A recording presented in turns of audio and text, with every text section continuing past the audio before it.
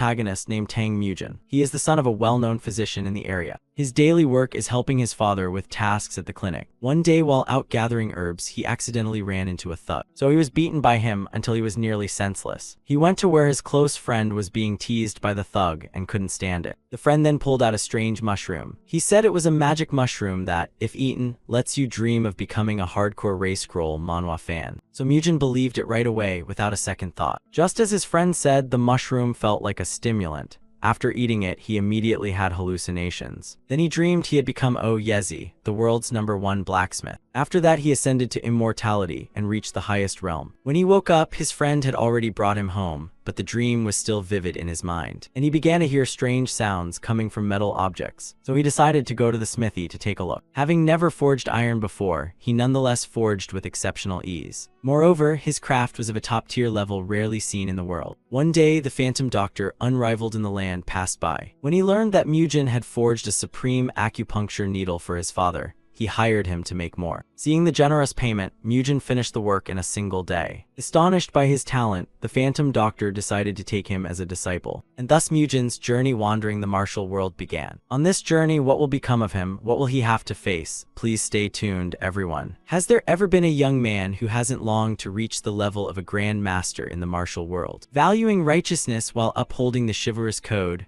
roaming the lands to live the life of a heroic stalwart. The sound they make is completely different from that of ordinary, mundane people. Everyone has once dreamed of it, but not everyone can reach it. Precisely because not everyone succeeds, it becomes all the more the yearning of boys just entering manhood. At some smithy, a teenager kept swinging a hammer, not knowing how long it took before he finally stopped and finished his work. Immediately after, he carried a wooden tray over to the old man sitting at the back, waiting. "Thank you for waiting, sir. Here are the acupuncture needles you ordered." This youth is Tang Mujin, a 20-year-old physician. The old man took up the needles, observing them in a thoughtful manner. After a while, his expression darkened, and finally he returned the needles to the wooden tray. "I hear you're a doctor, right?" The young man, not hiding it, nodded to confirm.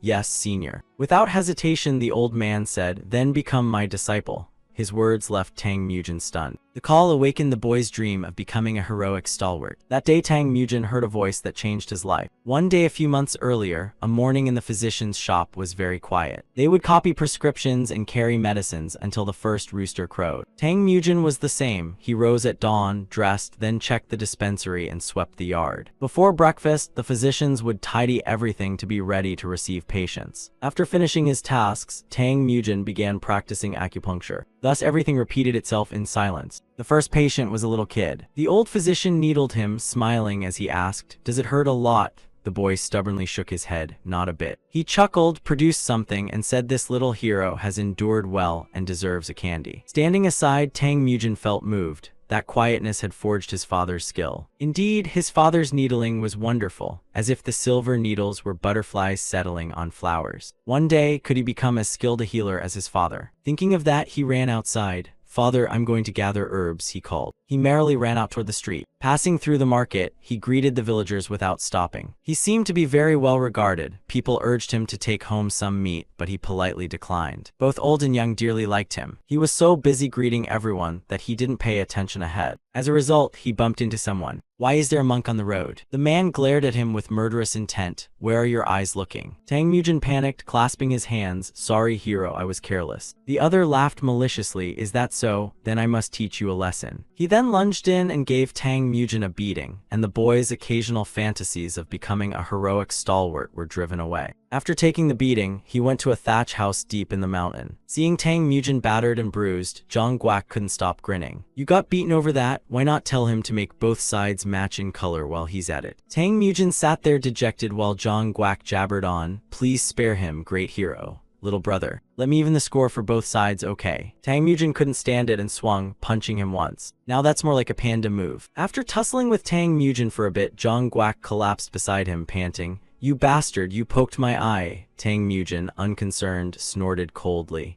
"Who's telling you to be meddlesome?" Zhang Guak asked. "Hey Tang Mujin, aren't you hungry?" He then produced a bright red mushroom with strange markings. This surprised Tang Mujin greatly. "Is that a mushroom?" Immediately the youth flew into a rage, stood up, rolled up his sleeves, and shouted 2 lines as if that would do it.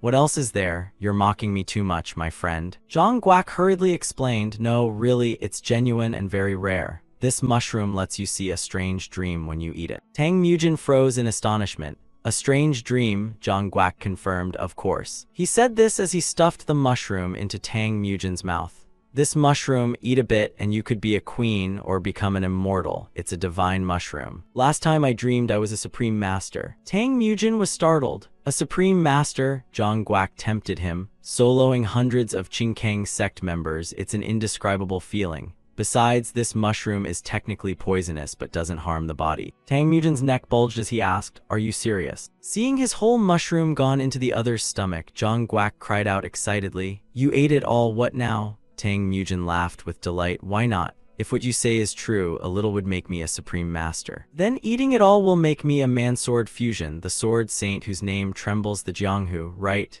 Zhang Guak, helpless, scolded, "What nonsense are you talking, you fool? The medicine hasn't acted yet. Whatever, it's your body. If anything happens, I'm not responsible." Tang Mujin patted his shoulder, grinning confidently. "I'm a physician, remember, I can tell at a glance." Zhang Guak snorted, "You understand nothing, idiot. Enough, wait an hour and you'll see the effects." Tang Mujin's face quickly went ashen like a junkie. Still, his mouth kept insisting he was a physician. Seeing him like that, Zhang Guak's complexion also turned pale. Tang Mujin's consciousness became hazy. Just as Zhang Guak said, he sank into a dream. A blazing volcano studded with countless weapons, and below it, a middle-aged man crazily forging iron. The sparks brushed his skin, itchy like butterflies fluttering around. At the first downward swing of the hammer, sparks flew, and the scene was truly magical. Tang Mujin, all his life he's merely ironwood in the forge, yet that enchanting dream has never changed. Just then, he suddenly realized something. Tang Mujin, no. My name should be Yezi, right? I am the sole god of metallurgy in the land. Could it be I was dreaming while standing at the forge? Dreaming I'm a physician, I must be exhausted. Come on, wake up, that precious sword the prince demanded, I must create it. They will surely be my masterpieces. I'll pour all my effort into them. I swear it by the name Yezi. One after another, the great blades appeared. Zhanlu Ju, Zhangxi Yucheng, Chunjun, 5 famed swords forged by heaven and earth over 2 decades. Congratulations, you have just completed your mortal dream. And it aligns with the will of heaven. Pour the peach blossom wine to welcome the new immortal. Congratulations to Yezi for reaching the realm of returning the origin. Just as the banquet rejoiced, a flower fell and struck the maid carrying the wine. The cup slipped from her hand and fell. At the same time, in reality, Tang Mujin came to his senses. A cold snort rang out. "You think you're the best physician in the capital, turns out you're a fraud." A scowling man came out, saying he came on the military attendant's recommendation,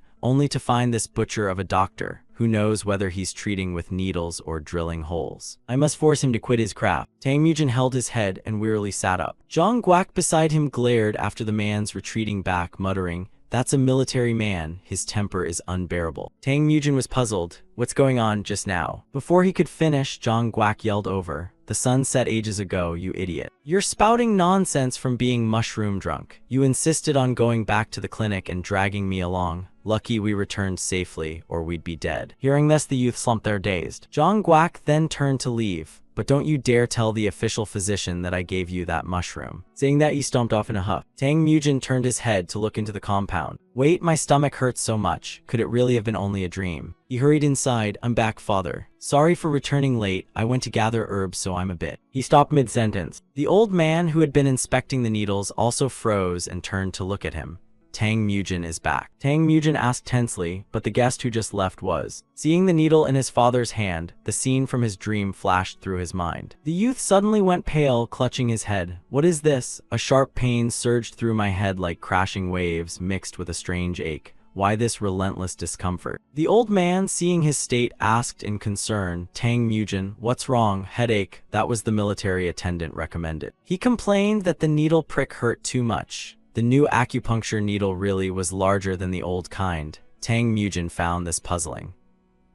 "How could that be? I clearly already did it this morning." The old man turned his head, looking around to search. "Let me see, where's the old needle?" Very quickly he produced 2 needles. "Take a look. The old one had bent, so I replaced it with a new needle half a month ago." The moment Tang Mujin saw the needles, he started, thinking to himself, "But this needle is emitting a strange sound." It It was perfectly fine just this morning, wasn't it? Seeing him stand there trembling and clutching his head, the old man asked, Tang Mujin, what's wrong? This isn't good. We need to prepare the medicine quickly. At that moment, Tang Mujin reached out and gripped his hand tightly. He snatched one of the needles, trembling as he asked, Father, this is a sword needle. That sound awakened the heroic echoes roaring in Tang Mujin's head. After a moment, Tang Mujin took the 2 needles and went out into the street. He walked along lost in thought, irritated at seeing such ordinary objects. Yesterday, I didn't even notice whether they were any good or not, and now this ability suddenly appears. The sounds of objects all down the street kept streaming into his ears, making him very uncomfortable. Just because of these useless things, the annoyance inside him kept nagging on. Yet it was refreshing to admire this particular item. This is the pride of Sichuan. These needles were made by Master Blacksmith Siak. Why do I suddenly understand this? Moreover, the new set must of course be a product of Master Blacksmith Siak. So why is there such a difference? I hope nothing strange happens. He continued on and after a while reached the forge. Upon entering, his eyes were met with countless weapons hanging there. The young man's eyes bulged in utter amazement. This is it. Instantly the gloom within him vanished at the sight of such exquisite brilliance. How could Master Blacksmith Siak's technique be so transformative? But wait, could it be that because I dreamed of O Yezi, I can now perceive the skill of the Grandmaster? Moreover, it's as if Master Siak's metalworking technique is being displayed right before my eyes. Is it really because of that dream that I now possess this eye? No matter how clear it seems, in the end it's still an illusion. Learning a craft through a dream sounds absurd, but everything must be verified to be certain. I have to see what exactly happened between Master Blacksmith Siak and myself. He had not been in the forge long when a sharp shout rang out from inside. What, the hairpin doesn't suit you? Though I can't compare to my father, I've been frequenting the forge for 20 years. Do you dare treat me like an amateur?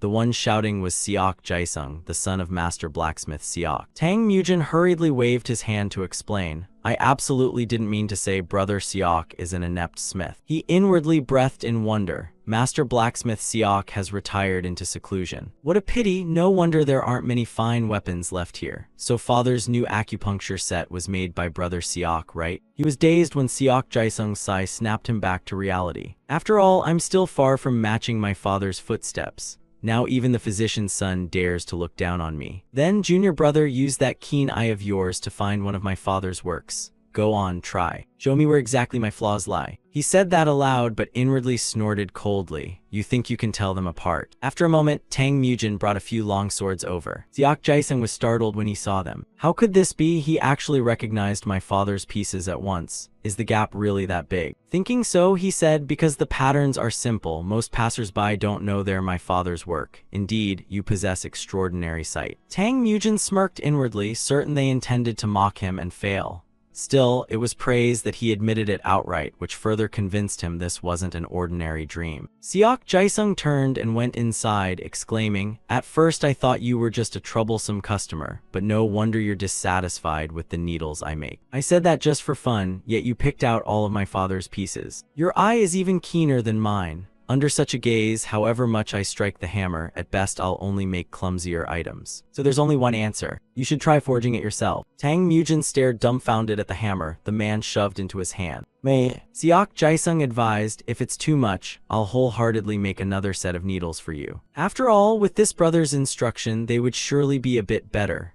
Unexpectedly, Tang Mujin cut him off bluntly. Fine, how often does one get to be a blacksmith in a lifetime? Let me have a try, Brother Siak said as he laughed. At the same time, he fed wood and coal into the furnace. Then he used a bellows to stoke the fire. So first, practice some basics. Determination showed on his face as he thought, though I boast from the knowledge in my dream. Can I truly do it? This is no different from a physician telling a patient to self-acupuncture and then prepare the medicine themselves. Isn't that tantamount to harming the person? But I want to swing the hammer at least once. Seeing his hammer motion, Siak Jaisung couldn't help widening his eyes in shock. Each hammer blow Tang Mujin struck was not at all like a novice's. On the contrary, it resembled the work of a professional smith. The more he hammered, the more exhilarated he became. I can really do this. Siak Jaisung behind him blurted out, dumbfounded. At first I only meant to mock that keen sight of yours. Yet each hammer blow was far from wasted. It was as if someone who had forged iron his whole life suddenly found the youth was no less than my father. Moreover, the sound rang out like the beat of a ceremonial drum. Could it be I'm hallucinating, O Yezi's reincarnation? Is this in the realm of innate talent? No, this goes far beyond mere talent. Very quickly, a sword blank took shape. The more Siak Jaisung looked, the more agitated and trembling he became. more show me more. Keep hammering to temper it, then grind and polish. Even craft the hilt and scabbard for me. Let the item in your mind appear fully before my eyes. At that moment, Tang Mujin decisively tossed the sword blank aside. Brother Siok, please melt this down. That request left Siok Jaisung dumbfounded. Melt it down, he wondered. Tang Mujin smiled. That initial shaping is enough. Now try making the actual needles. Siok Jaisung no longer dared to look down on him and became obedient as a dog. The sound of forging then continuously echoed from within. Scene shifts back to the clinic. The doctor is now using acupuncture needles to treat a patient. Seeing the treated person still grinning, the old man beside him was shocked. Not a bit of pain. Quartermaster Adjutant, you really don't feel pain? How can that be? He then sat down to test it himself. This time he too exclaimed in astonishment, it truly doesn't hurt and my back pain is gone. How is that possible? Another old man, feigning disbelief, came over and asked, healed that fast? And he too sat down to try. Thus, one after another, countless people were treated with acupuncture and left cured. Word spread far and wide. The clinic's queue stretched out beyond sight. Cut to outside the city. Two young men were traveling along the road. They alternated between walking and taking a boat. From river paths to mountain trails. After who knows how long, they finally reached a roadside tea house. Your waist hurts? Before leaving the capital, why not stop by Tang Family Clinic for treatment? The youth sighed. Why haven't we gone? The waiting line is too long. So long that I couldn't even see its tiled roof anymore. Their conversation happened to reach the ears of the old man sitting there. He then stood up and left, cutting back to the Tang Family Clinic, where the long line of people continued without pause. A voice rang from inside, the clinic is opening. Please keep order and avoid injury. The orderly line suddenly met an angry voice. Do you know how long I've waited? How dare you cut in line? Why won't you answer when I'm spoken to? Rude fellow, aren't you afraid of punishment? Suddenly the scolding voice fell silent, and the crowd's faces turned terrified. Tang Mujin ran out from inside, puzzled. What's all the commotion over there? The reason for the silence was that the man who had been shouting now had a sword held at his throat by his opponent. The sword wielder's face was icy as he smiled wickedly, very frightening. Seeing this, Tang Mujin couldn't help but muse, are martial folk disputing? The man gave a single swing of his sword, then sheathed it. If you insist on knowing, I'll make it clear to you. Immediately after, fresh blood sprayed forth. Tang Mujin, seeing this, rushed over in alarm. Without hesitation, he used a cloth to press the wound and stop the bleeding. But immediately after, he had to startle and widen his eyes. For on the man's chest were carved the two words, Phantom Doctor. Tang Mujin looked at the blood-stained cloth in his trembling hand and thought, he cut precisely, only slicing the skin to carve the letters, absolutely not harming the flesh. This is a great master. Moreover, that title Phantom Doctor sounded familiar from somewhere. While he was dazed, the injured man suddenly spoke. A man crying like that. Just a little flesh wound and fainting. What use is that for making a fuss? Just apply the medicine properly for a few days and it'll heal. Provided, of course, that this really is a proper clinic. Tang Mujin suddenly remembered. I recall now, the physician slayer, he is Phantom Dr. Yicheng. Looking at my father always put my heart at ease. Even if he never claimed the title of the nation's top physician, he was still like an ancient oak in the corner of the village. Not flashy or ostentatious, just a simple, upright clinic. Not flashy or ostentatious, just a simple, upright clinic. That is the virtue of a healer, I learned from my father. But this man was its complete opposite. The Phantom Doctor is a wandering supreme master of the martial world. One of the so-called great physicians of the land. An eccentric who uses medicine and the blade to decide life and death. He whimsically judges who lives and dies, caring not for good or evil. Worse, he's a serial killer, having slain dozens of innocent physicians across the Central Plains. This is dangerous. Seeing him trying to move inside, Tang Mujin could no longer hold back and shouted, "That's my father's treatment room." Shouting, he lunged forward to stop the man. Just then a hand gripped his shoulder and held him back. Tang Mujin, stop. You can't resist him.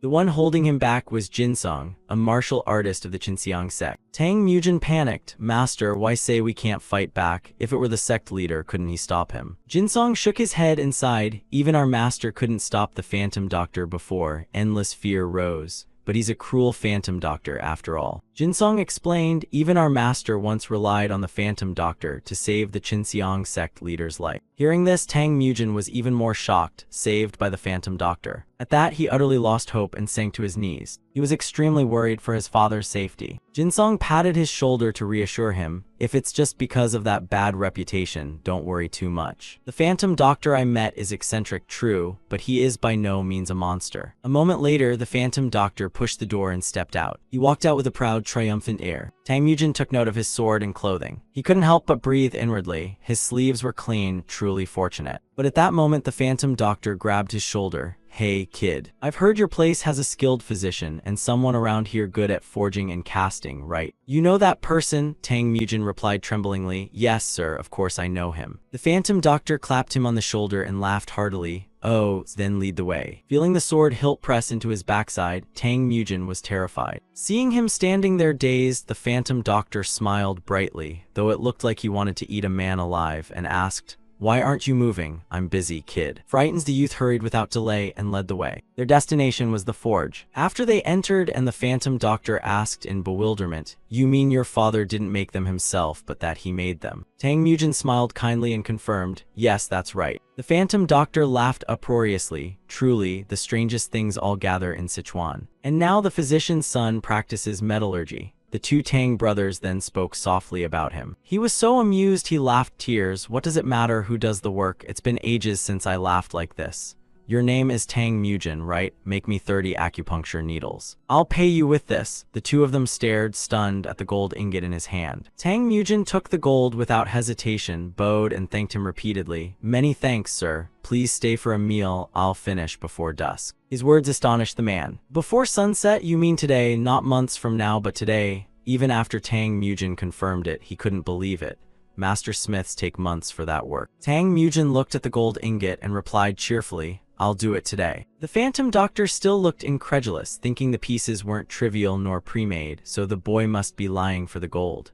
Unexpectedly, Tang Mujin said, "I'll start now. Your needles will surpass my father's in quality and be more refined." "Do not worry, sir, I will succeed. Siok Jaisung here will assist. He truly can do it." Upon that assurance from Tang Mujin and his companion, the Phantom Doctor fell into thought. After a moment, he turned and flicked his robe. The saber on his back suddenly came into Tang Mujin's view. At the sight of it, he went pale with fright. He had nearly been so distracted by the gold that he'd forgotten the blade. The Phantom Doctor decisively sat down on a nearby stool. He grinned ferociously and said, "Try then. If you fail, you'll die with me." Tang Mujin dared not hesitate and immediately set to work. As they began forging, smoke and flame burst up fiercely. Tang Mujin and Siok Jaisung concentrated intensely on stoking the furnace. The Phantom Doctor sat aside watching thoughtfully. They had to draw hundreds of steel wires, grind each one, then select them.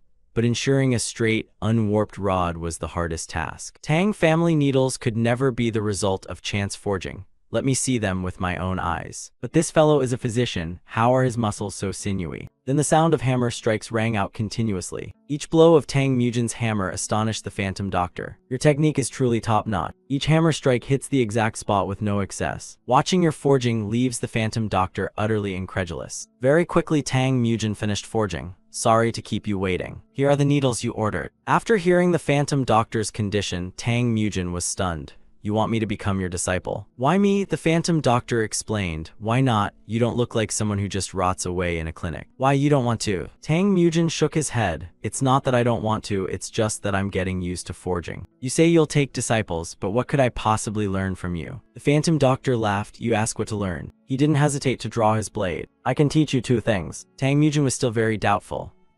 "What are they?" At that moment, the anvil stone behind them split in 2. At the same time, several silver needles appeared on Siok Jaisung's shoulder, which terrified him.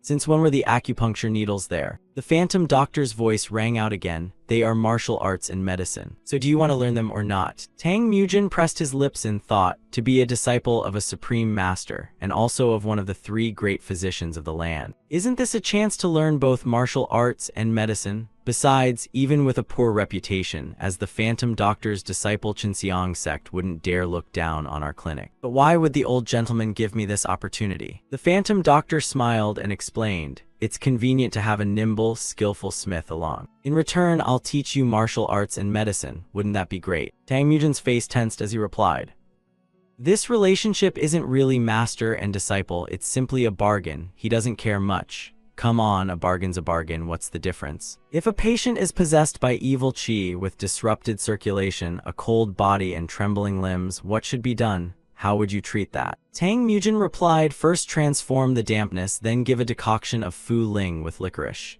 The phantom doctor nodded. Good, you meet the requirement. Knowing Sanghanren and internal classics qualifies one to learn martial arts, which is endlessly puzzling.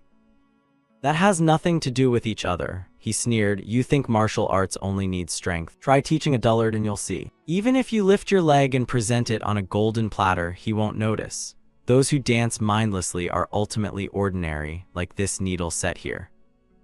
How could mortals comprehend its subtlety? Tang Mujin hesitated and asked, so, old sir, can I become a top-tier master? He sounded a little surprised. Top tier. A good student reflects the teacher, you should understand my meaning. After a while, he finally returned home. He clenched his fists, showing clear determination. His mind buzzed with excitement as he recalled the recent conversation. He must at least reach the pinnacle. The youth danced excitedly in the yard at the thought of becoming a supreme master. While leaping with enthusiasm, he suddenly tripped and fell flat. At the same moment, his father came out from inside. The youth hurriedly stood up and bowed in greeting. I'm back late, father. The old man stepped forward to help him up. Seeing his body trembling uncontrollably surprised him. Father, are you all right? The old man trembled and wept as he stared at him.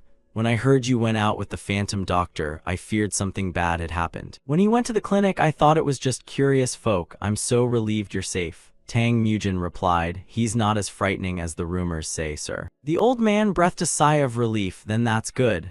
Jinsong said so too, but I didn't believe it. It's good you're okay, but why did you take him to the forge for so long? Tang Mujin answered without hiding anything.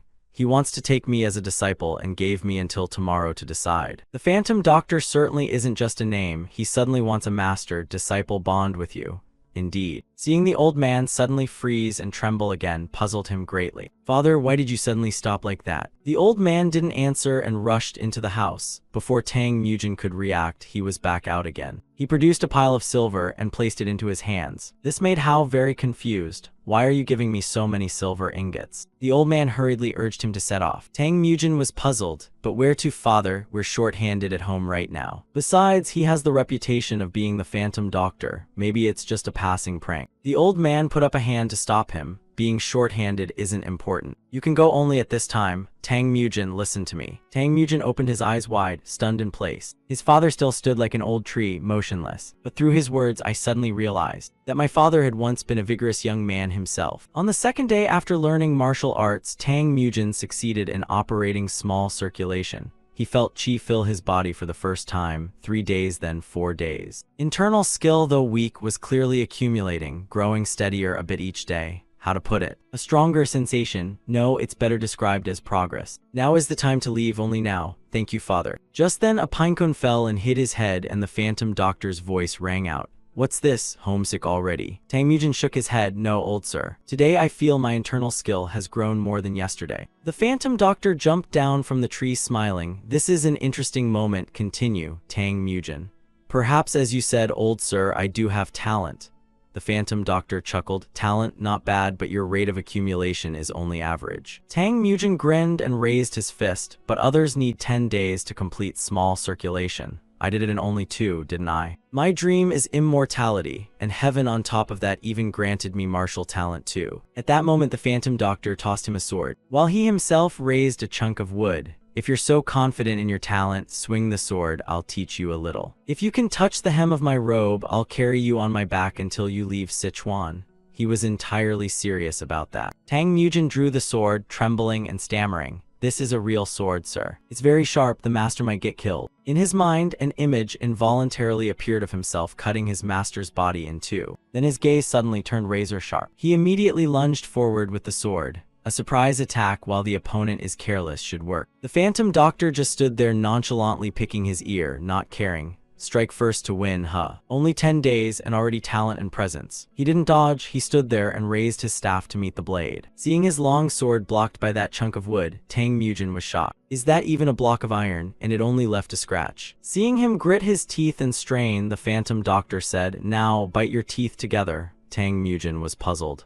Bite my teeth together, sir. The phantom doctor didn't answer, but only gave a sly smile. Tang Mujin quickly realized something, his face going pale. Is this a wave of vibration? No. Is it a current of water? Also no, it's much larger. Immediately after, he was knocked backward. After a moment, he came to and vomited repeatedly. The phantom doctor came over to ask, how is it? Does it feel okay to receive internal skill for the first time? Tang Mujin shouted, this is ridiculous. Isn't the one with more internal skill supposed to be the strongest? The phantom doctor laughed, you could think that. I don't have much internal skill either, so I avoid fights that rely only on raw power, but martial arts aren't that simple. And why are you so impatient? You're a physician, after all. Anyone you want to punch? Wu Wooten replied, you said you'd help me become a supreme master. If just having lots of internal skill were enough, starting to cultivate now wouldn't make me a supreme master. No sooner had he finished than the phantom doctor bonked him on the head. Even with little internal skill and no flashy technique, there are many paths to becoming a master. When you received internal skill just now, you tried channeling it into the sword to resist and then withdrew, right? That's a good approach. Alright, attack again. This time I won't use internal skill. Though tense, Tang Mujin still raised his sword. He pressed his lips together, resolve clear once more. Then leapt up and swung the sword. Come again, the blade struck the chunk of wood once more. But before he could celebrate, the man slid past him and left a few moves on his body. Tang Mujin fell to the ground unconscious. The phantom doctor exclaimed, I didn't use internal skill and you've still died 3 times already, haven't you? Your rate of accumulating internal skill isn't fast at all. You're not someone who can expend a large amount of internal skill all at once. But you clearly have your own strengths, a good sense of chi, and the ability to apply internal power quickly and precisely. A third-rate swordsman, but just channeling internal power into the sword already shows the reaction of a second-rate fight. Keep experimenting like this and you'll find your path. Reaching this level in 10 days is already outstanding. Hearing that, Tang Mujin became excited. Do you mean I'm already a second-rank martial artist? He sighed and bonked him a few times. Really shouldn't praise you too much. Just then, the two heard a noise behind them. A wild beast, no 2 legs, it's a person. The two quietly crouched and watched the newcomer silently. 3 knots on the pouch. What on earth is a branch master looking for in these mountains? Tang Mujin was inwardly surprised. A branch master, isn't that a top master? This person is Hong Jusen, branch master of Jewel Village, also called Hong Jiolgi. He walked toward them with hands clasped and spoke. There have been many unusual deaths in the village, so I went to seek a healer in another village. I didn't expect you two to willingly come along. It's truly lucky. The two who followed him asked puzzledly, even if you got lost, the route only takes 2 watch periods. How did you get lost for half a day? Hong Jusen explained, because I've never left Jewel Village in my life, he sighed. Luckily you haven't contracted the epidemic. Hong Jusen nodded, yes, fortunately both my master and I are not infected. About a month ago, the villagers began to grow weak. At first I thought it was just the common spring cough. But the number of sick kept rising, more than half the village fell ill and 20 people have died. I had planned to leave with those fleeing the village to avoid the epidemic. But I couldn't abandon the village. Having lived with these people my whole life, I stayed with my master to care for the patients. There was a healer in the village who treated many illnesses, but the medicine ran out. My master told me to care for everyone until he returned with herbs from the mountain.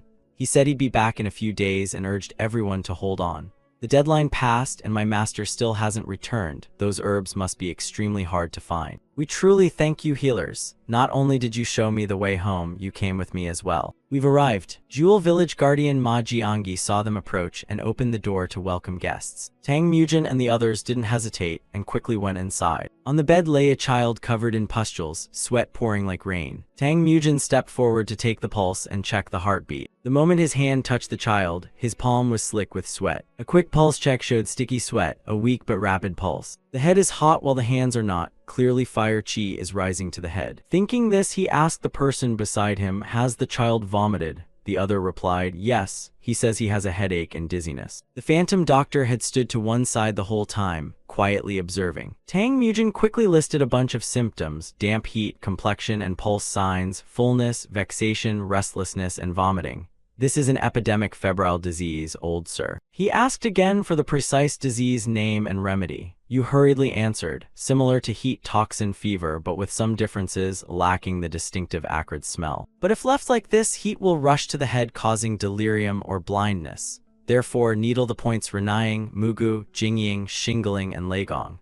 As for herbs, depending on progression, you can use Meimendong, Gualu Ren, Kangzhu, and Beimyu. The phantom doctor's mouth curled with pleasure at hearing this. You recite the internal classics very accurately. Now try the acupuncture. Tang Mujin was startled and broke into a sweat, but he didn't hesitate long and quickly took out his kit. The golden needles were taken out swiftly. He looked at the patient, trembling slightly, thinking to himself, "The renying point is here. It's my first time doing acupuncture. Can I really do this?" At that moment, the phantom doctor stepped forward to point things out and help him. "Did you think I taught you earth-breathing qi just so you'd learn martial arts? For a healer like you, having a good qi sense and the ability to deploy it quickly and accurately is a great stroke of luck." Wu Wuten's eyes widened. The old man's qi was guiding his own qi, as if seeing pebbles on a stream bed, clear and pure, with a trace of malignant qi as well. After a moment, the phantom doctor withdrew his hand. "You've sensed the malignant qi, right? If so, perform the acupuncture and watch how the evil qi reacts." Tang Mujin no longer hesitated and immediately began the acupuncture. The vital qi within him moved steadily as well. The phantom doctor stood to one side, stroking his chin in silent observation. After a while, Tang Mujin stopped, wiping the sweat from his brow. His expression focused as he watched the child. After being needled, the child still showed no major change at first. Wu Wuten waited patiently, observing closely. After a short while, a stream of malignant qi sprayed from the child's mouth. At that, Wu Wuten's face relaxed slightly, and the boy's condition looked much more comfortable now. Everyone present noticed this and grew joyful. Only then did Tang Mujin let out a full breath. What a relief! The phantom doctor came over and patted his shoulder. The master and disciple looked at each other and smiled with happy relief. The phantom doctor praised him. "Today you've learned a great deal. Judging by your current demeanor, you have truly become a healer now." At the forest's edge, someone had been watching quietly, then turned and left. A while later, the three of them left the house, chatting with the guide as they went.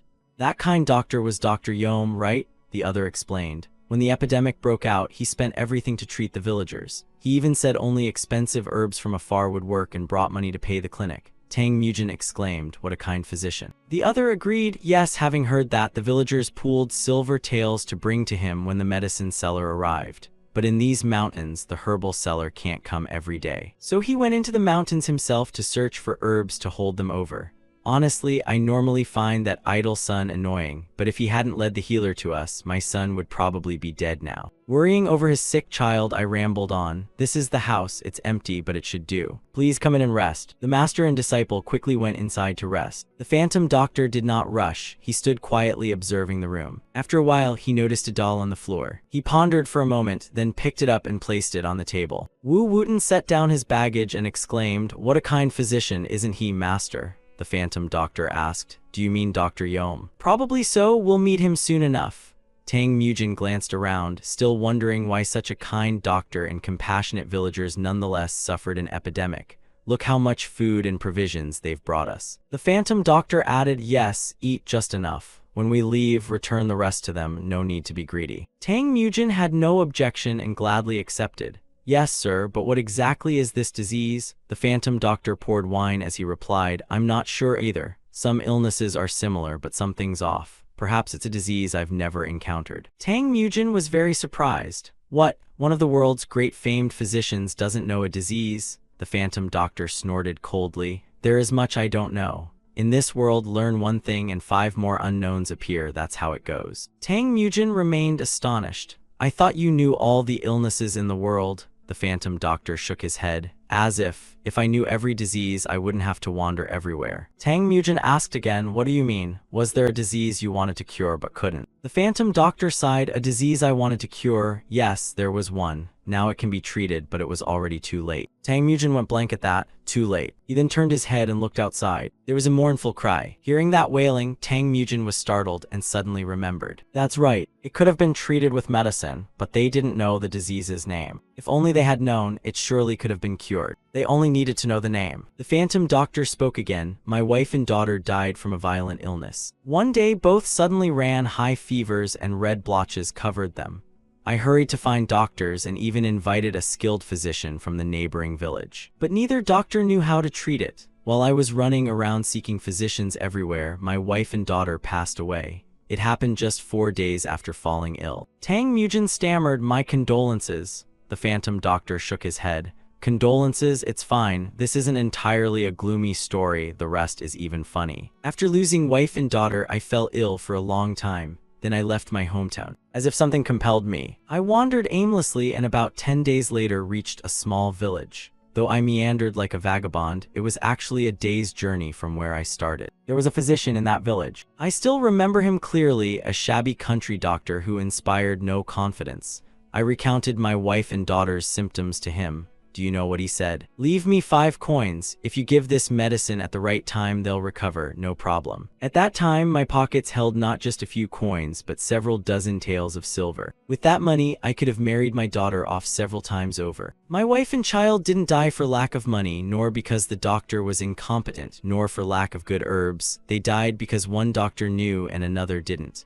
What could be more tragic and comical than that? So I decided to become a physician, to gather the medical knowledge of every doctor in the world into one place. 30 years have passed, now I can barely recall my wife and children's faces. Saying that, he drained the cup of wine in his hand. Tang Mujin quietly turned his head and looked out the window, but his laughter sounded like a lament. The two then went outside. "Old sir, let me search for the source of the epidemic around the village." The phantom doctor nodded. "The source of the epidemic? Fine, I'll make a round and meet you later. Just don't get caught lazing about," Tang Mujin reassured him. "Oh heavens, please don't worry." The first place he went to was the pigsty. The piglets here were all rosy and plump, nothing unusual at all. Next he went to the village well, then on to the granary. At one house he pointed and asked, "This is where the first case was discovered, right?" The two companions confirmed, "Yes, it's this house." Some epidemics make the body feel cold, others make it burn hot all over. Although symptoms differ, they're all toxic qi born of damp, dark, foul places. But across the village, from pens and wells to cellars, there was no sign of noxious qi anywhere. If it were an epidemic, it should have spread outward from a central point. Thinking that, he said the first to fall ill was Master Zhang, and then it spread to the next house, right? Hong Jusen nodded. Exactly. Tang Mujin continued, nodding precisely that the West was struck before the East and children fell ill before adults. As he said, Master Zhang's house is indeed on the village's west side. At this he fell into thought. The clues seemed about to connect, but actually they didn't. Thinking so, he asked, "So what's different between the east and west of the village? There must be a reason the west broke out first." Hong Jusen replied, "I've heard the east has more yang qi, the west more yin." Tang Mujin shook his head. "That's not it. My companion and I came from the west and I saw no sign of disease." "Then why did the children get sick first?" "Children only play with each other." The two Hong brothers exchanged thoughtful looks. "As for where children usually play, there's a stream on the west side." Tang Mujin suddenly snapped awake inwardly. Could it be from drinking the water? But the east has a well, and the water wasn't cloudy or smelly. With that in mind, he asked, "Sir, is the eastern well always dry?" Hong Jion shook his head. "No, only in droughts like this does it run out temporarily." Tang Mujin pressed on. "Did the outbreak coincide with the well running dry?" The elder confirmed, "Yes, probably around that time." At this, Tang Mujin seemed to realize something. If the eastern well ran dry, the whole village would have to use the stream water. That explained why the western villagers who already used the stream and the children fell ill first. With that thought, he went to the stream outside the village. He sat quietly on the bank watching the stream. It made sense to him, yet the water wasn't cloudy and had no foul smell. Given the situation, the only conclusion could be the stream. To know the stream's true condition, there was no other way. Acting on impulse, to the two men's astonished faces, he scooped up stream water and drank it himself. Immediately, he sat cross-legged and regulated his qi. The two standing by watched and murmured, "Have you ever seen a physician regulating qi? Just stay calm and see." Tang Mujin guided his foot qi along the water's course. Very quickly, he sensed a stream of malignant qi arise within his body. More notably, it was the same kind of malignant qi as that in the child he'd treated earlier. At that, he sprang to his feet, excitedly pointing upstream. "I've found a clue, let's go quickly." So the three of them hurried up the mountain together. They scrambled across countless cliff faces. By this point, everyone was exhausted, panting heavily. Just then, Wu Wooten suddenly realized something. "Wait, am I the only one who can smell this?" Hong Jusen continued. "I can smell it too, it's been getting stronger and stronger." Tang Mujin heard that and looked ahead again. "Looks like we're getting close." They quickly pressed on for a while longer. This place is now shrouded by a wave of foul qi. Tang Mujin put his hand over his nose, tense, thinking that even the vegetation was withering, so the source must be very near. The three did not give up and kept moving forward. After a bit more walking, Tang Mujin's eyes widened in horror. Ahead, the deathly qi was so heavy it seeped into the ground. He cried in alarm, "Is the earth rotting? My gods, what on earth is here? There must be something under the ground." The herb storage, which should be full of life, was rife with death. It could be the withering of plants or the departure of wild beasts. Yet the herb warehouse usually retains a pleasant scent, never causing discomfort. I used to love that fragrance. Death holds the secret of life. That scent could revive someone. But here there was only lingering deathly chi. Death only begets more death. Who and why would do this? After digging for a while, he uncovered a pile of animal carcasses beneath. The other two found the same thing. Tang Mujin instructed them to dig them up and carry them away from the stream. Without hesitation, the two immediately obeyed. Hong Jusin picked something up and said that someone had severed it and buried it in the ground. Tang Mujin stood there pondering. Carcasses carrying poison only need a little inhalation to sicken you. It doesn't kill instantly like a poisonous herb or toxins from the earth. But that person clearly understood the properties of these corpses, the kind of poison that causes people to wither away. That plot coincided with the time the well ran dry. It was destruction itself. While pondering, he sensed something and turned to look back, saying someone is approaching. He held a knife and covered his face, looking very fierce. "You bastards, what have you done to the herb field I painstakingly cultivated?" The two Hong brothers trembled all over at the sight of him.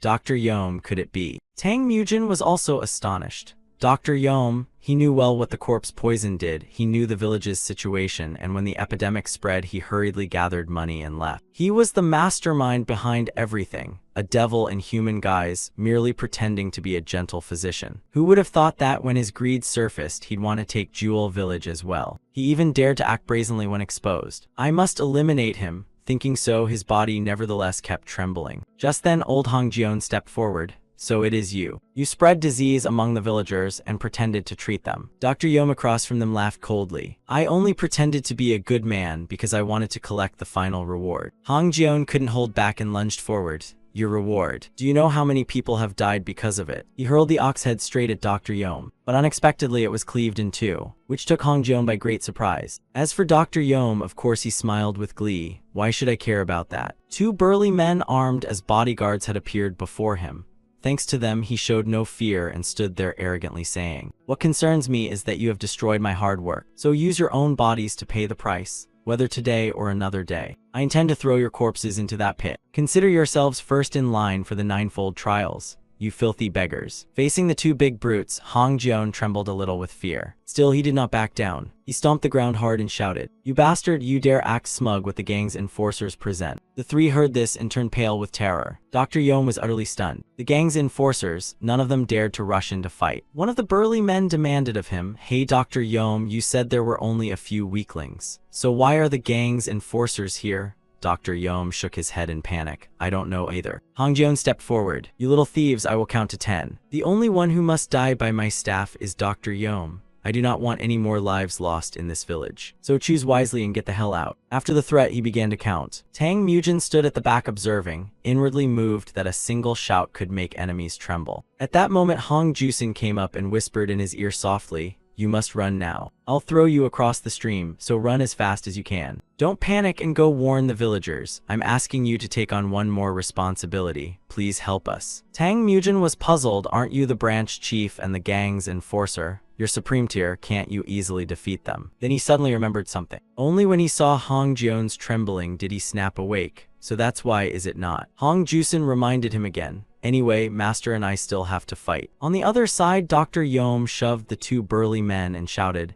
"They're just two gang thugs and a physician. What's there to be afraid of?" Meanwhile, Hong Jion kept gritting his teeth as he counted. Tang Mujin recalled a series of images and thought quietly. He resolved to risk his life to fight.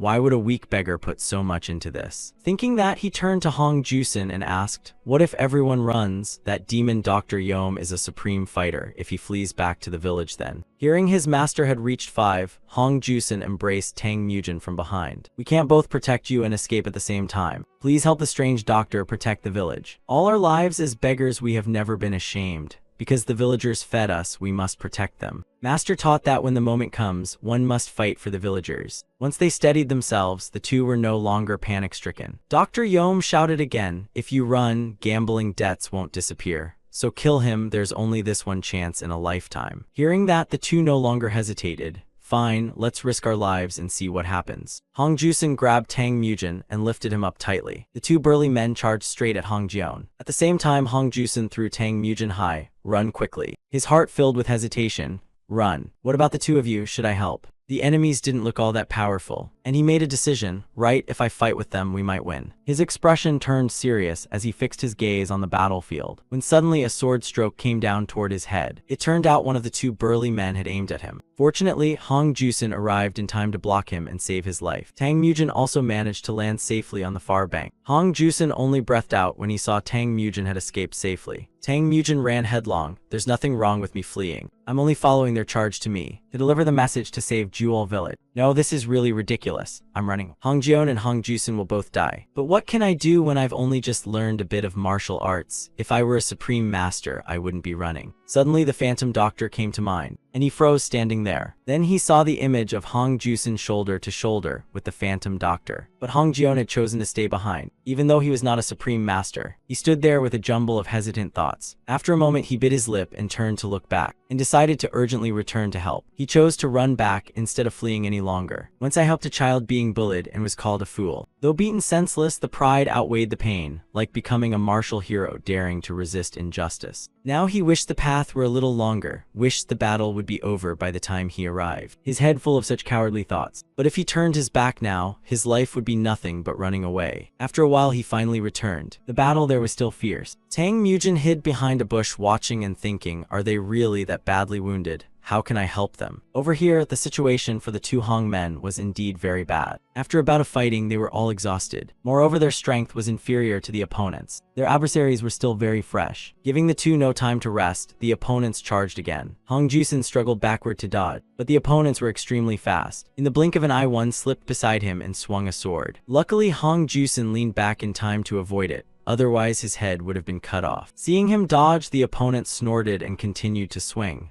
"This beggar is stubbornly durable, eh? Let's see if you can run as well as you boast." Very quickly, Hong Jusin's thigh was cut and wounded. Seeing his disciple pinned and thrown to the ground, Hong Jion anxiously shouted, "Wake up and stand up, Hong Jusin." No sooner had he spoken than his opponent swung an axe at him. "This is no time to worry about others, you stubborn old." Hong Jion rolled on the ground and retreated, increasing the distance between them. The big brute clicked his tongue in annoyance. "Fools till the end, thrashing about though death is near." Hong Jion panted non-stop in reply, "But even if I have to roll in dung or among corpses, it's 100 times better than being rubbish like you." The big brute laughed coldly and pointed behind them, saying, "Your death or your disciples is already certain.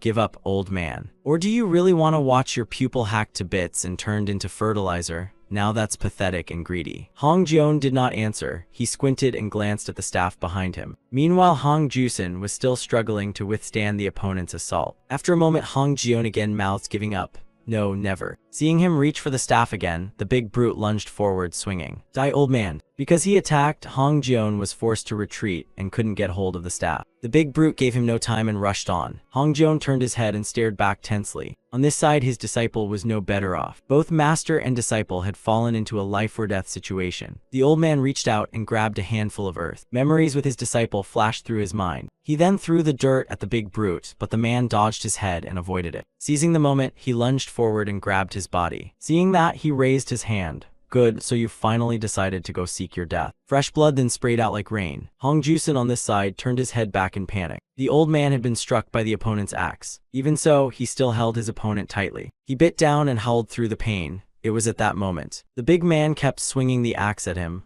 "You bastard, let go of me." The old man clenched his teeth and said again, "Hong Jusin. Now is the time to repay the debt of bread and rice." Hong Jusin hesitated for a moment and then lunged forward. Seeing that, the old man's face showed a bit of anticipation. Of course, that comrade wouldn't let it go quietly. He quickly swung his blade and charged, but just then a stone flew and hit him in the head. The one who threw it was none other than Tang Mujin. Thanks to him, Hong Jusin managed to swing his staff and strike that man on the head. The two of them then collapsed to the ground together. Tang Mujin stood there dumbfounded, witnessing everything. The man who'd been hit by the stone, furious, lunged toward him. "You fake bastard. If you manage to run away, then just go live your life. Or are you so eager to die that I'll cut you to pieces?" Tang Mujin, unsure what to do, suddenly froze. Because Phantom Doctor had appeared and stood in front of him. "You traveled all the way here looking for medicine." Seeing him arrive at last, he finally exhaled. Over here, Hong Jusin sat holding his master's body, weeping. Phantom Doctor quickly took in the situation. "It seems these are the ones who caused the epidemic, right?" Tang Mujin shook his head. "No, it wasn't them. It was Dr. Yom, he was the mastermind." Hearing this, Phantom Doctor suddenly appeared and grabbed Dr. Yom by the head.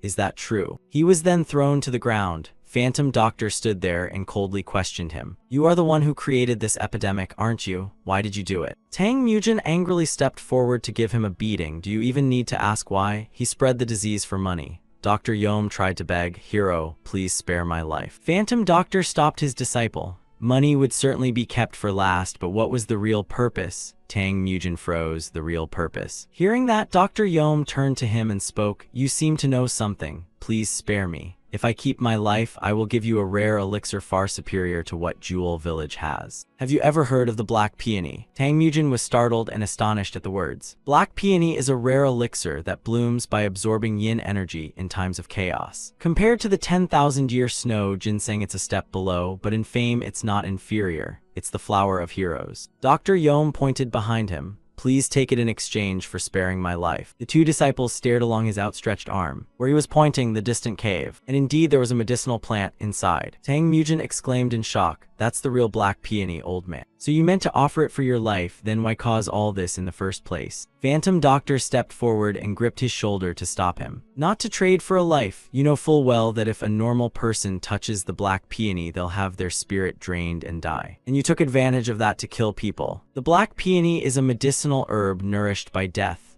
Gathering corpses must have been for that reason. If the villagers all died, their bodies would become food for the Black Peony. You and I included. Maybe you were just stalling to hatch another plot, like pretending to harvest and process it, then poisoning people during the process.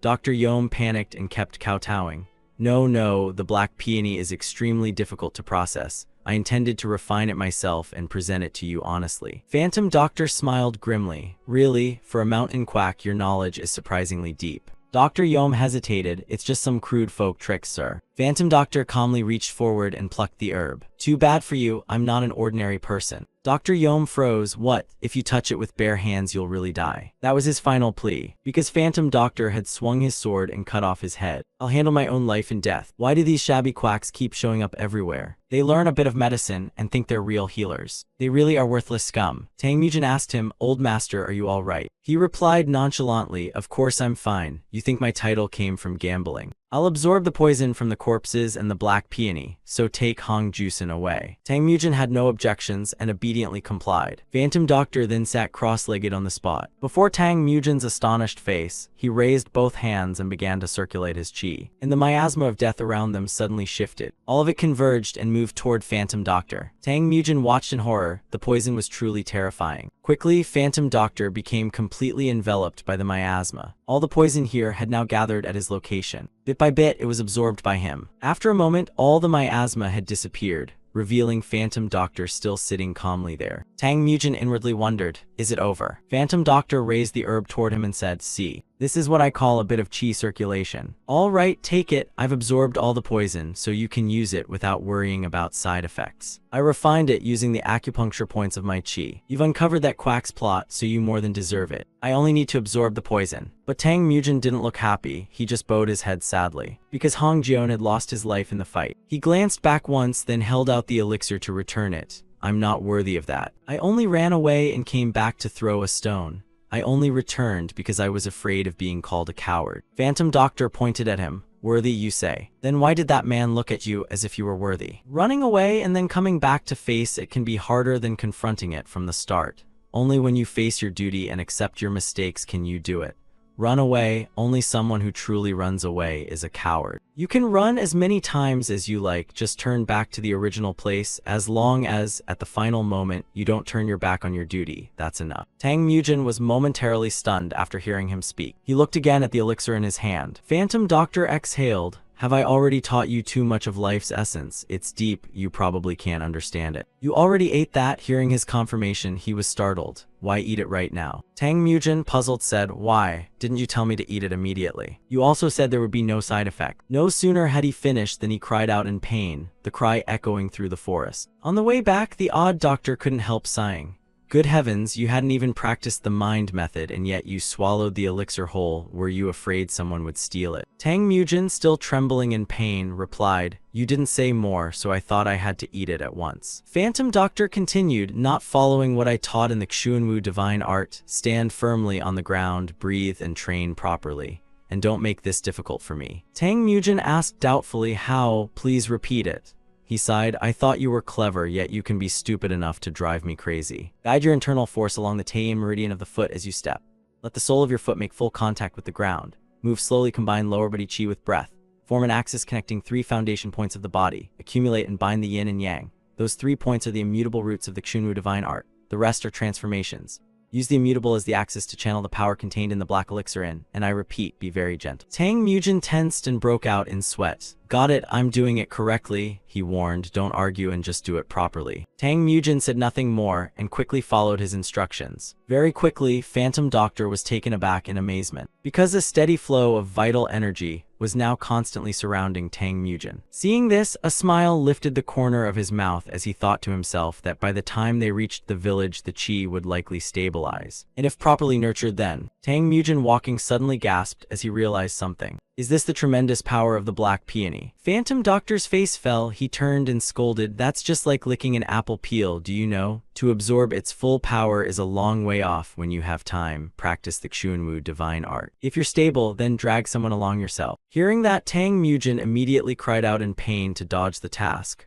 Hong Jusen, walking behind, sighed helplessly. After a while, they finally returned to the village. Tang Mujin was the one responsible for explaining everything to the people. He then pointed at Hong Jusen. The epidemic will be gone now. If they take the full dose, they'll be up and walking within 3 days. Hong Jusen and old Hong Jion have already dealt with the mastermind. The villagers cheered happily at the news. Hong Jusen, however, became even more sorrowful over his master's passing, and he had no mood at all to celebrate with the villagers. Meanwhile, Phantom Doctor, who had been joking amid the crowd, suddenly turned his head to look back. And there Hong Jusen stood with hands clasped, bowing in that direction. Then he took his master's body and left. He meant to leave once he'd repaid his debt of bread and rice. Morning light shone over the place again. The village's dark days were completely over. Every day, besides dispensing medicine for the villagers, Tang Mujin still made time to practice his cultivation. The weapon he used for training was a staff. After swinging it through a few moves, he stopped and pondered. Old master, how did he do it? Just then the odd doctor came up and stomped on his foot.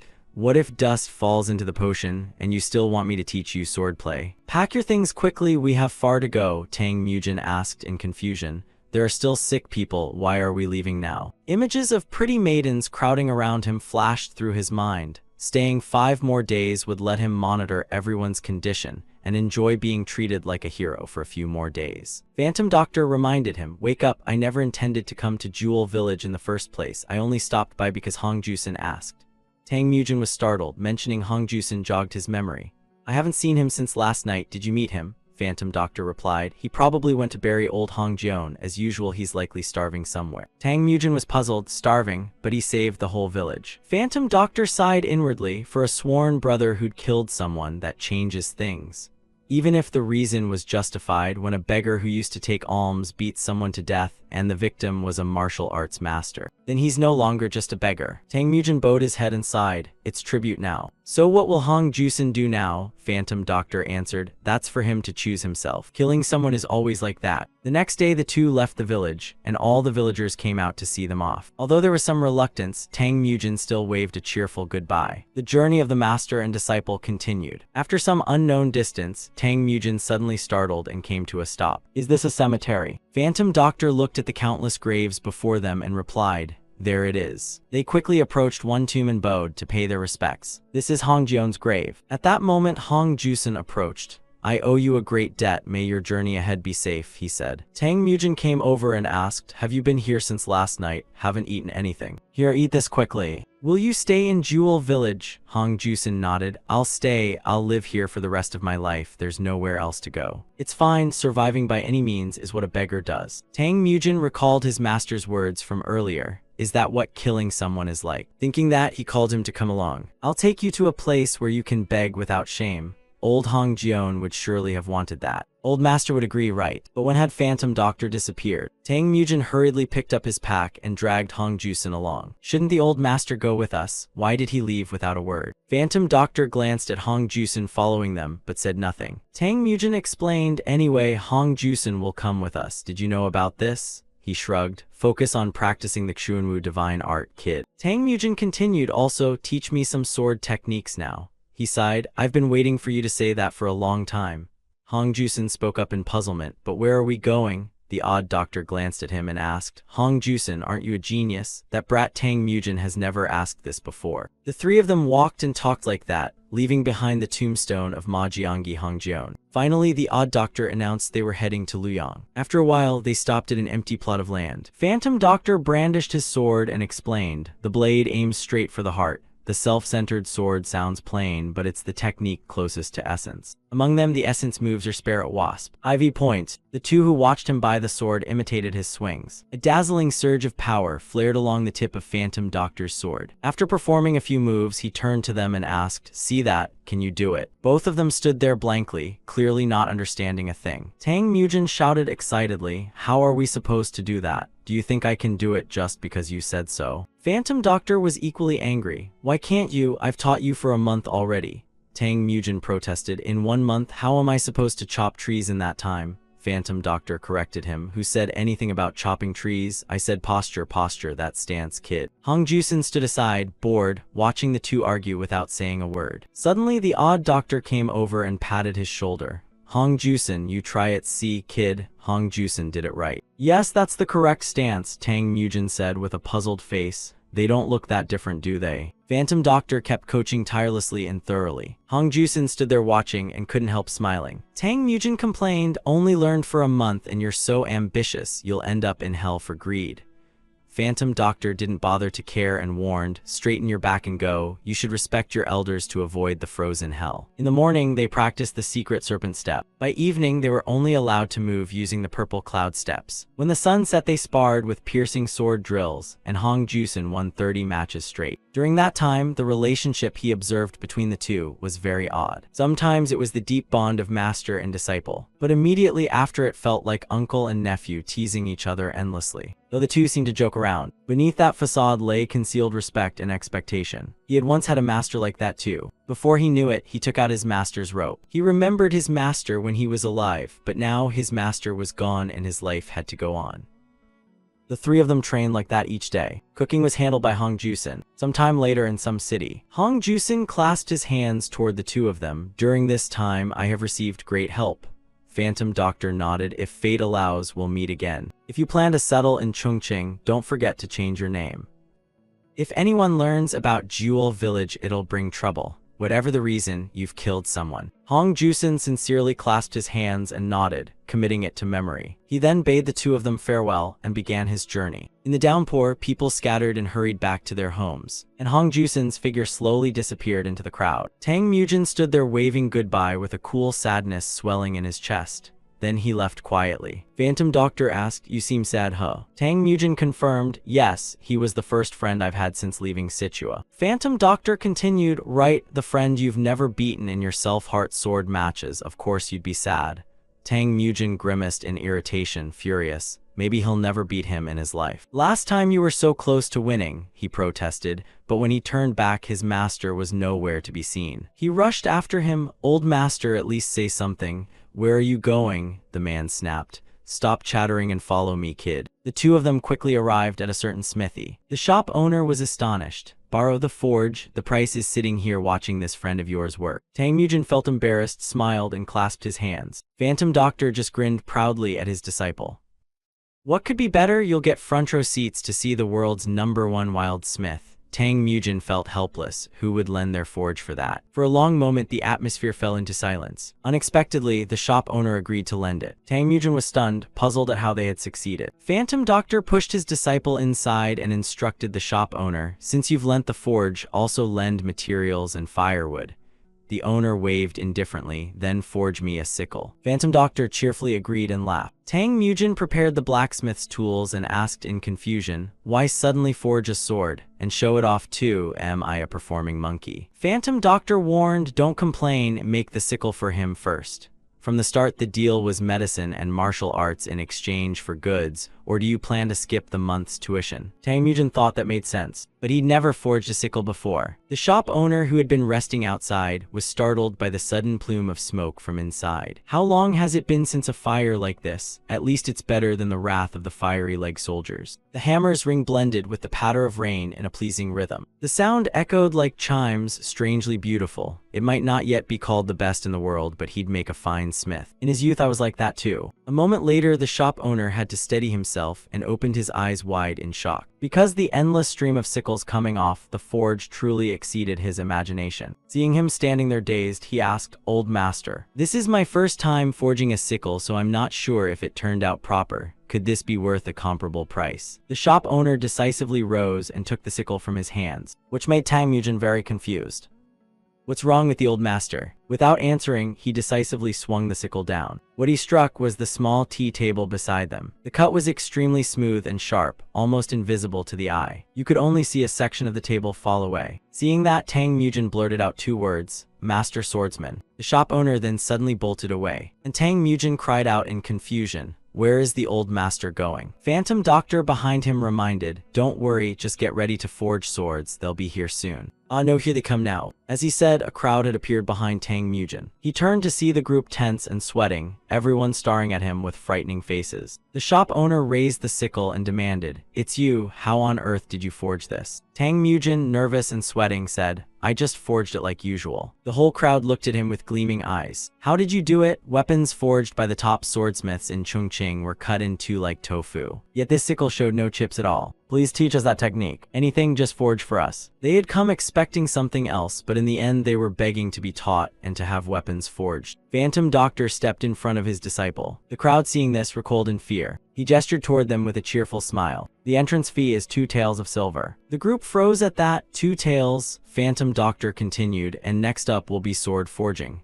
The crowd immediately spat out the money without hesitation. Meanwhile, Hong Jusen was walking alone down the street. He walked while observing his surroundings and reflecting silently. "This is my master's hometown." Indeed, everything was vast, just as his master had described.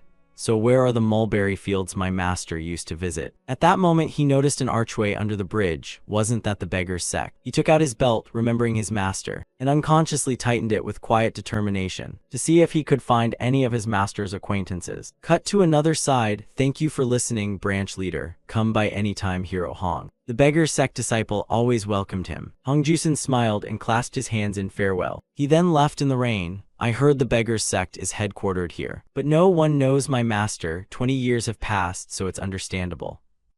Right, the beggar's sect my master described is very different from this place. This branch leader, could he really be from the beggar's sect? He remembered what the man said earlier. To become a beggar's sect disciple in Chongqing, you have to pay an entrance fee, an amount you could earn if you were willing to work hard. Recalling this, he couldn't help feeling discouraged. Even righteous orders now demand money to join the beggar sect. Maybe on this street, no one knows his master anymore. Even so, he didn't give up and kept asking around. "Do you know someone by the nickname Ma Jiangyi?" About 20 years ago, he was here in Chongqing. He was a 4th-ranked disciple of the sect, but no one knew him. He could only continue walking on in disappointment. Is it really true that there's no one? While he was dazed, an old beggar suddenly ran over. Hong Jusen turned and watched him thoughtfully. Should I ask one last time? In the end, he decided to ask. "Old sir, do you know the nickname Ma Jiangyi? He was a 4th-ranked disciple and was here about 20 years ago." The old man exclaimed excitedly, "Ma Jiangyi 4th rank? Is he not about 10 or so years older than me?" Hong Jusen confirmed excitedly, "Yes, that's him." The old man continued, "That brother dressed neatly, unlike the beggar's sect types who sat in the mulberry fields."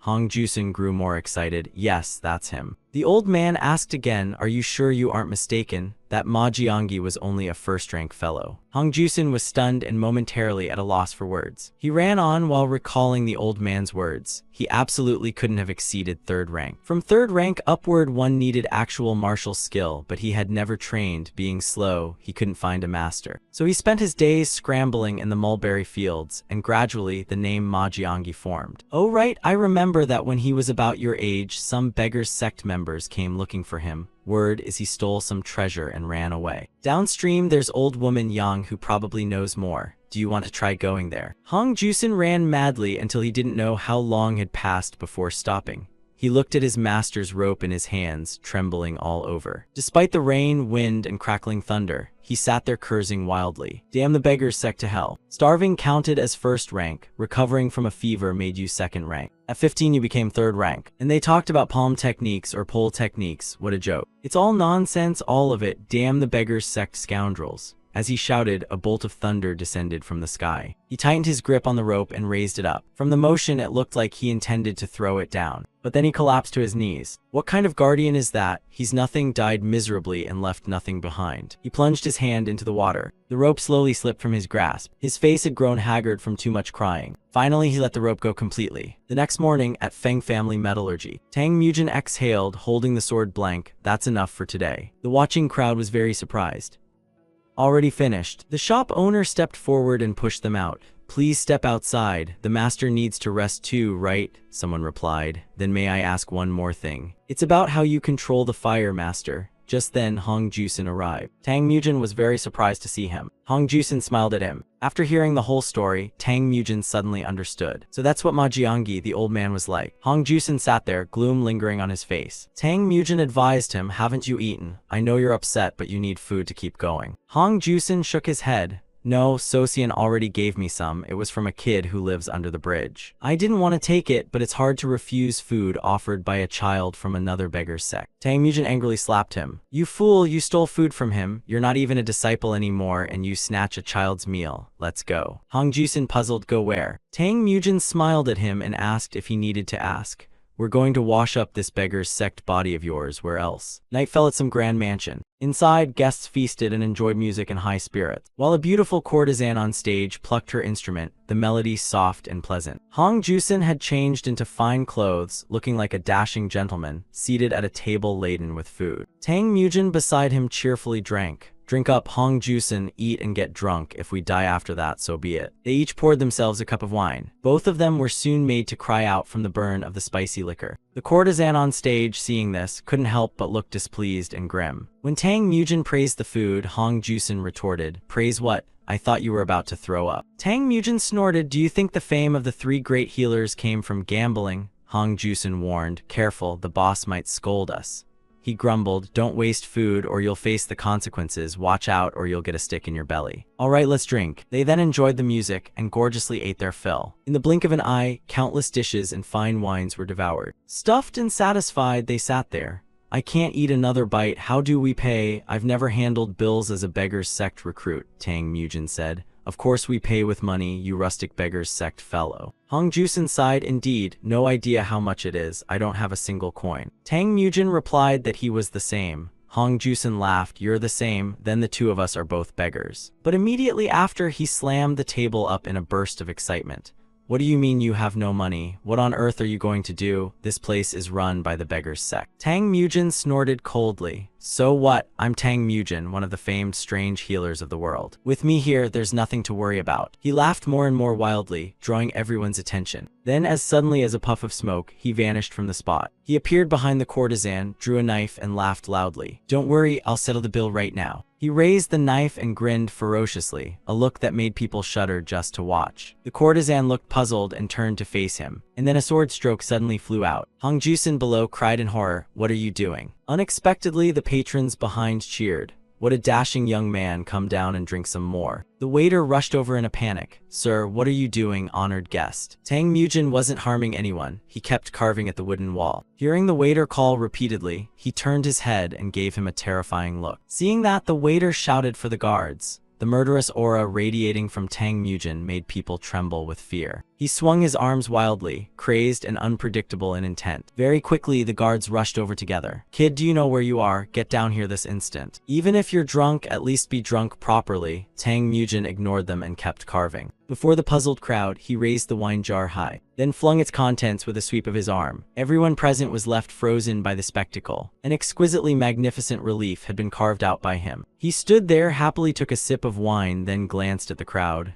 I'm calculating this, or shall we stop? Someone waved a hand. Ah, no need, it's just that the music stopped suddenly, so I asked. Why did you stop playing? Don't ruin the mood for the gentleman. The courtesan, though displeased, obediently resumed playing. All the patrons fixed their attention on Tang Mujin. He then continued chiseling. The mellifluous music combined with the sound of carving made the atmosphere even more lively. Each of Tang Mujin's movements was decisive. After a while, an exquisitely beautiful Buddha statue was completed. It was truly a masterpiece. Tang Mujin said to use it to pay for the wine. Hong Jusen sighed with feeling. The old man had said that with talent like his, people everywhere would want to entertain him. Sure enough, the effectiveness of the thousand-handed guanyin was extraordinary. The next day, every tavern in the city came running to invite Tang Mujin to perform. Tang Mujin smiled with satisfaction and glanced at Hong Jusen. Then began a tour of every tavern in the area. Each time he left a different relief, sometimes a majestic mountain Buddha, and other times a fierce dragon holding an apple. Each time he was received lavishly and given gifts to take home. They then brought food to the beggars under the bridge and gave it to them. Of course, Hong Jusen's benefactor Sosian was also present. Tang Mujin sat watching, smiling to himself, now smiling a bit more brightly. Then they all went back and sprawled across their beds to sleep. Hong Jusen lay on the ground and suddenly asked, "Has it been a long time today too?"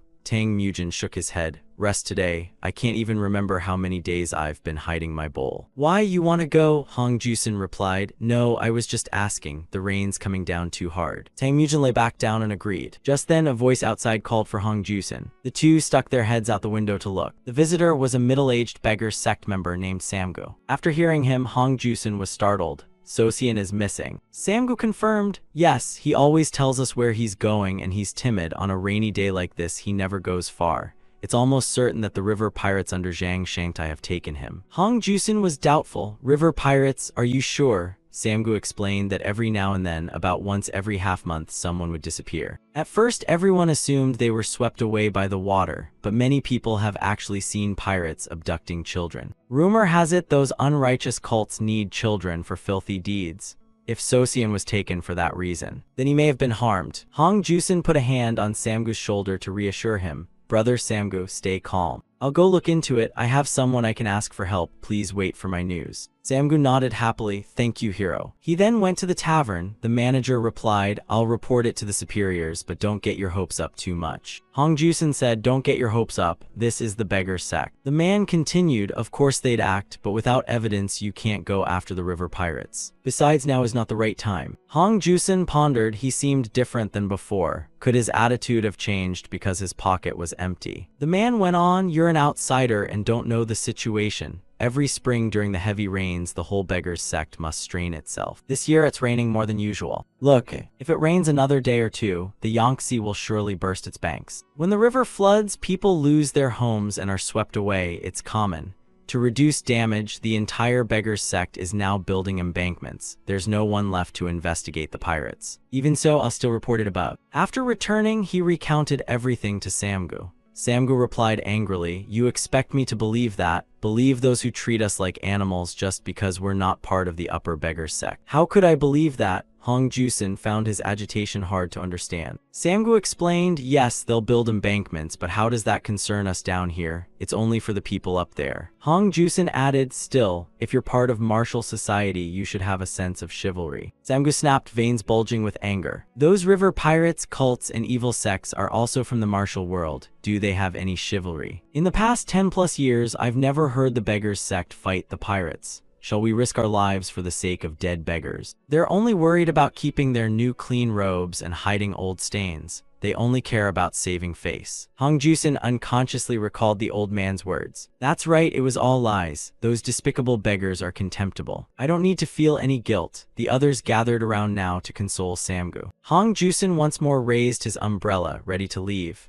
"This isn't my duty. I've already done more than enough. My duty was fulfilled in Jewel Village." No, even that so-called duty was just the boast of a liar. As he slid past someone's side, the other person stopped. The man turned and called after the silhouette of his back. "Hey, is that you? You're the one looking for Ma Jianggi. I'm Granny Yang. What's your relation to that Zhang Jian?" Chu San gritted his teeth. "Zhang Jian, even the name is fake. He forced himself calm and asked, "What's this about? I heard he stole something and ran off last time." "Did you lose some precious item?" Granny Yang asked in puzzlement. "Stolen. Ma Jianggi isn't the nimble-fingered sort. He doesn't take objects, but it's true he once kidnapped someone." Granny Yang's words immediately stunned Hong Jusen into numbness. The two stood there talking in the rain. Hong Jusen was puzzled. Kidnap someone? Granny Yang sighed. "Strange indeed. It happened 20 years ago. Do you know about the Chongqing internal strife between the secular faction and the traditional faction within the Beggars sect? The current deputy chief at the Central Plains, Hyungmyeon, belonged to the secular faction, while the deputy chief back then, Yubengi, was of the traditional faction. On the surface, it was just about clean clothes or showing off, concessions, and the smallest conflict. Those grievances accumulated and turned into long-held hatred. One day, a great battle broke out. Yubengi died in the chaos. No one could stop the split. After that fateful day, the traditional faction was forced out of Chongqing. It was on that day that Ma Jianggi escaped with Yubengi's son. Hearing this, Hong Jusen pressed his lips together. What was his name again? Yubengi's real name. Granny Yang did not hide it. It's Hong Jiang. You don't even know the name Yubengi. I suppose you're not the one searching for his son then. If so, that's all I know. I'll take my leave. That's everything I know about Ma Jianggi. If you meet Ma Jianggi, tell him I'm safe. Tell him to come find me if he returns to Chongqing." But when she turned away, Hong Jusen wasn't there anymore. Only the umbrella lay on the ground. Hong Jusen ran out to the riverbank, trembling under the rain. Lies, deceptions everywhere, identity, martial skills, even the claim he was a fourth-ranked disciple were all fabrications. Why, what was it all for? He wailed miserably and leapt into the river. He thrashed madly, trying to retrieve his master's relic. But how could that thing still be there? All he dredged up were weeds and algae. After a while, Hong Jusen decided to dive to the riverbed to search. As he dived, he pieced together all the information. The fourth rank of the mountain guard was meant to shoulder a great responsibility. He recalled Hong Jion carrying him as a child to Jewel Village. They were taken in by the villagers and lived there. Besides the daily chores, he was also taught martial arts by him. Only now did he realize that the responsibility his master bore was to protect one person, and that person was himself. His master had lost the emblem button of the Guardian. After a long dive, he finally found that rope. He grabbed it quickly and swam upward, but it seemed he was out of breath and close to death. At that moment, someone else jumped in from above. Tang Mujin had timely pulled him up to safety. The two then lay sprawled on the sandy bank, and it was already dawn. The morning sun's first light shimmered over them. Tang Mujin snapped angrily, "Were you planning to stain your clothes with blood? You idiot, you went swimming in the river in weather like this." As he sat up, he saw Hong Jusen gripping the rope tightly in his hand, and then he burst out laughing. "Tang Mujin, help me this time." Tang Mujin was baffled. "I just saved your life. What else do you want?" Hong Jusen looked at him seriously and said, "Save Sosian from those river pirates." Tang Mujin was stunned. "River pirates? Don't you have something easier I can trade for this?" Cut to another scene, where countless people were carrying out embankment work. Tang Mujin and Hong Jusen hid trembling behind a rock. "But seriously, don't you have something easier? Do you have a plan? Are you really going to take on the whole lots?" Hong Jusen replied, "Of course not, I wouldn't do that. We just need to find where they keep Sosian and withdraw quickly." Tang Mujin nodded. "All right, first we must locate the girl. It's surely one of those houses over there." Hong Jusen continued, "We have no choice but to sneak in." Tang Mujin grinned, "You fool, sneak in. Look at you, you're visible from a mile off." Hong Jusen suggested, "What if we smear some mud on our clothes to disguise ourselves?" Tang Mujin asked, "Are you serious? Will that make us look like river pirates?" As they debated, they suddenly jerked and looked behind them. At the forest edge behind them, two men were patrolling. "Damn it, I'd rather be building the embankment than patrolling in this miserable weather. Do you think slaving on the dike is easier? It's better than getting yelled at by the boss." The two of them pressed against the rock in panic, both thinking this was the end for them. The two others continued along the trail on patrol. Tang Mujin pressed his lips together, tense and thinking how there could even be a patrol team here. Fighting here would be a terrible idea. "My hands are shaking like mad. Let's wait for them to pass, but at this pace they'll surely spot us. Can we hide under the bridge? But there's not enough room for both of us." The footsteps grew ever closer. Hong Jusen had by now moved under the bridge. He stood there, signaling with his hand. Tang Mujin read his gesture and inferred, "I'll hide behind that rock, you slip over to the other bank." All right, the heavy rain muffled some of the noise, so it should be fine. In this situation, he's remarkably level-headed. Very quickly, the two of them went up onto the bridge. Tang Mujin hurriedly followed the plan and hid behind the rock. Hong Jusen, behind the bushes, gave a thumbs up in approval. Tang Mujin returned the thumbs up. Everything was going smoothly. Who knew climbing up would be this easy? But before he could enjoy it for long, something stirred by Hong Jusen's side. Tang Mujin panicked, sweating profusely, because he suddenly leapt out, swinging his staff straight at the two men. Seeing this, Tang Mujin rushed over, but despite the surprise attack they gained no advantage. If the two-stick technique had landed, the plan would have succeeded. He looked up to face the murderous glare of the two and broke out in a cold sweat. Tang Mujin on this side turned pale with panic and cursed the idiot. The others shouted at him, "Who do you think you are, daring to block the elder's path? Want me to smash your head in?" Hong Jusin was momentarily dumbstruck and had no reply. At that moment, Tang Mujin ran up screaming, "Snap out of it and get up, you fool." Startled to see him charging, the others gasped, "There's someone else hiding in the dark. Stubborn little brats. You're still green and inexperienced. I'll finish every last one of you." Though Tang Mujin charged in full of bravado, inside he was terrified. It was terrifying, like plunging straight into an abyss, but he couldn't back down. In his head, he remembered the horizontal slash of the Phantom Doctor. That move is a horizontal cut, a wide slash that opened a chilling gap. He lowered his stance and lunged at the opponent. 3 feints lifted the sword vertically as the opponent hesitated. Then he thrust straight for the heart. Watching the charging foe, he prayed silently, "Please let it go according to plan." First came a feint. He bent down, then swung the sword up from below to stab. The blade grazed the opponent's throat, making him spit out fresh blood. This left Tang Mujin stunned with amazement. He had actually been able to fell the opponent with a single strike. A little later, the two disguised themselves and entered. Hong Jusin warned, "You still have blood on you." Tang Mujin wiped the blood away with his hand, still looking dazed. "Thank you." Hong Jusin scanned their surroundings with suspicion. No one was around because everyone was building the embankment. "While the pirates are away, we have to check each house. Did they all leave at once?" Tang Mujin nodded perfunctorily. He pressed his lips together and bent his head, trying to wipe the blood from his shirt. Seeing this, Hong Jusin slapped him and said, "Idiot, focus. You plan to sneak in looking like that. If you hadn't shown up when you did, you'd be done for." Tang Mujin retorted, "You're the one who doesn't know how to sneak in. If you really wanted to sneak, you should have shut up and stayed hidden from the start."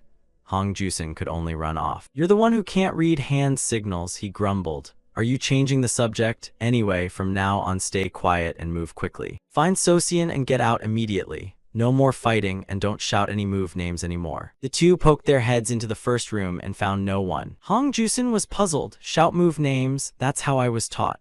Vo T letter 1EADN, B letter 1EA5T, L letter 1EF1C replied, "When you yelled like that earlier you scattered everyone, idiot. It was because I'm a master that we got through it. Understand? Didn't you hear that fellow call me a master just now?" Hong Jusin chuckled. "What kind of master trembles while holding a sword like that?" "A true master indeed, knocked out by my swordsmanship for months." Tang Mujin snapped, "Shut up, we're sneaking in." Hong Jusin grew louder, "Calm down, there's nobody here. Want to bet? If we open the door and no one's there, you owe me 5 taels.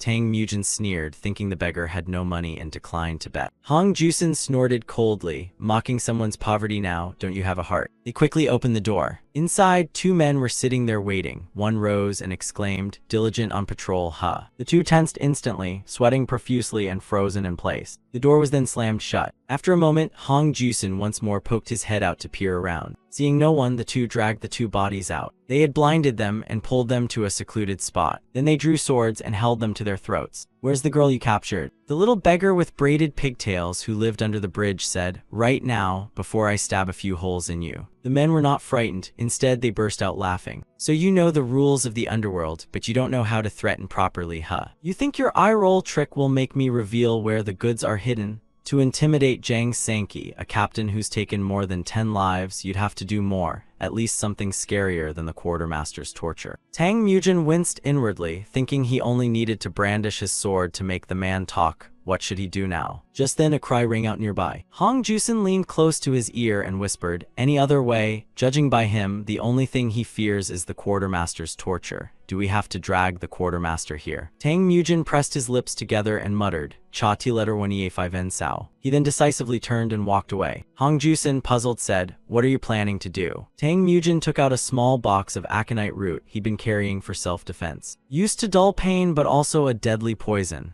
Mixed with dangui, atractylodes, and ginger to activate the points, it works immediately. I don't want to torture him, but I don't know what else to do. It only needs to be convincing enough for him to believe it's a poison. Just enough to terrify him. Please be afraid. Seeing him come back, the man asked, "What are you doing?" Tang Mujin produced an acupuncture needle and held it before him. Wanna know? Since you fear the quartermaster's torture more than anything, I figured you'd want to try this on yourself. Anyone pierced by this needle will feel every blood vessel in their limbs torn apart in agony before they die.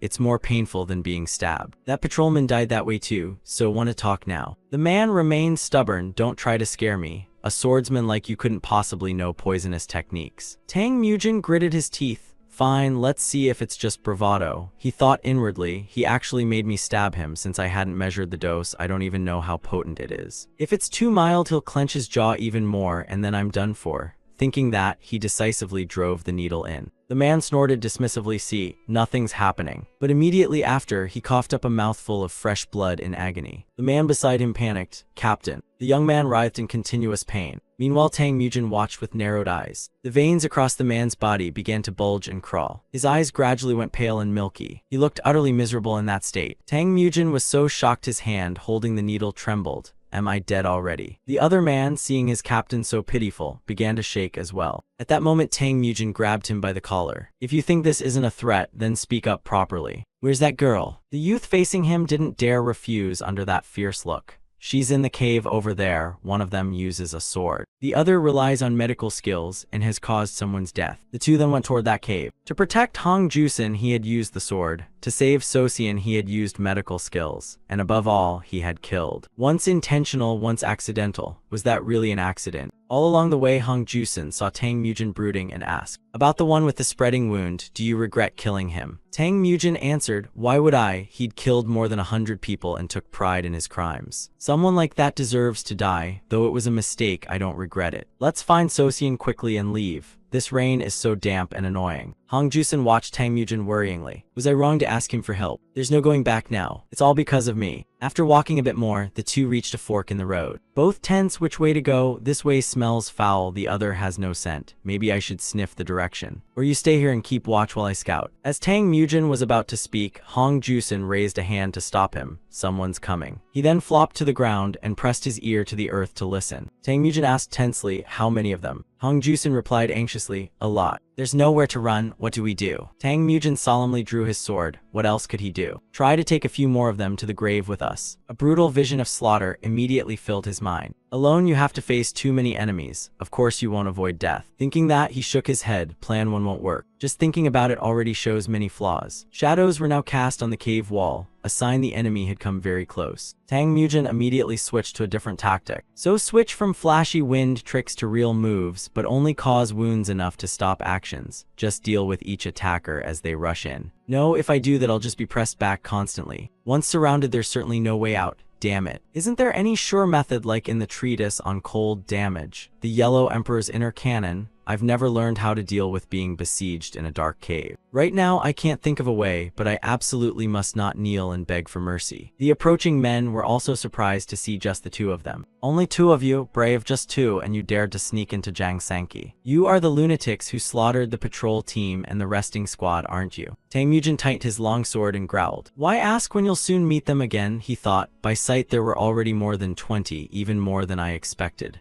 No way but to take a risk. The enemy snorted coldly. You guys are terrifying, huh? Clear them out before the camp boss arrives, brothers. And the bunch surged forward with high spirits. Tang Mujin and Hong Jusen had no choice but to fight. He gripped the sword's hilt and charged. There was no room for fear now. There was only one way. If you want to live, you have to kill first. Wave after wave came in sequence. As he struck out, he suddenly flinched. Oh no. He had sliced too hard in his enthusiasm. At this point, if he stopped, he'd be dead for sure. While he was fighting fiercely, Hong Jusen suddenly leapt in from behind. To Tang Mujin's astonishment, he swung his staff and knocked an enemy away. The men who had jumped to ambush Tang Mujin were felled by him. The big boss's face tightened at the sight. They're strong. The two stood there fired up, ready to fight, staring seriously at them. Hong Jusen urged Vo Tian, wake up, you idiot. Want to die while pretending to be a hero? If you die, who'll help me find Sosian? Tang Mujin's mouth twitched into a grin. Who's going to die? Not until I collect the 5 taels you owe me from earlier will I ever die. Ragged trousers, tight embrace. The pirates enraged surged forward again. Brothers charge, don't give them time to rest. This time the two had no hesitation and plunged in for a decisive, straightforward fight. Countless pirates were struck down in succession. The more they fought, the more bloodthirsty they became, howls ringing out. The clash of weapons rang endlessly through the cave. In the blink of an eye, the two weapons were splattered with fresh blood. Both of them were now starting to sweat from exhaustion. They shared the same thought, which was, if fortune spared them from exhaustion, there would be a chance to survive. Just then an unexpected change froze them in place. The pirates surged aside, making way to welcome their camp boss. A huge, brutal-looking man limped forward, supported by others. Tang Mujin saw him and shivered all over. What the hell is that? The big man stood there and looked at them with a sinister smile. He then sat down and inspected the bodies of his men.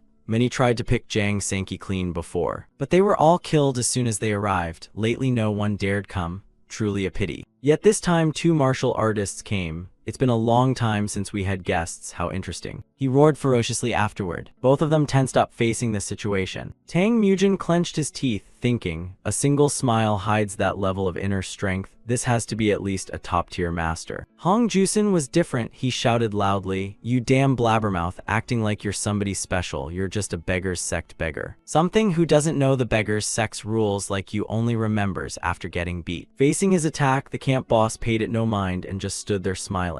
With a slight swing, he knocked Hong Jusin's staff aside. You think I'm weak enough that you need to name techniques? Seeing that, Tang Mujin also lunged forward in alarm. Hong Jusin spun and snorted coldly. Whether I name them or not is my business. The camp boss raised his axe to counter. Fine, it's your choice as long as you want to die. Seeing the axe head about to strike his head, Tang Mujin rushed in just in time and blocked it with his sword. Thus Hong Jusin managed to escape death. The camp boss laughed with glee. Then he kicked both of them flying. They flew like skewered meat for a long stretch before finally stopping. The camp boss didn't bother to finish them off and stood there smirking and taunting. Both of them clearly showed tension on their faces. Tang Mujin tightened his grip on the long sword and thought, though far from the old man's level, his inner power was nevertheless strong. My guts are churning. I must close in on his weapon to decide the outcome quickly. At that moment, the camp boss said again, it's been a long time since it's been this entertaining. Come on, charge again. Who will step forward first this time? Tang Mujin cursed inwardly. Damn it, there's no way to settle this quickly. Left or right? Seeing no one make a move, the camp boss spoke again. Not coming, then I'll come to you. I'll slow my attacks down, try to hold out a little longer. Tang Mujin, horrified, leaned back to dodge. Slow, he says, just from the force of the wind, I feel my flesh being torn. His footwork was far quicker than his build suggested. It was truly hard to read his moves.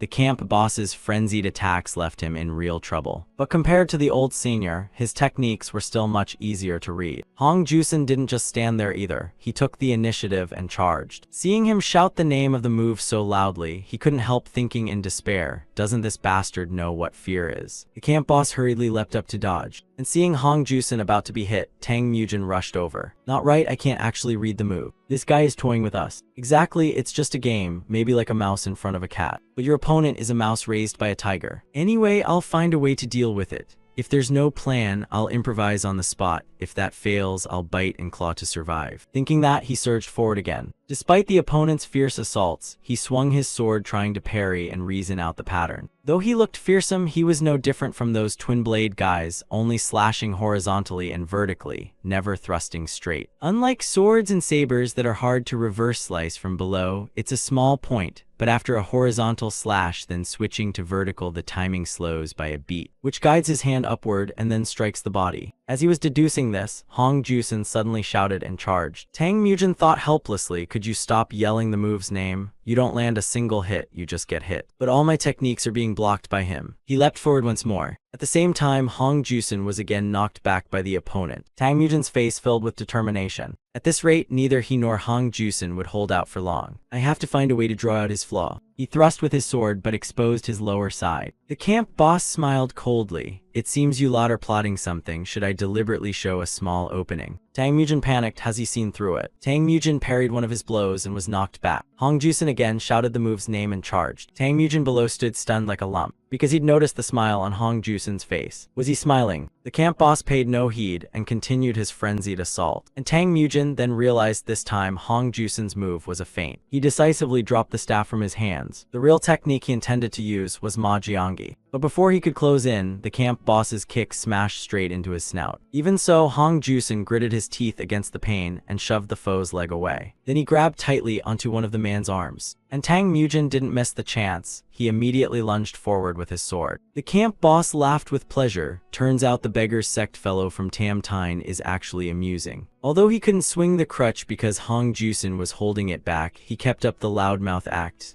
Come on then. Tang Mujin charged forward with a resolute expression. You want some of this? That was the opening Hong Jusen had risked his life to create. Even if I die for it, I won't regret it. How shall I charge in, you damn beggar's sect fellow? I'm counting on you, Hong Jiolgi. Hong Jusen was sprawled on the ground, but stubbornly held the crutch tight so the camp boss couldn't swing it. Tang Mujin's sword blade had already come up close to his throat, and as expected, his head had been cut off by Tang Mujin. The head rolled across the ground and flew toward the squinty-eyed man. This terrified him. The henchmen behind were now all in an uproar. Is he dead? Should we run? The two endless men here still held their guards high. The squinty-eyed man shouted to those behind, pull yourselves together, you bastards. So what if the leader's dead? Are you going to let those guys steal all the treasure? They've had enough already. Tang Mujin's face tightened as he thought, this guy is annoyingly sharp. The squinty-eyed man shouted again, everyone attack together. Tang Mujin gritted his teeth and vowed that, though at his limit, he would fight to the end. Just then Hong Jusen pulled out a wooden box and produced countless needles, then decisively flung them all forward. Tang Mujin was very surprised. What? Just because you luckily named a fake move once you can shout out a technique that doesn't even exist. The name of the move didn't match what he was seeing, and it seemed to have no effect at all. What's with that arrogant look on his face? What an idiot. But then he had to widen his eyes in surprise, because several men in front collapsed, their bodies shaking uncontrollably. Only then did Tang Mujin snap awake. You thought luck alone was enough. But who killed these people? The men shouted angrily, you bastard, what the hell did you do? Is that a secret weapon? Tang Mujin sneered and produced the needles. Yes, it's a secret weapon. As you just saw, it's a poison that kills instantly with a scratch.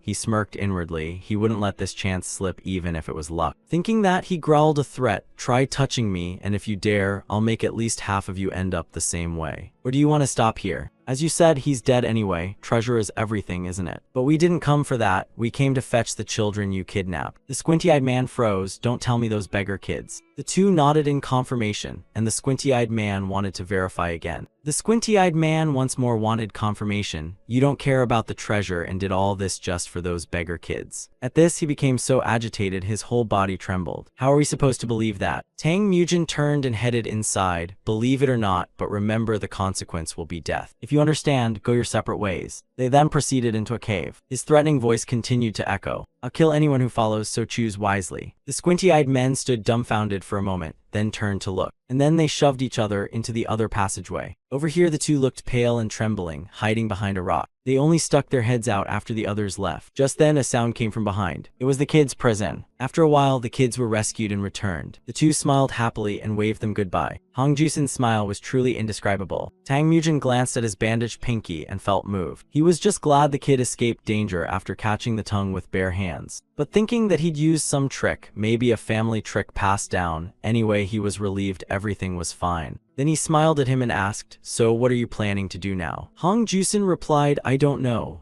Actually, I have nothing because I have no plan, so can we travel together? Is that okay? He thought to himself that he didn't know how the righteous faction and deputy leader Hongmyeon would react, so he couldn't stay here. Wait, if we go together, won't that put the old man and Tang Mujin in danger? Tang Mujin spoke up, I don't care, but you're a beggar who just escaped death. Now begging to run off has becoming more shameless in every crisis become your skill. Hong Jusen shouted angrily, what? That's not begging, it's a request. No, it's a proposal. At Tang Mujin's door he asked who would pay for food, who would pay for drinks, and who would buy new clothes. Hong Jusen stammered, I don't need new clothes. Tang Mujin chuckled, at that point isn't it past begging and into outright freeloading? But as the two stepped in they froze and widened their eyes. The phantom doctor sitting there said, judging by your looks, it seems you had quite a good time while I was away, huh? The sword I put to use is fine, right? Tang Mujin stepped forward and answered, not that exciting, old man. What have you been up to these past days? You've taken 100 taels of silver already. The phantom doctor answered calmly, I was a bit worried so I went to look around, but I blew it all on gambling. Good thing Hong Jiolgi was around too. Both of you sit down. Do you know about the long-standing conflict between the righteous faction and the beggar faction in Yeongjong? There's also a rumor spreading through the streets right now. Have you heard that leader Jang Sanki is dead? They say it was done by two young men. What, are they rising stars of a great clan? No, I heard one of them is that Tang blacksmith. The rumor kept spreading farther and farther. The endless crowd then boarded boats and set off for Namjeong. By the time they left Yungjeong, the rumor about Jang Sanki had spread throughout the fortress. It had been half a month since they frantically left Yungjeong. That sudden life-or-death fight brought an unexpected reward. The people came forward, handed money to Tang Mujin, and said, "Those blacksmiths gave us 60 taels of silver for the boat fare." And Punjia Jang added 10 more taels. And 3 gold pieces were the sincere thanks of merchants harassed by leader Jang Sanki. Tang Mujin looked at the blade and thought, but the real reward was realizing that the moment you need it, strength will arrive unexpectedly. If you slack off training on the road from Yunjeong, if you slack on smithing skills and fail to absorb black peony properly, then you were defeated by the bandits. Not to mention leader Jang Sanki, the boat to Namjeong will take another half-month. During that time, you must train wholeheartedly, so that you can keep your resolve steady. No matter when, no matter how you're tempted to take another step, you will become one with the sword. While you were training in the cave, a sound of applause rang out. A young man approached, smiling and clasping his hands. "Excuse me. I went out to admire the moon and happened to see you training." "Sorry for the peeping." Tang Mujin clasped his hands in return, a little surprised since it was already midnight. The other warmly introduced himself. "My name is Namgung Myeong. May I be permitted to spar with you?" He was Namgung Myeong, the eldest son of the Namgung family and a top-class martial artist. But now he was on a boat heading home after his grand entrance into the martial world yielded no real achievements. All he had done was chop up a few mediocre bandits and some petty cult members. His greatest fear was his father's disappointment. Then he met a woman, a girl who didn't care about the Namgung name at all. She was the kind of person who made anyone he met put up walls and selfish expectations. This was the first time he'd met such a woman. Because she didn't care, he had to work to win her heart. He was free. The family's expectations dissolved like morning mist. The days with her were truly joyful. And then he appeared. By day a physician on the boat. By night a martial artist. You're a radiant child like a flower. That's why he wanted to spar with Tang Mujin. Faced with this offer, his face creased and he broke into a sweat. A spar? No, more importantly, what kind of people are the Namgungs? Namgung Myeong vowed inwardly, "I'll beat you. In the name of the Namgung family, I swear." He then drew his sword. The woman in yellow stood not far away watching. Tang Mujin also raised his sword, but remained quite worried. "Are you all right? A real sword against a wooden one?" Namgung Myeong shook his head. "It's fine. I asked for this duel while you were training, hero. Besides, thinking that a descendant like you finally has the chance to enter the path of martial arts after generations, I'm just grateful for the opportunity to broaden my narrow horizons." He said that outwardly, but inside thought differently. "Thanks for becoming a decorative flower for the finale of my mediocre debut in the martial world." Tang Mujin couldn't politely refuse, so he said, "Please then help me." He pressed his lips together and thought, feeling like he'd slipped into trouble. Before leaving Sichuan, the Namgung family was just a legend. But unexpectedly, he was a descendant of the Namgung family. Clearly, he was just trying to score points with a woman. Moreover, that look was the same as the annoying patients who'd come to the clinic. "I should hold back and lose spectacularly." Thinking that, he took the initiative and lunged with his sword. Namgung Myeong inwardly mocked the honest but slow sword of a second-rate martial artist. At most a strike aimed at the head, then following through to the shoulder. Facing a novice like this, his determination to crush him softened considerably. "No, an opponent like this needs a lesson from me so that later he can handle a bandit or two on his own. Just parry his sword with the subtlety of using softness to defeat hardness, then deploy the boundless azure sky technique, while pretending to follow the trajectory of his blade. I'll change the sword's direction to deflect it, and then execute boundless azure sky." But immediately after that, he was startled. Was that the tip of his wooden sword that just blocked the move? Now it's heading straight for my shoulder. This bastard, doesn't he even know how to handle a sword? No, my softness against hardness move actually sped up his blade, making it impossible for him to stop. And a strip of cloth on his garment was sliced off by Tang Mujin. The man himself was knocked backward, slamming against the ship's railing. Tang Mujin panicked and rushed over to explain. "Sorry, I'm used to dueling with real swords, so I accidentally treated the wooden sword too dangerously." Namgung Myeong held up a hand to stop him. He was unhurt. "This happens a lot in the Namgung family. It's probably just a low-quality wooden sword." "Thank you for the new lesson, Hero Tang." Tang Mujin shook his head. "No, I must apologize for giving you a poor wooden sword. We have no other wooden swords left, so let's end it here." Namgung Myeong thought to himself that, by the way, that really was a superb stroke. He didn't feel any pain when cut. Tang Mujin inwardly sighed. I gave him an escape by blaming the sword, so why didn't he take it? Namgung Myeong tightened his grip on the sword. He felt as if he'd just realized something and didn't want to miss the insight. Please give me a little more time. Tang Mujin's face tensed as he asked, a duel with real swords. Namgung Myeong shouted, I will not use inner energy or dangerous techniques. Inwardly he vowed he wouldn't let this flowery kid waste his efforts. My pure heart would be wasted otherwise. The 5 great swords of the Namgung family. With this Tam Fong sword, I'll show him the supreme path of Namgung. He drew his sword, stared at Tang Mujin seriously, and shouted the 2-word plea. Tang Mujin looked utterly reluctant. He was overwhelmed by Namgung's momentum and had agreed. How serious was he about that woman? Thinking that, he raised his sword and stepped forward. All right then, here I come. He told himself that if it was the same move, he only needed to block appropriately, right? Namgung Myeong also pondered that same move seriously, but the outcome would differ. It might not be a matter of using softness to overcome hardness. I will respond in kind, but once again he was astonished. Because his sword developed a crack, my Tam Fong sword, is it being cleaved in two? He couldn't help but unconsciously urge his vital energy forward. I promised I wouldn't use inner energy. The two then stepped apart to their own sides. Tang Mujin shouted at him. Lord Namgung, you clearly said you wouldn't use inner energy. Namgung Myeong hurriedly clasped his hands. Sorry, I'm sorry. In the Namgung family, it's customary to use inner energy in fights. Please forgive my rudeness. Tang Mujin continued, even so, a promise is a promise. Luckily, no one was hurt. Let's end the match here. Namgung Myeong no longer insisted and nodded in agreement. He felt tense inwardly. In such a short time, I'd made him laugh 3 times and even used the family name to hide my humiliation. If this rumor spreads then. Tang Mujin on this side also grumbled inwardly. With anyone else, sneaking a peek at practice would have led straight to a duel.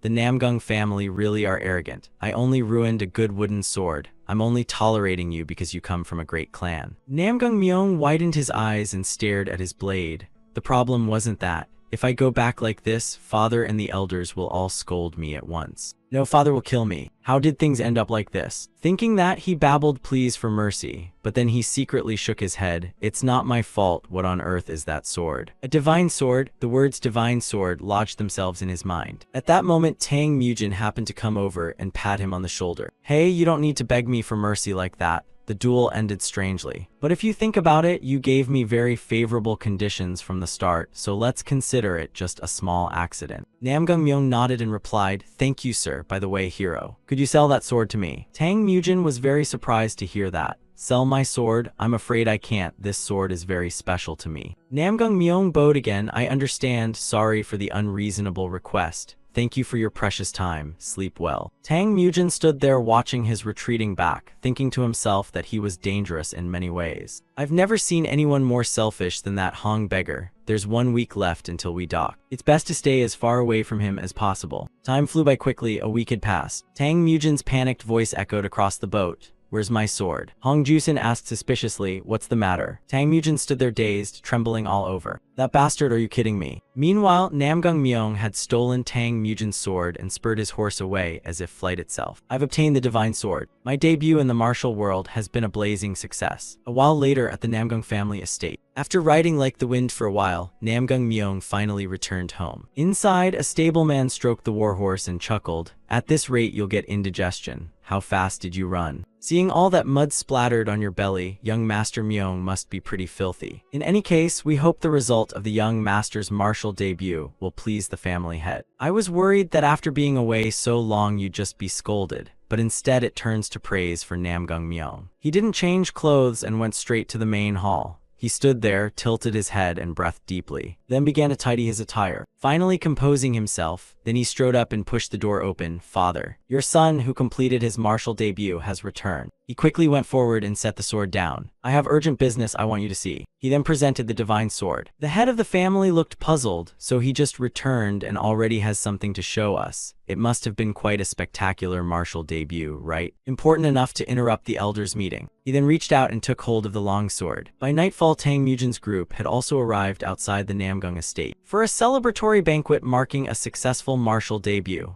Oh, so that Namgung Myeong must be Namgung Jinshin's son. Vu Tan jumped at the news. What one of the 6 supreme masters, the sword demon Namgung Jinshin. Phantom Doctor, exactly, which explains the grand banquet. And surely it was a very successful debut. Because he stole 4 of Tang Mujin's swords. Strange. What do you mean by that? How could a theft like that succeed? Phantom Doctor patted him on the shoulder and smiled. Do you think he'll admit to his father that he stole these swords? He'll certainly concoct a plausible story about obtaining the swords as if fate had arranged it, like that podium over there. The more Tang Mujin heard it, the more annoyed he became. How flowery it sounded. Phantom Doctor shook his head. No, actually this is perfect. A banquet with many witnesses is ideal for catching a thief who happens to be the son of Namgung Jinshin.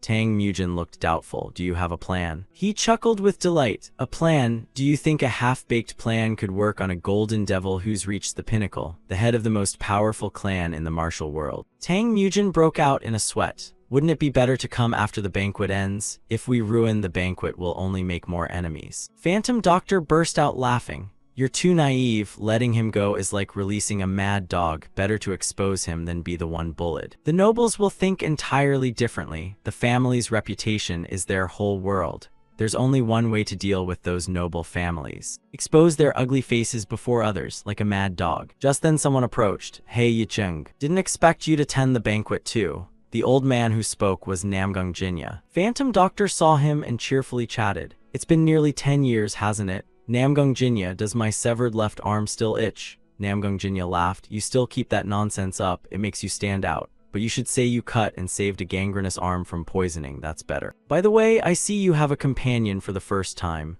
Who's this young man? Phantom Doctor smiled. He's just a medic I happen to be traveling with. He also has business dealings with your clan, the medic said, which surprised the man. Business dealings. At that moment, a loud voice rang out from afar. The Namgung family head Namgung Jinshin and young master Namgung Myo arrived, and the crowd erupted in cheers. The hero of Namgung, congratulations. Very quickly, Tang Mujin's sword was brought out for display. Namgung Jinshin stepped forward, waved his robe, and proclaimed loudly, "Thank you all for attending the ceremony celebrating my son's martial debut. Though he lacks experience, during this debut he encountered a marvel and acquired a divine sword. Therefore I raise this cup to the heavens and invite the heroes and gallants to join us in celebrating this heaven-sent opportunity and to honor the Namgung lineage." The crowd once more raised their cups and cheered. Namgung Jinshin turned his head to look at his son with satisfaction. Namgung Myeong happily raised his cup, smiling with delight. Having heard the whole story from the two of them, Elder Jinya trembled with anger. The sword Myeong acquired was stolen. How could he tell such a huge lie? If the family had learned the truth, he would surely destroy his Danshin. If not that, he'd lock him in a dungeon for life. Tang Mujin broke out in a cold sweat. Really? Even enemies wouldn't do that, punish your own son to that extent. Phantom Doctor explained, that's the value of an aristocratic clan. If the clan's reputation is stained, even your own son must be treated like an enemy.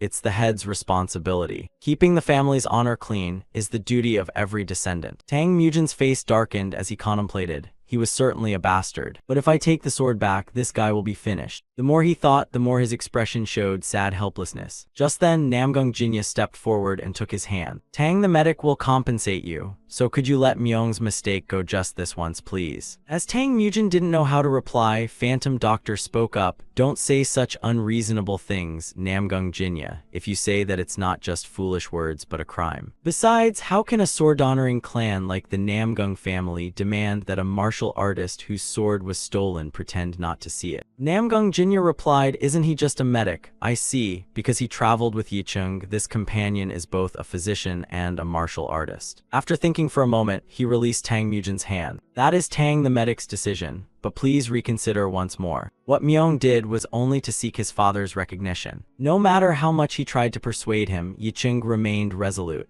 Justice must be served. Skills and mistakes must be borne by oneself. I understand your worry about the family's eldest son, but you are the one who should correct him. The Namgung young master whom you and your elder brother have protected together. Are you really going to place someone who only hides behind that title as the next family head? If not, then don't rush to interfere. Having said that, he moved upward through the crowd. He went to the center of the crowd and raised his leg high. Before the astonished faces of Tang Mujin and Namgung Jinya, he forcefully stamped down on the floor. Everyone present, including the family head, looked toward him. Yicheng smiled and spoke, hello, long time no see.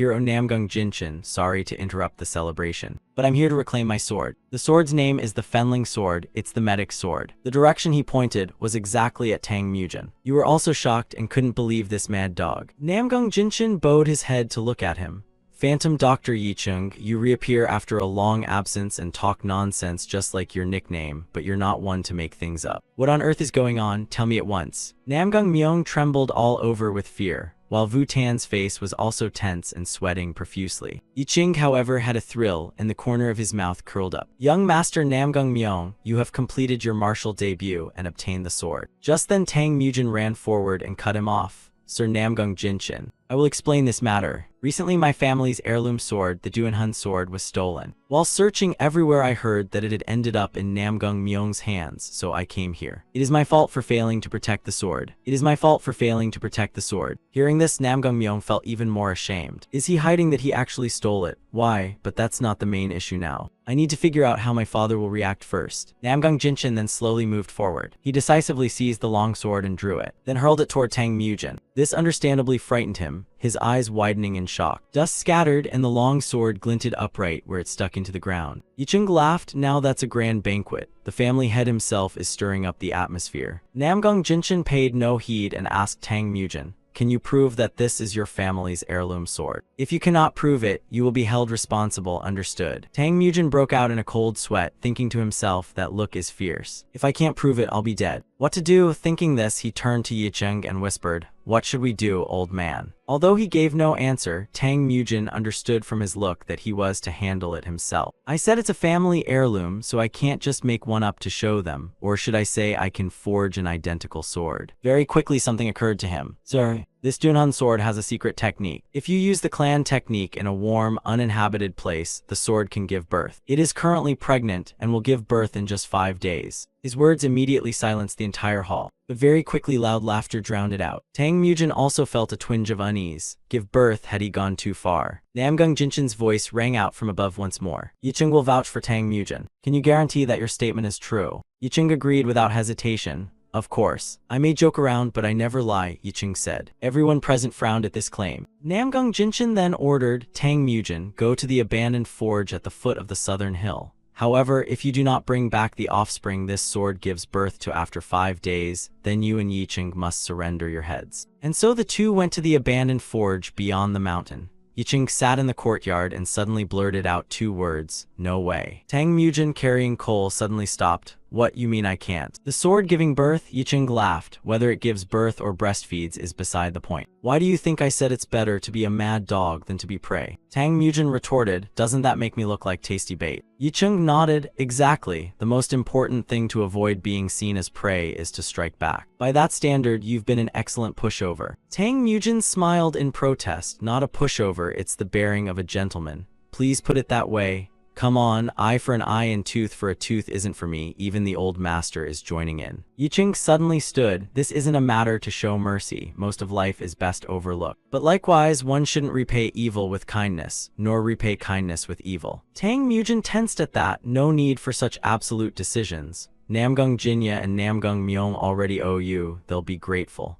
How do you think I should explain this to satisfy both sides? Yicheng sighed, if you were a frontier healer it might be fine, but from now on your opponents are martial artists. 10 out of 10, repay evil with evil and everyone becomes your enemy. But if you repay kindness with evil, you're inviting wild dogs to bite your throat. Tang Mujin remained calm. Then just show kindness, releasing one enemy is better than a lifetime of enemies. Yicheng continued, that statement shows you don't understand the nature of martial artists.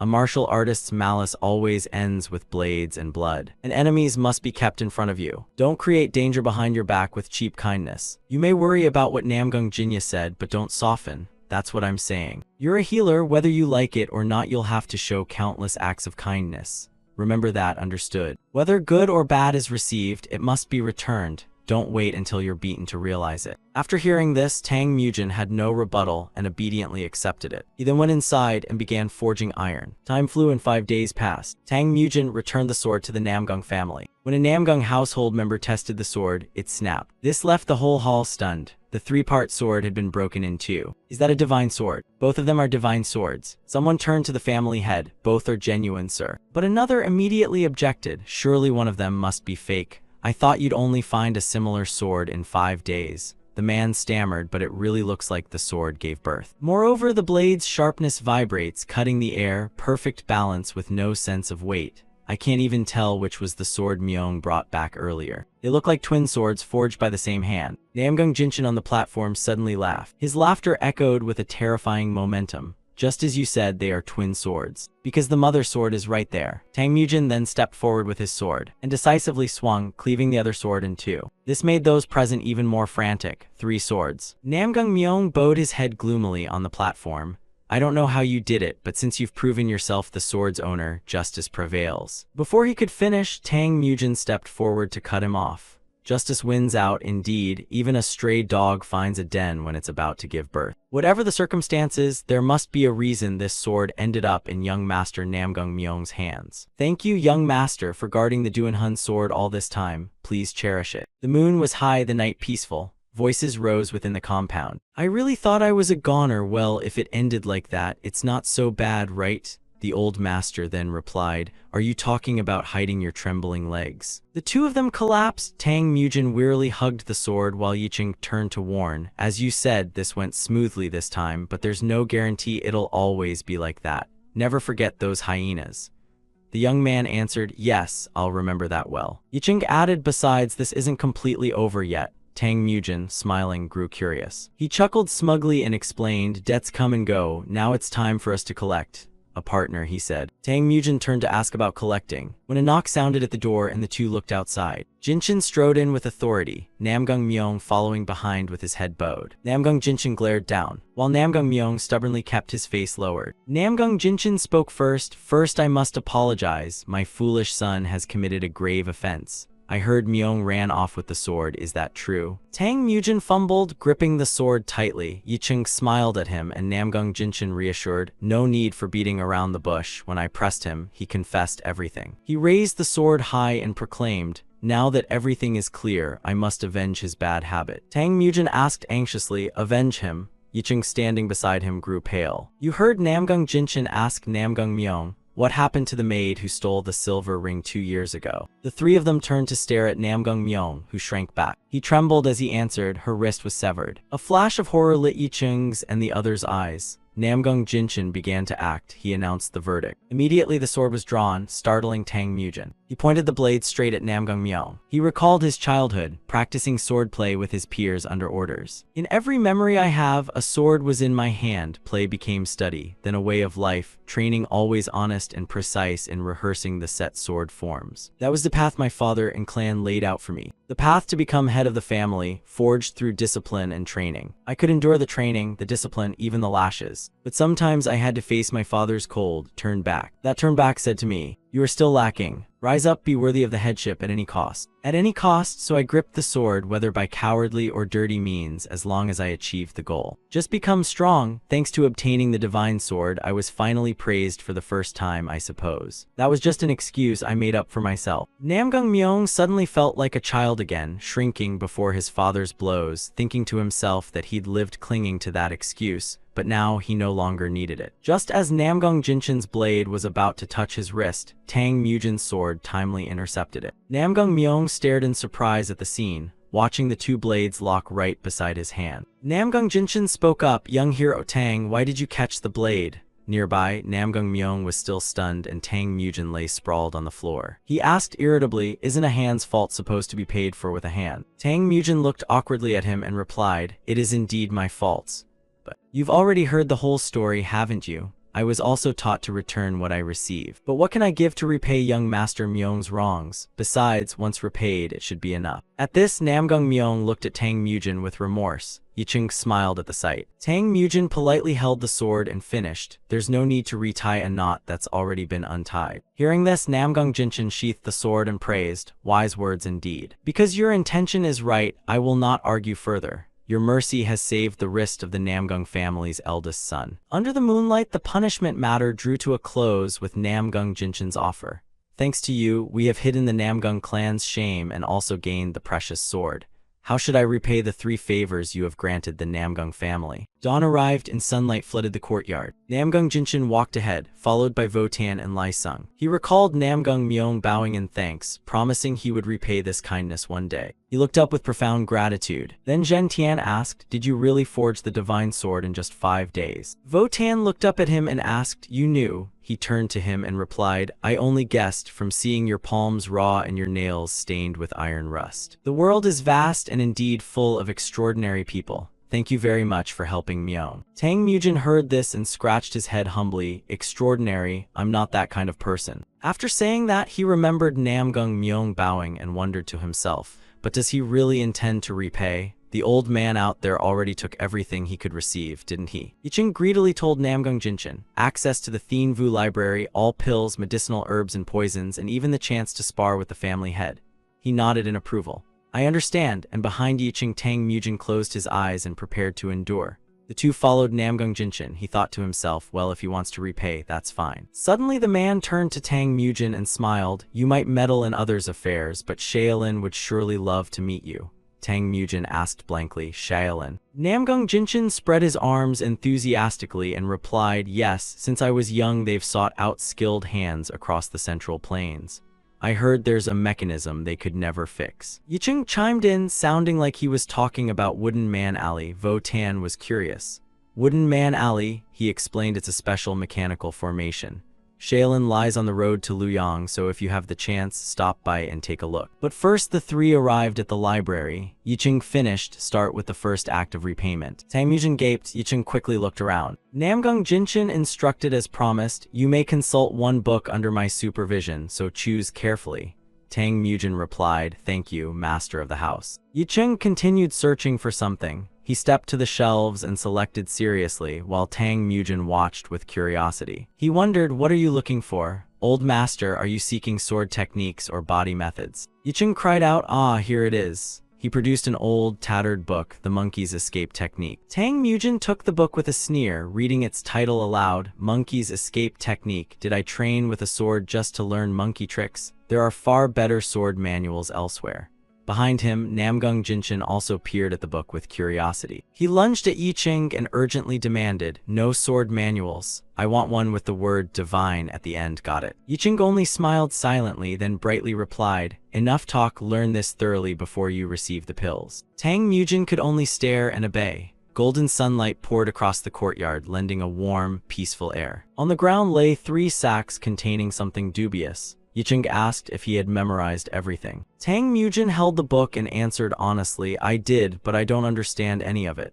Yicheng instructed, "That's enough, recite it each time you train." Tang Mujin held the book in his hands and asked irritably, "Does this really work?" Yicheng replied, "Anyway, before explaining, eat this first." Saying that, he forced Tang Mujin's mouth open. The boy stammered, "What are you feeding me?" Yicheng held something purple in his hand and grinned slyly. "Tasty and nourishing, it's a 7th treasure snake venom pouch." Terrified at the pouch of snake venom, Tang Mujin yelled, "Why would I eat something like that? You forced me to memorize useless techniques, and now it's this poison pouch. What gives? You should tell me the reason, old master." Yicheng patiently pointed and explained, "Of course I'll tell you, this is your chance to become Tang Mujin, the divine healer of Sichuan." Tang Mujin looked anxiously at the 2 fingers on his shoulder and asked suspiciously, "A divine healer?" Yicheng pressed the 2 fingers and said, "Exactly, a divine healer who can cure without needles. You will become a true master of medicine."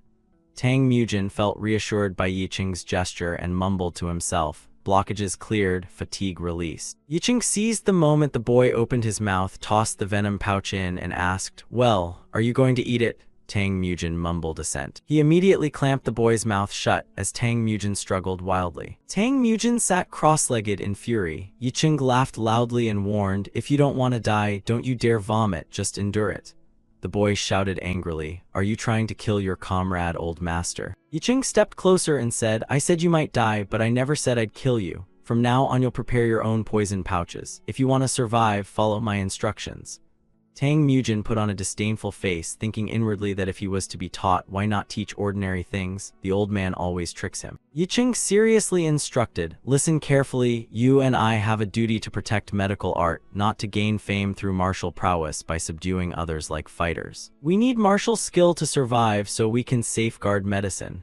Tang Mujin ground his teeth and asked, "Is a proper man giving someone a pouch of poison?" Yicheng recounted an old tale, like when you and Hong Jiolgi fought the bandits and you threw poison needles to buy time. Poison techniques are such that merely touching them can instantly increase chances of survival. To do that, one must have the ability to deploy poison at any moment. Though the name poison pouch sounds gruesome, to a physician who understands both medicine and poison, it's like storing an apothecary inside the body. A drop of venom fell into the bowl of liquid. Yicheng continued, "Used at the right time or used excessively. How to use it and who it's for is up to you." Tang Mujin awkwardly sat in meditation before the two bowls of liquid and said, "For some reason, it feels like I'm taking a dishonorable path."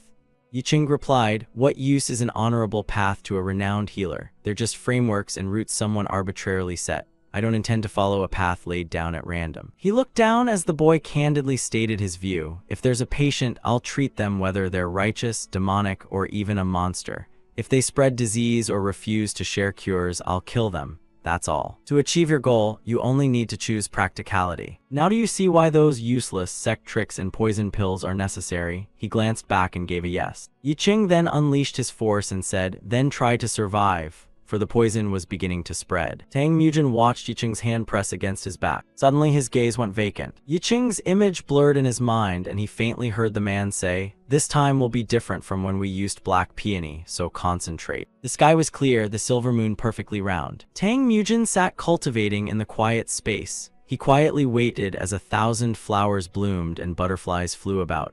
The bare skin of his back bore the imprint of 2 hands. He reminded himself that even though the poison seemed to pierce his stomach, even though it stained his blood and tried to invade his whole body, do not be surprised by that tremendous power. Tang Mujin felt the power within and told himself to wait. The purple current continued to spread in his mind. The freer and more furious the poison, the stronger it became as the blood-stained liquid rose. Gradually, that purple turned into a spirit snake, baring its fangs and lunging at Tang Mujin.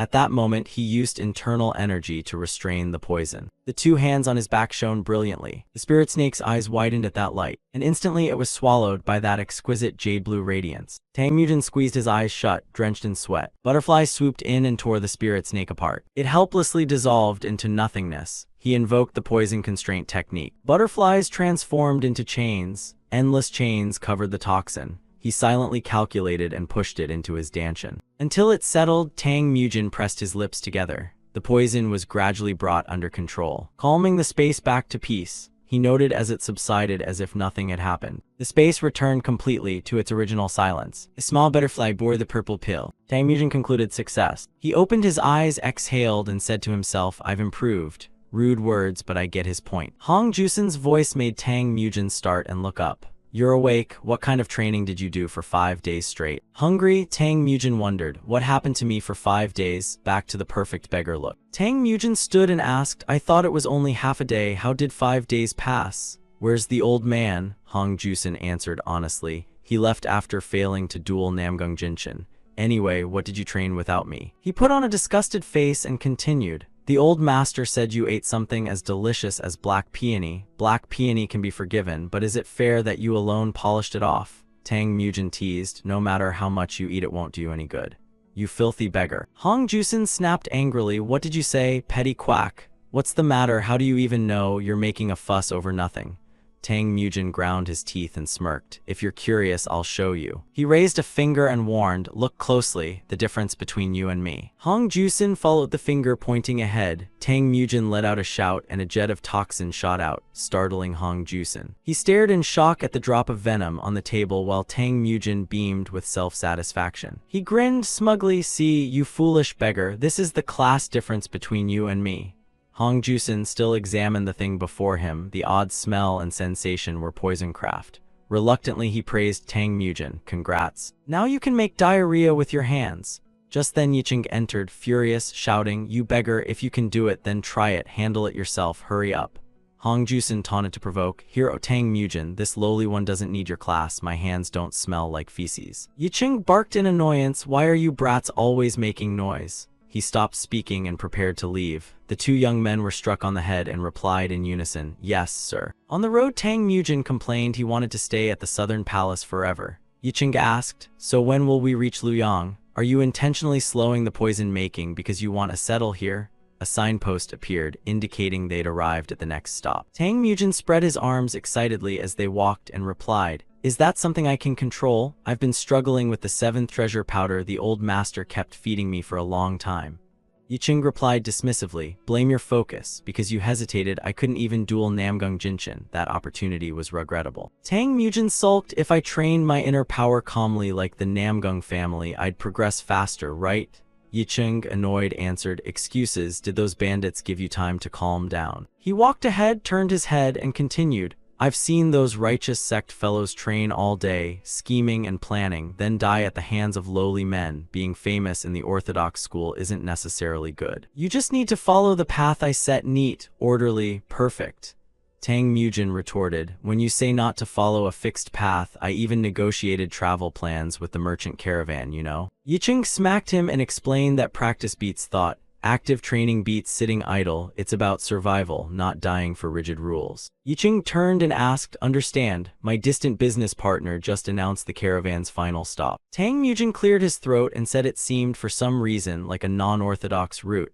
Yicheng snapped, calling orthodox and heretic paths foolish. Hong Jusen perked up about an inn and insisted they buy him some dumplings.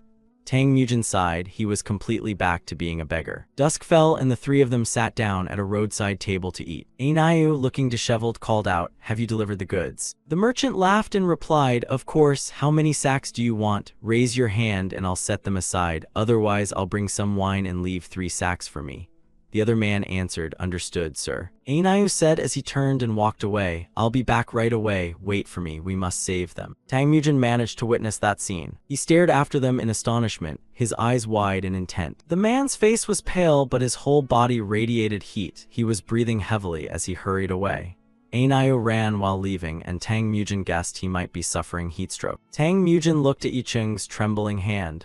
"Old master, that man has heatstroke." Once again he was surprised. Yicheng now gritted his teeth in obvious resentment. "It's 5-rock powder." Dusk settled over Nam village. Houses lay silent under the golden light. A crowd of bedraggled beggars sat inside the room among piles of medicine. A hand bandaged vigorously applying medicine. The people standing right next to the table filled the whole room. Suddenly someone jerked backward just as someone else stepped forward. That person then collapsed, to the horror of those standing nearby. The others managed to catch sight of the newcomer. The fallen man's eyes rolled, the whites showing wildly. The hand covered in sores that had been bandaged slowly went limp. Nam Ryonbu gave a contemptuous order, "Throw him in the pit and burn him." The servant immediately obeyed him. 5-rock powder is the kind of drug that brings euphoria. Only the rich dare use it.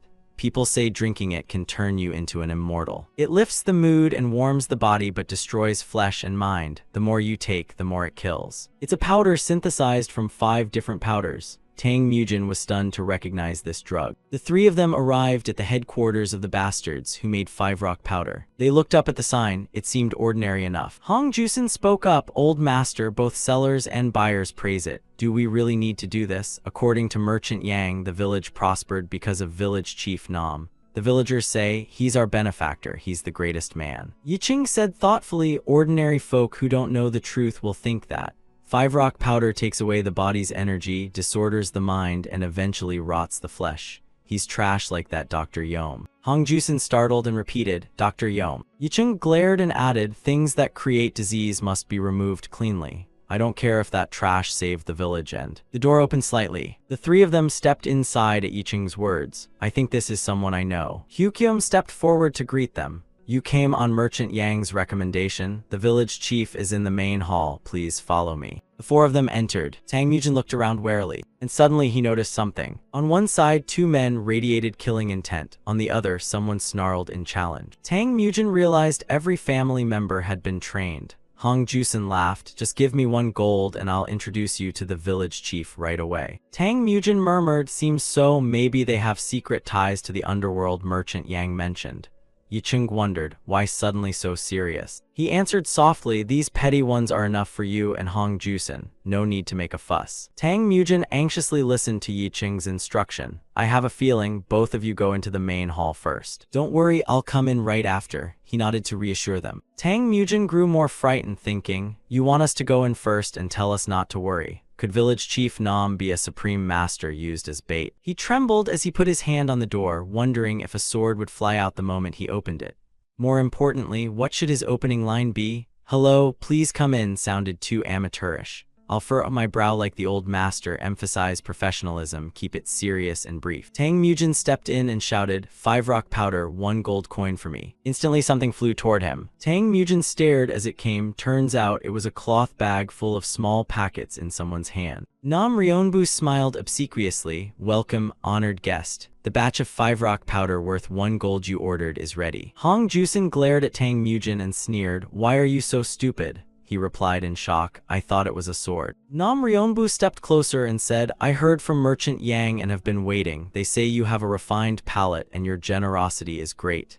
Tang Mujin glanced at Hong Jusen. "Did you hear that?" Nam Ryonbu cheerfully produced another small pouch and continued, "I know you'll want to taste it, but don't worry about quality or quantity. It's nothing like cheap stuff. Since this is our first transaction, I'm giving an extra gift." Tang Mujin stared at the pouch in alarm and answered, "Yes, thank you. You're anxious, old master, why don't you come in?" Nam Ryonbu suddenly put on a sly look and said, "The thanks should come from me. If you come back for regular purchases, this is research from last year, you'll be even more satisfied. Would you like to try a sip first?" A voice shouted, startling Nam Ryonbu. Yicheng stood motionless at the doorway. "So it's you. Bring out all the different batches right now, and I'll shove them all down your throat." Nam Ryonbu froze and stammered. A blade appeared from nowhere and was pressed to his throat. Yicheng shoved his face close and threatened, trying to run again. "Know this, if you stand up now, there will be a hole in your neck."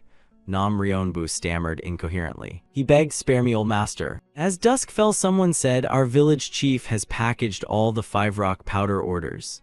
He replied contentedly, "Fine, leave it at the doorstep and get back to work." 3 packages were lined up neatly. Nam Ryonbu trembled and said, "Old master, please spare me, I won't do it again." Yicheng pointed the sword down and barked, "Do you think I'm doing this just to save myself? The hungry and the collapsing villagers worry me, so I had no choice. Reason always has a long explanation. If you want to live, I'll give you a choice. Eat it all or destroy it now.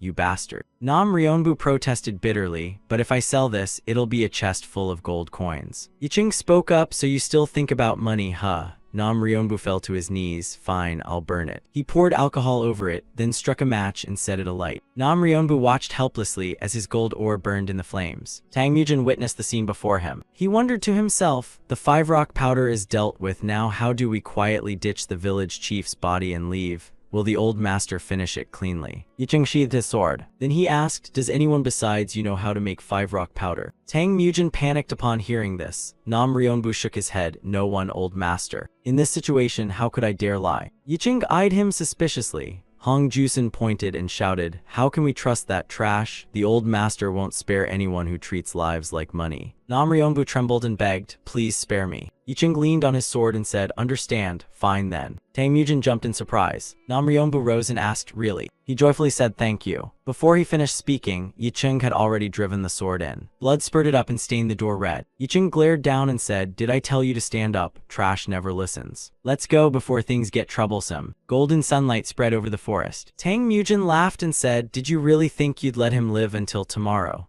Old Master Hong Jusen chewed noisily while Yicheng replied, "No way." A few years ago, when he sold 5 rock powder, his distribution didn't even reach 10 taels. Now he's tangled with the underworld and easily moves half a quan. We don't know what will happen later. These batches quickly breed beside other batches. It's only a matter of time before they multiply like those Jiang Sanki. Hong Jusen finally chimed in. Absolutely, killing him was the right call. Following Dr. Yom, now village chief Nam, it's even worse than dealing with beggars. Yicheng smiled and replied, "Of course beggars are more diligent and honest, but you'll see many, many more batches in the future." Suddenly a group appeared behind them. He glanced over and added, "It will be much more troublesome, for example." Yicheng hinted, "Guests for dinner arrived earlier than expected." Tang Mujin and Hong Jusen stared in bewilderment. At once Yicheng vanished. The group drew closer and Tang Mujin immediately recognized them. Black Dao members. He panicked. Had the Nam family already hired people? Hong Jusen was equally unsettled. Someone called out, "Today we'll fight the customers with Jasim swords."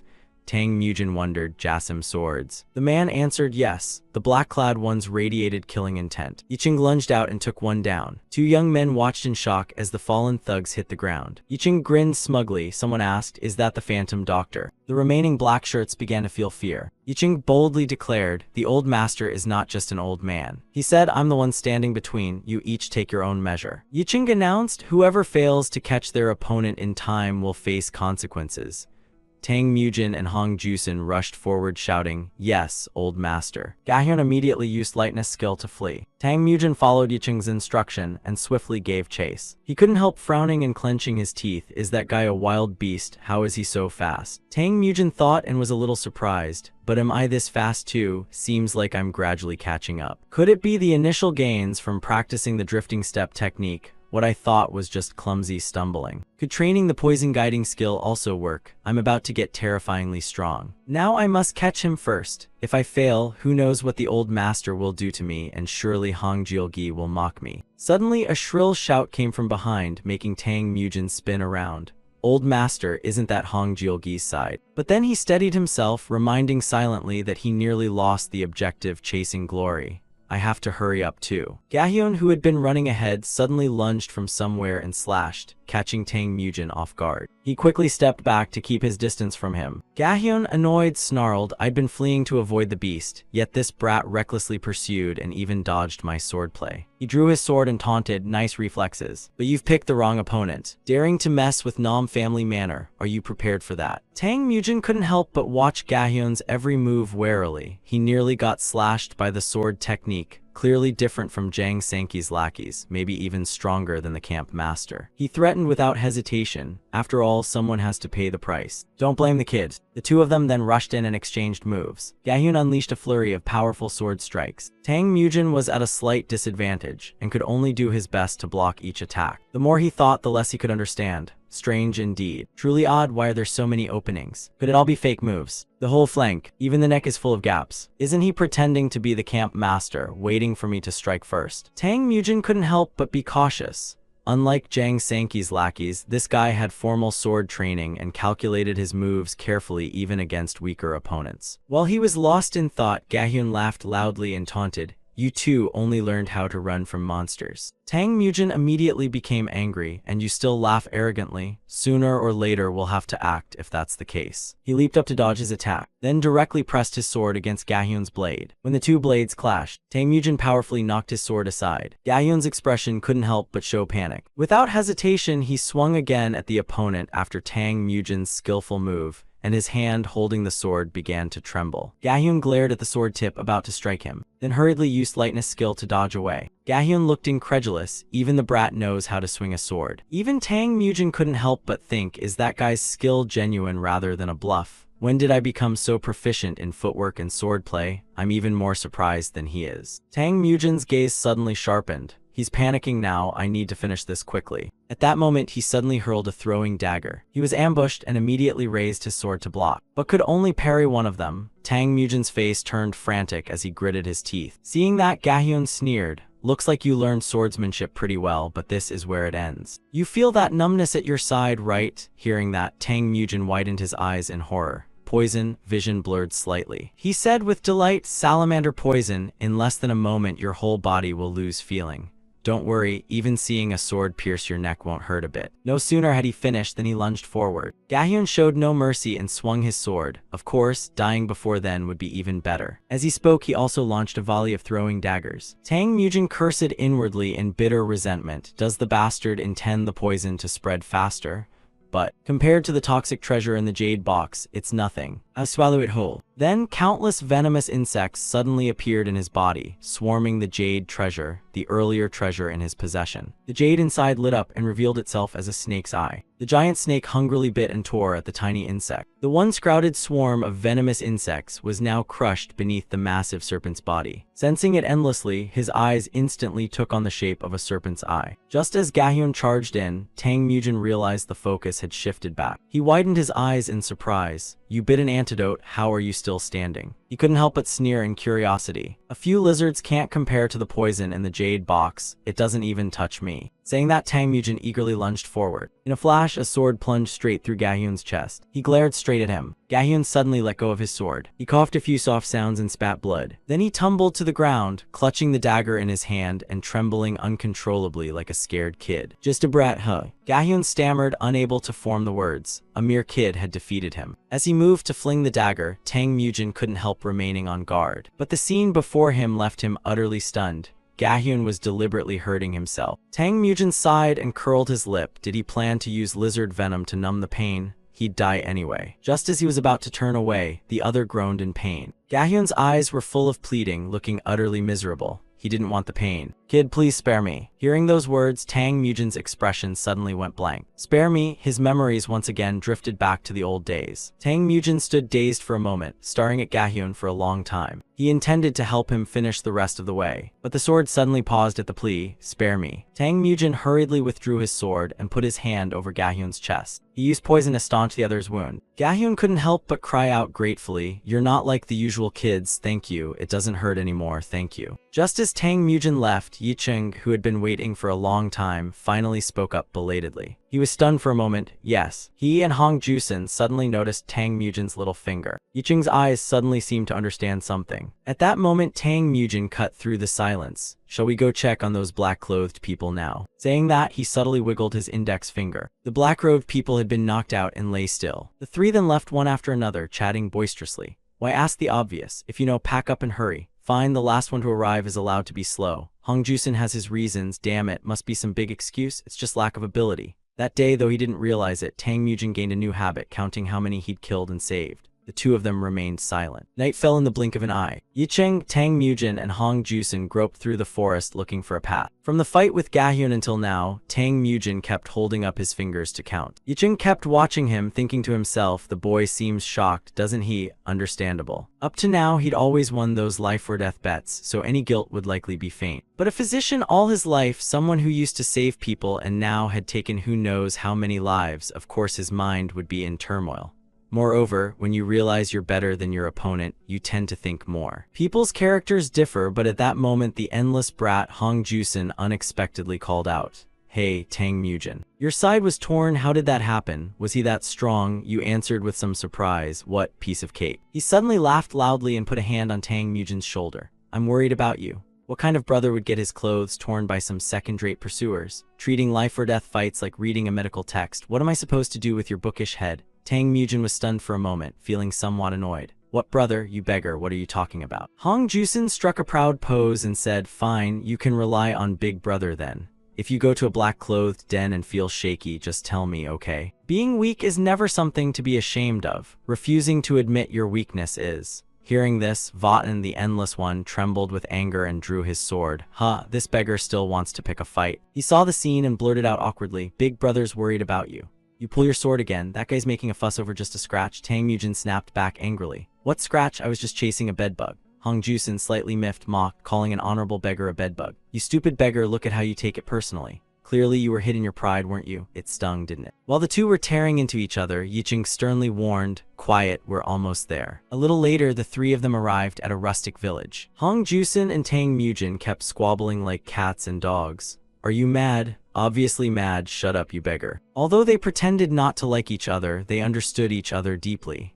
After arguing, they looked at each other and smiled. Seeing this, Yicheng felt somewhat reassured. Now there's nothing to worry about. Opposite the three of them was the faint light of a lamp by a house. A village guard was sleeping soundly in the grass. He immediately pressed his knee hard against the man's mouth. Then without hesitation, he dealt with him. They were only a few steps away from the village. Tang Mujin kept scanning the surroundings anxiously and asked, "Old master, is it okay if it's just the three of us? What if we're surrounded?" Yicheng heard him and replied confidently, "It's fine, there aren't many of them, they're just low-level pursuers, petty types who cling to the village." He sneered a little. "What are you afraid of? You said it'd be an easy win earlier." Instantly, Tang Mujin brightened. "What is there to fear? I'm number one."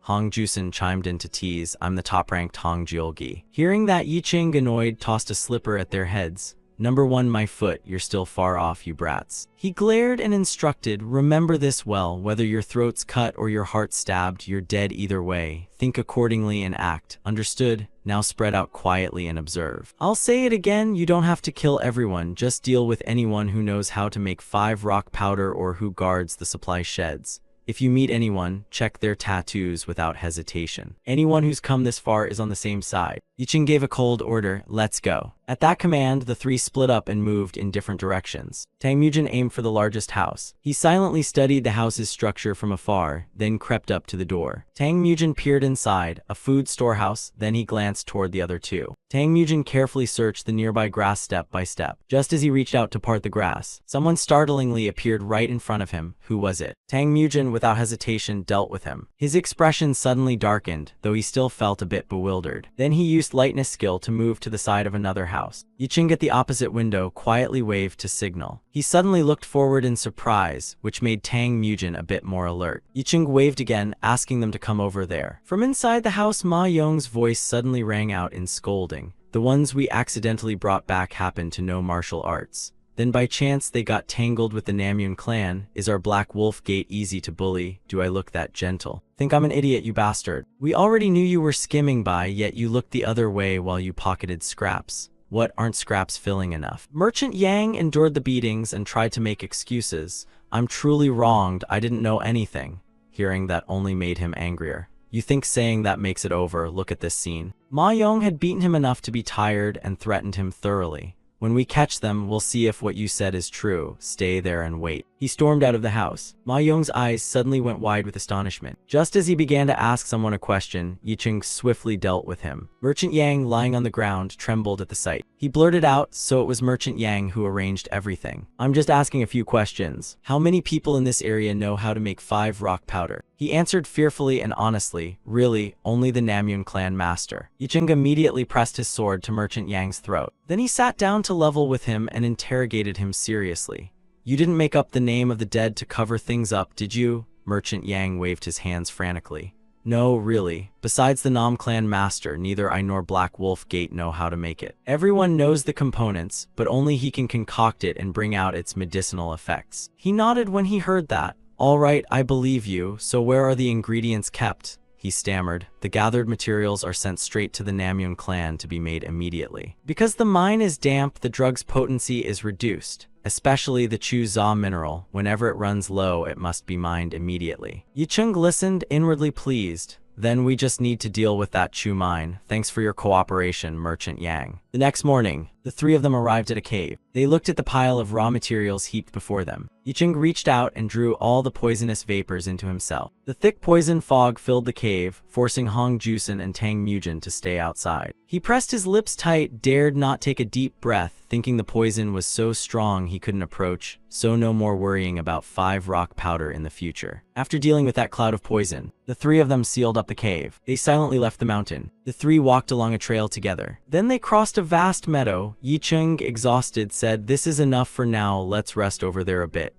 Hong Jusen and Tang Mujin answered in unison, "Yes, old master." He praised them a little, "You've worked hard." He then warned that if the pursuers knew their limits, none would follow, but to stay cautious and take turns keeping watch for a day or 2. Tang Mujin obediently replied, "Yes." Hong Jusen eagerly offered, "I'll guard first, both of you nap a bit." He then turned to Tang Mujin curiously and asked, "Speaking of which, earlier in the den I found this. Is this valuable?" Tang Mujin exclaimed. "This is rare fortune iron, such a precious piece, and the black-robed had it. Although scarce, if mixed with other iron it might make a powerful material." Hong Jusen, curious, asked, "Is it expensive?" He immediately answered, "Of course." Meanwhile, Lai Deng over there squinted dismissively. "What's the fuss? It's just fortune iron." The other 2 remained absorbed in the found item, chattering excitedly. It's been so long since they've seen something good that their minds cleared up. Looking at a piece of iron and suddenly feeling sharp, what a thing, you idiots. The conversation made him sigh. They really are simple-minded. Thanks to that, I don't have to worry anymore. For a moment the space fell silent, but the silence was soon shattered again by the noise of Hong Jusen and Tang Mujin. "Sell that and split the money, okay? Your scrap, what did you say? This gang doesn't trade in cash." "Fine, trade for food at half price then. you're doing the same thing right now. Yicheng suddenly sat bolt upright, his face darkening. Then he rose and drew his sword, which astonished the other two. Yicheng slowly unsheathed his sword. Hong Jusen and Tang Mujin, bewildered, called out, "Old master, you suddenly grow cautious and speak up. Are you bothered by our noise? Then why did you suddenly shout for silence? Someone's coming, get ready." The whole meadow fell quiet. From afar, the feet of a group of people appeared. Pedo appeared and shouted, "Which idiot's gone mad again? Oh, it's you, strange one." Yicheng mocked, "A healer being called mad, what's that about? Isn't Pedo the great hooligan, playing with the scum who sold out the 5-rock mountain? What else would you call that?" He angrily drew his blade and taunted, "If you want to take mountains here, you have to get past me. Even a kid knows that. As long as they pay protection on time, I don't care who they kill or sell. I didn't plan to show myself, but I didn't expect to meet people." He showed no fear and squared off with Pedo. "Protection fees, you're reduced to this over petty coin. If one day your neck breaks, don't say I didn't warn you." He lunged forward with his blade. "Reputation is everything, except that small risk. Pay your tax and bring your neck here. I'll cure your madness myself." Yicheng, fired up, drew his sword and charged. A beast living long in the mountains, clutching an elixir and learning human eyes and language. Let's see how big your elixir is. As the two rushed at each other, Pedo's men also surged forward. Tang Mujin became a bit on guard. "I've never heard the old master say we needed to prepare, so at least Akui is a top expert, and this guy must be a master too." Yukon, eyes full of killing intent, rushed toward him. Two blades suddenly met. Tang Mujin's eyes widened in shock, and he was flung backward. Tang Mujin braced with his feet, unable to believe his eyes. "Even when I held back, he's still this strong." Jang Sanki was no better off. Yukon gave him no time to react. He spun his sword and charged again. The blades intertwined with supple speed, moving so fast their forms blurred. They lunged straight at Tang Mujin. He barely managed a quick, smooth parry, and the internal force followed naturally. Clearly, he's a top-tier master, older than Jang Sanki and with very few openings. Thinking that, Tang Mujin stamped his foot to borrow momentum and leapt forward, but he immediately circled behind Yukon. The furious blade sliced into empty air, leaving him stunned. Now behind Yukon, Tang Mujin thought to himself that victory might not be impossible. He jolted and turned to look back, but you didn't give Yukon a moment. Your sword was already aimed straight at him. But he quickly managed to dodge. By reflex, Tang Mujin planted his hand and spun around. Facing Yukon, he greeted enthusiastically, "Should I introduce myself first? I'm Tang Mujin." While inwardly very wary, the gap in internal power made him a bit dizzy. Yukon answered immediately and kept asking, "What's the sign?" Yukon, a little annoyed, said, "No need to say that," and you blurted out more. "As for your swordsmanship," Tang Mujin swallowed the following words, "quick but still something I can react to." The man opposite shifted his stance with blinding speed. And you could only watch closely, just a bit faster, a bit stronger internal force, a firmer grip on the weapon, not a huge difference, but never mind, hit the heart and you win. Yukon lunged again unexpectedly. Tang Mujin dodged and whispered to himself, "Focus. One slip and you'll lose limbs, but I must advance." Even though his moves were as smooth as waves. The more you think, the clearer it becomes. But where waves rise, they also fall. Only the correct footwork can break the flow of energy. No matter how hard and crude a lump of metal is, keep hammering out the impurities and it will take shape. Medicine, metallurgy, swordsmanship. Finding the path is the same for all of them. Step by step, pierce deeper. Yukon opposite was also calculating. This guy seems to only dodge. But he turns out to be probing for an opening. The dodging distance shortened, and the thought made him even more delighted. "Feels great, I'll crush you." The momentum still favored Yukon's continuous attacks, but Tang Mujin was no longer only defending. He countered. The edge of his sword skimmed past Tang Mujin's leg. Yukon grew anxious. The strike missed by only a bit. Thinking that, he rushed in again. But this was the end of it. Just as it seemed he'd almost struck Tang Mujin, the latter suddenly leapt up. Agile and swift, he slipped beneath Yukon. The vows flashed back and forth, and in an instant, Tang Mujin's resolve ignited. His gaze was now fixed solely on the man's silhouette. Eyes blazing, without hesitation, he thrust the tip of his sword. Blood spattered everywhere. Yukon immediately collapsed, while Tang Mujin remained standing, a dense, murderous aura radiating from him. He quietly examined the wound on the man's body, then turned to look at the decisive spill and thought about the form of the technique. Tang Mujin suddenly clenched his fist. Yicheng watched the scene and couldn't help but praise. "I let you use poison techniques to suppress, but you went a different, unexpected route. That move just now was pretty good, serviceable for now." Tang Mujin obediently approached him. "I thought he'd hate fighting and be hard to handle, but he seems to have one easily." Yicheng proudly said, "What do you think my swordsmanship is? Add poison techniques and it's hard to lose. I just don't want to personally kill someone I've treated before." He looked at Pedo's body on the ground and sneered, raising his sword toward the benefactor. truly heartless. His face involuntarily twisted in troubled thought. He, on the other hand, was somewhat calm. To a beast, human morals mean nothing. I'm not without ingratitude either. If you knew why I went to Luoyang, you'd be startled. Tang Mujin, hearing that, couldn't help but wonder. What reason? Yicheng simply put on his hat in silence. No need to know now. Hong Jusen, hurry and pack, I'm leaving. He sat motionless, remaining still. Curious, you stepped closer to ask. Hong Jusen, you've heard, let's go. You're not hurt, so why the miserable face? Hong Jusen just hung his head in shame. I lost, old master helped me. Then he clicked his tongue and scolded himself like a fool. Maybe I should take a spirit pill. I can't be left like this. Tang Mujin teased. I told you had no right. Forgot, he called back without concern. Hey old master, do you have any spirit pills? Yicheng replied indifferently that he didn't know, but there was a place with the ancient summoning pill. Hong Jusen perked up. Where? He unleashed a string of curses. People like you have no chance to eat a great rejuvenation pill, but it would be a shame not to swing by while we're passing. After some wandering, the three finally arrived at Shaolin. Yicheng slowly announced, this is the main territory of Shaolin, Songshan's Zai-Oshi Peak. Inside Shaolin were mainly senior monks. Hong Jusen ogled them for a while. He couldn't help exclaiming, really, it's only men here, old master. He burst into laughter. That's because women aren't allowed into Shaolin. Those monks are stubborn, doesn't concern us. Tang Mujin asked, a bit worried, but can we come and say we're here to repair a wooden automaton? Li Rong frowned and explained. Why not? They said they'd fulfill Shaolin's wishes. Why do you think it can't be fixed? You suddenly stammered about that. You only knew the name wooden automaton, nothing else. He reassured you at once, it's fine. If they can fix people, all the more they can fix a wooden automaton. Hong Jusen, curious, asked what kind of spirit pill they'd get if they repaired the automaton. Yicheng answered enthusiastically, probably a first-grade million exchange pill, nothing too much, right? He couldn't help exclaiming, just a million exchange pills. Then he turned to Tang Mujin, you fix it, whether many or few, I should get the reward, right? You nodded without hesitation. Of course you get it, I'll pass. Hong Jusen stretched and boasted, beg for spirit pills, my begging skills are top-notch. Yicheng interjected between them, warning, you don't even know what a summoning pill is and you're arguing modest name, but it's one of the top spirit medicines in the martial world.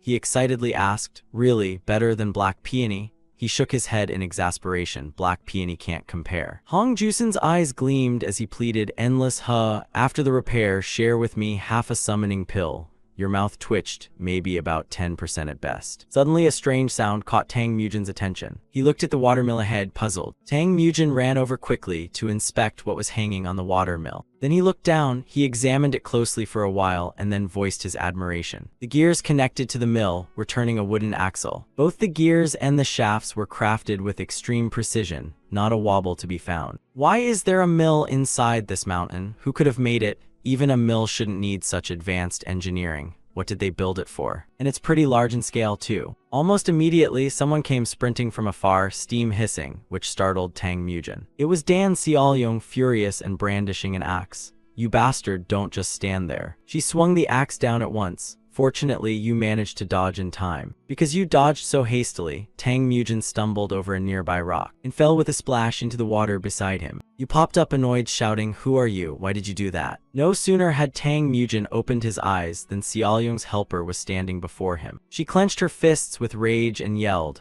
are you the one who damaged the mill last time? You were stunned for a moment, a girl, then hurriedly waved your hands to deny it. Not me, it's my first time at Zai-Oshi Peak today. The others snorted at Tang Mujin being scolded. Deny what? They look exactly the same. As you wrung water from your hair, you honestly explained, really, it's an intricate gear system you don't see even in a prosperous city. I was just curious and took a look. You misunderstood. Do you harshly chide someone you just met, miss? She heard that and blushed, hesitating. No, never mind, just don't bother people who are busy. If you break another precious thing near the workshop, I'll teach this country a lesson. You watched Xiaoyong's angry retreat and felt awkward. Where did this woman come from? Hong Jusen teased, her scolding skills for a stranger are impressive. Tang Mujin, why not join Shaolin recently? He warned mockingly, you want to die, do you? Yicheng once more stepped in to restrain things. Don't be petty, he replied, yes, old master. When you climbed ashore you ground your teeth in resentment. I'm not foolish enough to think of sharing spirit pills with you. With that thought, Tang Mujin curled his lip in a sulky pout. He urged them on, don't dawdle, hurry up, you brat, behave. You obediently complied. Yes, old master. Greeting the three this time was Than-uk. What trouble have you caused now, Yicheng? The Arhat Hall master of Shaolin Temple, Chinguk, spoke warmly. Enter the temple before it's too late. Sins should be cleansed as much as possible. Shaolin's pride is undeniable. This is one of the 7 exalted supreme masters of fate. Tang Mujin looked at Chinguk in disbelief. If you could surpass the supreme threshold, it would be Manryok Seung. Could such a master really be the old master's friend? He bowed with hands clasped and greeted, I am Tang Mujin from the Sichuan City Inn. Hong Jusen beside him respectfully introduced himself as Hong Jusen of the Jewel Village, secretly admiring him. Appearance aside, he's quite formidable. Yicheng casually slung an arm over Chinguk's shoulder. Cleanse sins, it's too late for that. Hong Jusen and Tang Mujin were agitated at the scene. Could they really converse with Manryok Seung among supreme masters? He suddenly grumbled, skip the sermon, you monks. He immediately grew worried. Too late could it be? Yicheng defended himself, it's not what you think. Then he hesitated and said, not yet. Chinguk involuntarily sighed with relief. But why have you come here? Who are these companions, your old still taking disciples? He waved his hand to refuse, not disciples but companions. They will bring great merit to Shaolin. He looked a bit puzzled about the favor. Yicheng immediately put on a solemn face. It was a favor to help revive the Wooden Dummy Alley. Chinguk was momentarily stunned. Wooden Dummy Alley, revive it? That had been slated to be torn down and turned into a martial academy. The 3 of them instantly went rigid with disbelief. He panicked and shouted, what, when, who decided that? Cut to the villa, the hall master of Chubo Hall coldly refused. Please go back. Even as a friend of the Arhat Hall master, this is not something outsiders to Shaolin should interfere in. I've been overseeing Chubo Hall for 30 years and devoted all my effort to restoring the Wooden Dummy Alley, but I still haven't succeeded. The 3 fell silent. Rumor had it they'd offer priceless rewards. So many carpenters, mages, and mechanics came. Dozens gathered just to repair the Wooden Dummy Alley, but none succeeded. He sighed helplessly, yet hopes remained so high. Deposits were normal, material requests were absurd. Some took the job then ran, others stole secrets under cover of night. Scams nearly ruined the effort to preserve Shaolin. Tang Mujin pressed his lips to stifle a laugh as the hall master of Chubo Hall angrily continued to curse. Greed surfacing at the sight of treasure. Greed is born at the sight of things. If it's bothersome, better to erase it completely and root out the trouble. Besides, now the hall master of Chubo Hall is still young, yet wants to accomplish what neither carpenters nor mages have. If he were a master, would you believe it? Thank you for the offer, but I've decided, please return. He said that and quietly sharpened his ink brush. Tang Mujin and Hong Jusen stood dumbfounded for a moment. Yicheng then slowly spoke, the hall master of Chubo Hall has suffered much, doesn't even get a proper chance to speak. Experience is the truest teacher. But from my experience, strength isn't based on age. The proof is Tang Mujin standing before you now. The hall master of Chubo Hall immediately retorted that some things can only be learned through experience. He then laughed loudly, mocking, there's no loophole there, so I'll ask again. Did those previous experts ever experience the Wooden Dummy Alley? Saying that, Yicheng fiercely drew his sword. The man started up in alarm. What are you doing? If this is a joke, please leave. Master, even Tang Mujin beside him couldn't help calling out to the old man in shock. He darkened his face and teased with a joking tone, because you're always lost in old experience, I just wanted to give you a new experience. Don't worry so much. Those words froze the hall master of Chubo Hall, his eyes wide. Even you worriedly clenched your teeth. Yicheng, on the other hand, forcefully slammed his sword onto the table with excitement. This would be more thrilling than any prank. He then abruptly knocked the chessboard off the table. A box suddenly dropped into Tang Mujin's hands, making him look at Yicheng in surprise. Yicheng casually signaled to Tang Mujin to show it to everyone. Tang Mujin was utterly confused. What is it? The sound of wood carving rang continuously in the quiet air. The hall master of Chubo Hall spoke softly. When I passed by, I only glanced at it, so the workmanship is still rough. With nimble hands, he quickly produced a beautifully posed statue. The hall master of Chubo Hall held the statue, inspecting it, thinking silently, Amitabha, could he carve such an exquisite statue in less than half a breath? If it were young hero Tang, maybe he really could fix the Wooden Dummy Alley. He was a bit startled. No, this isn't just a maybe. Just as the demolition order for the Wooden Dummy Alley was issued, a curious expert appeared, surely a sign from the Buddha. Apart from young hero Tang, no one can repair it. The storeroom door was pushed open. The hall master of Chubo Hall reminded in a soft voice, it's been 7 years since this place opened to outsiders. Take your time to inspect it. You are the last people to see the wooden dummy alley. Tang Mujin looked at the long row of wooden dummies before him and was suddenly struck speechless. This is he said softly, the wooden dummy alley. If only there were records. The archives hold only Buddhist scriptures and martial manuals. Repairs will have to rely on you to figure out. We entrust it to you, young hero. Tang Mujin clasped his hands in farewell as the elder left, his gaze resolute. Tang Mujin began removing the wooden figure's supports. He suspected each wooden figure looked different. Surely over centuries, many craftsmen had worked on them. Yicheng asked skeptically, strange. These statues are so delicate, any skilled craftsman could make them, so why has no one succeeded in 300 years? He softened. Is Shaolin just keeping them safe, or has the world exaggerated things? The elder shook his head in denial. Without an unusually large reward, there must be some hidden reason. Rumor says the wooden dummy alley can move like it's alive. Isn't it just that the statues are so finely made they look like they're moving? Do you think Shaolin is foolish? In the distance, Hong Jusen stopped pounding on a wooden dummy and shouted in a high voice, Diamond Sutra leader. Yicheng said sternly that there was definitely a secret hidden inside. Hong Jusen slapped the dummy's face hard, producing a piercing clang. He suddenly froze and then screamed. Tang Mujin stepped forward, puzzled. What are you doing? He asked, trembling. When I hit the statue's face. Its leg moved. He was startled. Does it really move? Hitting the face makes the leg twitch. Tang Mujin slapped its face hard. The joints of its arms began to hiss smoke. The wooden dummy quickly counterattacked and knocked him away. Tang Mujin was stunned. It wasn't the leg but a punch. Yicheng helped him up, wondering aloud, could it be that all the remaining figures can move? Now it's clear why the sect leader said so. Anyone claiming they could repair this was 100% a fraud. Even the massive rewards pale beside this. Tang Mujin turned in shock. Hong Jusen suddenly shouted, Endless path, old master, look at this. They examined the mechanism inside. He said softly, could this be what makes the wooden dummy alley operate? It looks exactly like the wooden axle that the young lady's steward was watching over, doesn't it? It seems to be connected to the outside. He leaned down and called out loudly, Hong Jusen, come over and help hold this. You're flustered. What? Just turn this and it's done? Yicheng asked skeptically, what are you doing? He explained softly, if I'm right, when the wooden axle turns, the statues will move.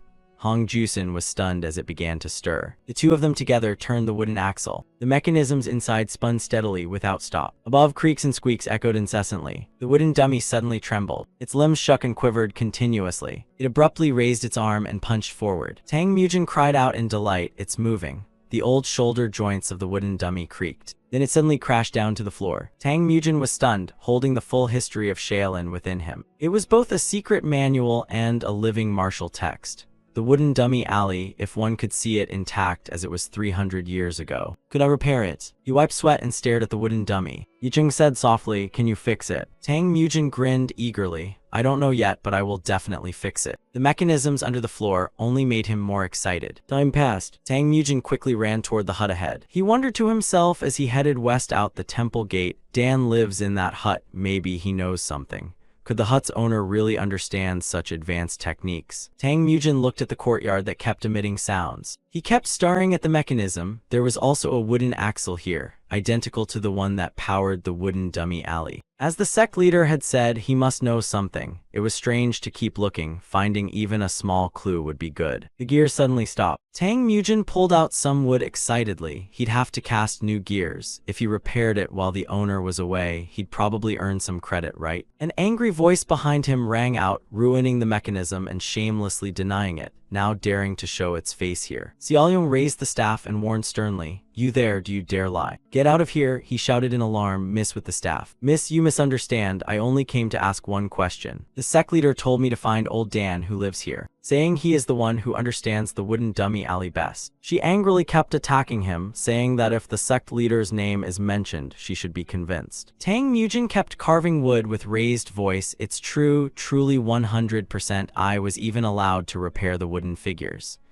Xiaoyong was stunned. The sect leader really allowed it. Her body froze and Tang Mujin seized the staff from her hand. Tang Mujin took advantage of the moment to snatch the staff from her hand. Xiaoyong looked at the piece of wood in his hand. She turned back in shock. Xiaoyong suspected, were you running away while filing those broken gears? Tang Mujin cupped his hands and said loudly, Forgive me for not introducing myself sooner. I am Tang Mujin from Sichuan. May I ask you, miss? Do you know old Dan? Xiaoyong raised the staff and said loudly, if it's the person the sect leader mentioned, go back toward the hut. Xiaoyong pointed at the grave and said loudly, he's gone, my father has passed away. But if you want to find the person who understands the wooden dummy alley best, Dan Xiaoyong, then that's me. Tang Mujin was embarrassed. You mean you're the one who knows the wooden dummy alley best? Xiaoyong said sternly. Shaolin, do you think ordinary people can just wander in? Yes, they can't enter, but I'm not lying. I'm the only one who can solve the wooden dummy alley's secret. Tang Mujin was taken aback. She said softly, in return, show me something interesting, and I'll specially reveal my secret to you. Tang Mujin stared ahead in awe. What is this? Before him were detailed sketches of the mechanism and a dense array of wooden dummy models. She stepped in softly. We're probably about the same age, so speak naturally. This is my secret workshop. I don't fully understand it, but you're going to repair the wooden dummy alley, right? Xiaoyong was excited.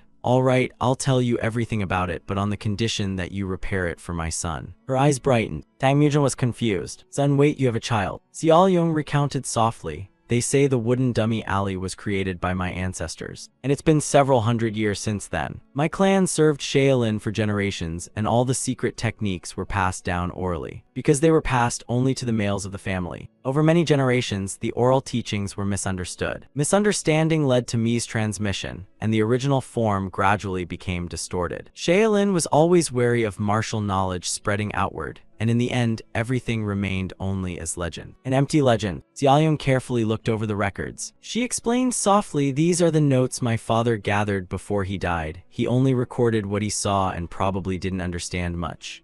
My father was kind, but not particularly clever. Tang Mujin was embarrassed. I can't make sense of what it says. How do you understand it? She held up a cam wheel and said softly, this. How did you make it? If you're confused, I'll just do it. She said loudly, me too, something like that. You seem clever. Sorry, I was a bit harsh. I've met too many frauds lately, you understand. Tang Mujin was too embarrassed to speak. Could it be she also has the observer's dream? He wondered skeptically about her asking him to repair it on behalf of her son. Xiaoyong walked over to the blueprints. She picked up the stack of papers from the ground and said softly, if I had a son, that boy would repair it for me, but for now, I can only do what I can. He turned pale in shock. If she had a son. Xiaoyong continued calmly, this matter originally belonged to my younger brother, but he's now beside my father, so for my part, I've spoken with my father's and my brother's graves. They entrusted the task, so I won't tidy the graves until it's completed. She took his hand gently and said, now I'll explain each part to you. Hearing Xiaoyong enthusiastically introduce it, Tang Mujin was flustered. What kind of story is this? A plan, a dream? Completely unlike the young women my age in Chengdu. While they're busy with makeup, embroidering dresses, and playing with little trinkets. While she, on the other hand, swung the staff and chiseled wood to fight with a technique no one could decipher. Even if the plan succeeds, no one will know it was her doing it, for the name on the record will be Dan Xiaoyong's son. Tang Mujin thought resolutely. She has poured her whole heart and life into preserving those secrets. For whom? Does she want to become a Buddha or something? Tang Mujin asked suspiciously. Why would she voluntarily shoulder this? Even if her son fixes it, she won't see it herself. When her hair turns white, are you sure she won't regret it? After all, it might all be for nothing. The gear in his hand suddenly cracked, shattering into pieces before his eyes. Xiaoyong snorted. She couldn't stop clutching her belly as she laughed loudly. She slapped his shoulder and said loudly, when I was young, I thought the same. My father looked like a fool, always hanging his head like a criminal because he couldn't fix the wooden dolls. But the funny thing is, the villagers whispered and looked down on him, while the Shaolin monks never said a word. So I grew to hate it all the more. Or perhaps deep down, I knew my father, my son, and even my grandsons would live the same way. So I decided, with my own hands, I would make this foolish wooden doll move. The story that I became Shaolin's benefactor would spread, and the Dan family would no longer cling to Shaolin. If people think I'm ridiculous, fine, I've chosen this path. Tang Mujin watched her stride out proudly from behind. He stood inside the house, pensive. He looked back at the blueprints, bewildered. She's decided, just go for it. No planning, a reckless woman staking her whole life on a bet. Absurd to the extreme, but this is the coolest clan revenge story I've ever heard. Miss Dan, or rather Miss Dan the heroine, whether it's fate or not, I'll help you. Help you write this romantically vengeful tale. A bowl of wine was placed in his hand. Xiaoyong asked suspiciously, how did you know I'd bring wine and hold it out already? I only drink when I'm in a bad mood, but today I have to drink it all. Will you help me? For each cup I'll explain a part, listen carefully. Tang Mujin was stunned. Indeed, Miss Dan the heroine. Xiaoyong cried out excitedly, bottoms up. Tang Mujin smiled and nodded. They clinked cups together. Xiaoyong enthusiastically explained. First, this diagram here, this section connects into the inner wall of Shaolin. I haven't seen it with my own eyes, but I grasp its structure clearly. The moon rose higher. The drawings on the wall remained there. Tang Mujin snapped awake in a panic. He looked around flustered. How much did I drink? I don't remember. Did I do anything out of line? Probably not right. He awkwardly clambered to his feet. But where did she go? He poked his head outside. The moon hung high, casting the silhouette of a young woman in the distance. The stream gurgled on without stopping. Xiaoyong sat on the edge of the stream and raised her voice in song, as if harmonizing with the scene. Tang Mujin watched her embarrassed. Xiaoyong kept singing out loud. The bushes nearby rustled. Xiaoyong smiled happily. Tang Mujin ran back to the hut. He lay down on the floor. Old memories resurfaced in his head. Dan Xiaoyong, no one is born wearing the title of hero. My father used to tell me that now is the time you can leave this place. If the wooden dummy alley is repaired, can Dan Xiaoyong leave? Tang Mujin shouted angrily, Father, don't you feel suffocated? We're not servants either, forced to watch the Qingkang sect's moods all day. I hate it, any slip and we're mocked or beaten. He sighed softly, there are times like that, it feels like being locked behind a fence. But because of that fence, our family could focus on medical arts in peace. It sounds odd, but with patients brought in every day, isn't that great for learning? Being able to use honed medicine to heal people in the city, that's even better. He scooped Tang Mujin up in his arms and spoke cheerfully, maybe you don't understand yet. I'm this tall, you're that tall, and your children will be taller still. Think of growing a little each generation until you're a tree reaching the sky. Even if I can't become a divine doctor, Tang Mujin, try reaching your hand up high. He obeyed and raised his hand. He said softly, we can still become divine doctors. So just think how far you can go. The farther you and I go, the more people we can save. Just think about that, how's that? Qingkang sect isn't worth much, right? Sunlight poured in and woke him up. Tang Mujin sat up, dazed, looking around. Sunlight danced on the window frame outside. Xiaoyong outside never stopped practicing on the ground. Tang Mujin looked toward her. He smiled full of confidence. Yicheng said sternly, must have been a very fun night, endless confusion. What are you saying, sir? Hong Jusin panicked. Old man, what fun night. Do you keep replaying those crude descriptions, this and that again? Hong Jusin shouted, you scoundrel, you secretly swallowed the spirit pill by yourself again? He bellowed. Not that, what I mean is Tang Mujin has surpassed you.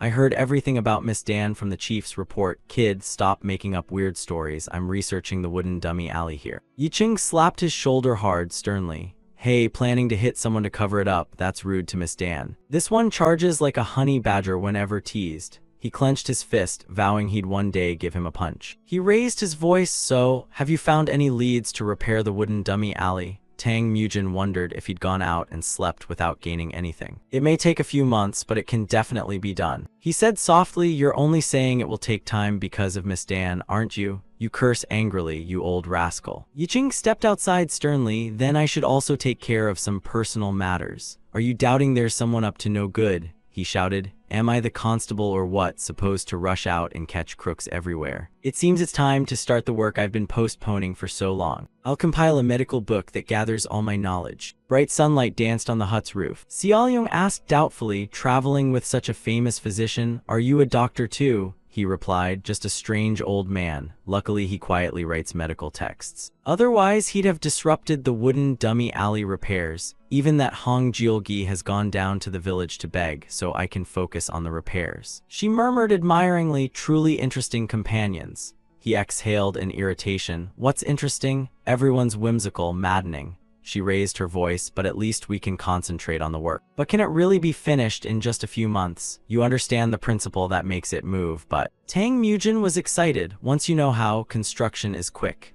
The wooden dummy alley I saw reacts differently depending where you hit it, though it only moved twice before breaking down. If my plans are accurate, that's great, but we still need more clues. Xiaoyong nodded. For now, build a prototype wooden dummy alley. We must test whether it moves as drawn. This is the central part that transfers power from the water wheel to the wooden dummy alley. If as predicted, it will move like this. If it's truly related to the spot that struck, simply hit here and it will move. Seeing Tang Mujin keep smothering a laugh, she blushed in a panic. Don't laugh, I'm explaining so you understand. Tang Mujin said softly, sorry, I'm not laughing, it's more like a cough. She panicked and shouted, what's the difference then? She pointed at the diagram and continued, in short, since it's a prototype, make it smaller. The central part must be reduced too. Make me 6 of these first, half an inch thick, 1 foot long. Tang Mujin picked up the chisel proudly. Leave it to me. The scorching sun hung high, and day and night alternated without cease. Tang Mujin shouted excitedly, done. We haven't tested by striking it yet, so first see if it moves okay. He quickly grabbed the crank. The gears inside moved incessantly, beginning to mesh together. The gears gradually turned. The wooden dummy's arm twitched lightly. The wooden dummy slowly moved, and the two of them stared at it. The wooden dummy raised its arms and legs. He shouted excitedly, it's moving. See, just as I said. Xiaoyong reached out, astonished, and picked up the wooden dummy. Its elbow joint lifted high. Xiaoyong stared at it intently. Tang Mujin stood to one side, smiling as he watched her. A few days later, at Shaolin's regular meeting, a familiar voice rang out.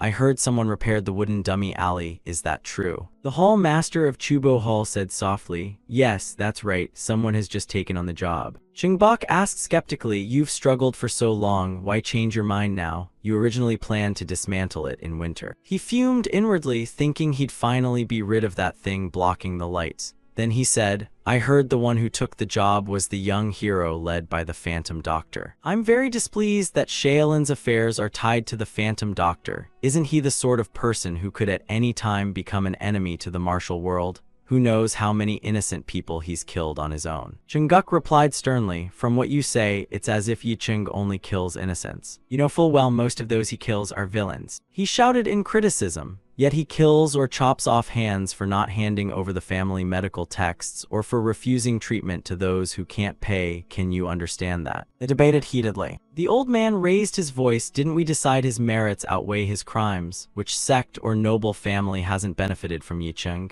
Has anyone ever heard of him refusing to treat the poor? He said solemnly, Yutran may not know, but how the 10 kings of hell will judge is uncertain, and the Phantom Doctor's followers are no different. The old man retorted that young hero Tang isn't a disciple, just a companion.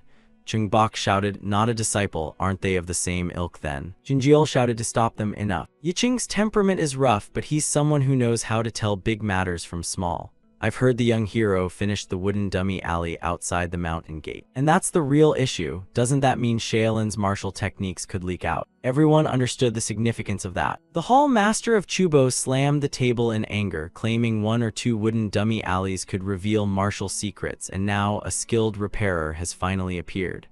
Are you planning to stop the repairs? Asked Abbot Chinjiol. Chinjiol said sternly, of course not. Think how to build them within Shaolin's scope. We shouldn't use the code of law to punish those helping Shaolin. Fate like this should be cherished, especially while the sect leader is in seclusion. Meanwhile, Hong Jusen stopped biting his lip in fear. The people behind were also in a panic. Excitement spread. The head steward's voice rang out, the 2 monk heads. They hugged each other, exclaiming, good heavens, those 2 monks are so lucky. Hong young hero, 10,000 years, 10,000 years, 10,000 years. Xiaoyong asked curiously, so you won't come every day anymore? Tang Mujin sighed softly, looking at the code of conduct master's expression. Seemed there was no other choice. But I can't complete the wooden dummy alley alone, so I asked permission to make components here and assemble the full mechanism inside the inner courtyard. Still, will that be okay? It will, right? Xiaoyong was swooned by his look. She said softly, if it's just completing it, I have no objections. He rejoiced and cried out, really, that's great news. It really is. He looked ready to ban the repairs outright earlier. Chinjiol's glare scared me to death. Have you met him? I'm not joking. His face is as sharp as a cleaver.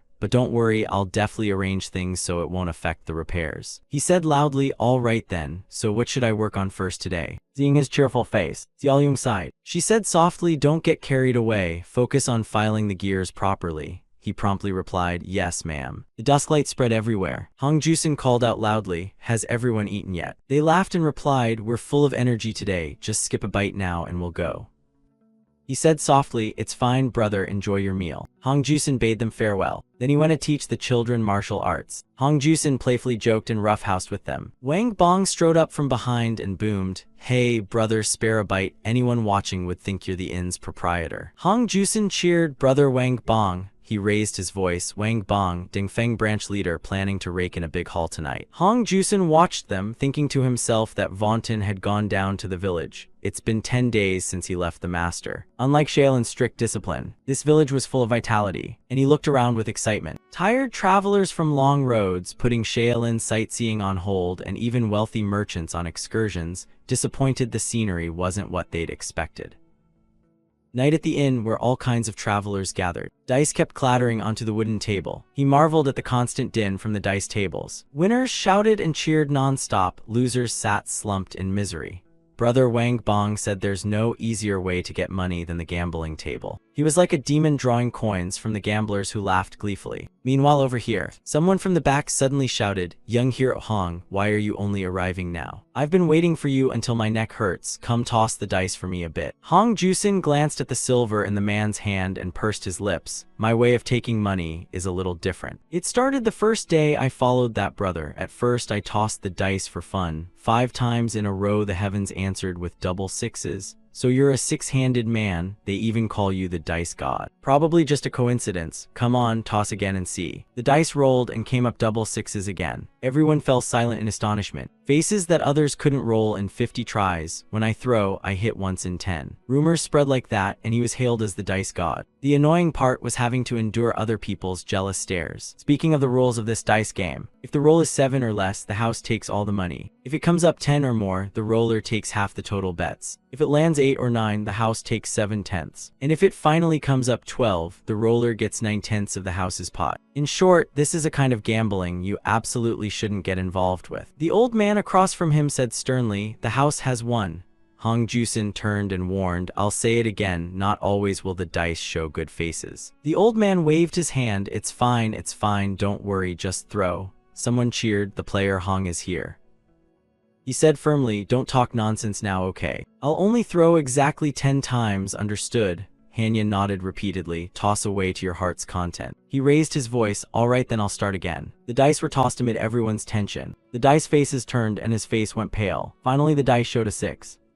The others whooped with joy. The old man over there grabbed his stick and swept the silver together. Hong Jusin panicked, "Is this guy really okay? He looks off today." Hanya clutched a shrinking purse, trembling. Seeing that stunned face, he didn't dare to ask. The shouts for bets dwindled down. The one who hired them was at fault, I don't even know. Even if he returned the alms, the old man would just bet it again. The dice were cast, and all eyes fixed on them. The dice rolled across the table, and Hong Jusin couldn't help but tense up. The pair of dice came up double sixes. Shouts of joy rang out non-stop. It came. They hoisted him up, praising him without end. "Long live young hero Hong, long live." He panicked inwardly, thinking it's time to leave. When one person's luck grows, the casino's displeasure doubles. The cheering never stopped. Again, they didn't show malice yet because they were still hopping to borrow his luck.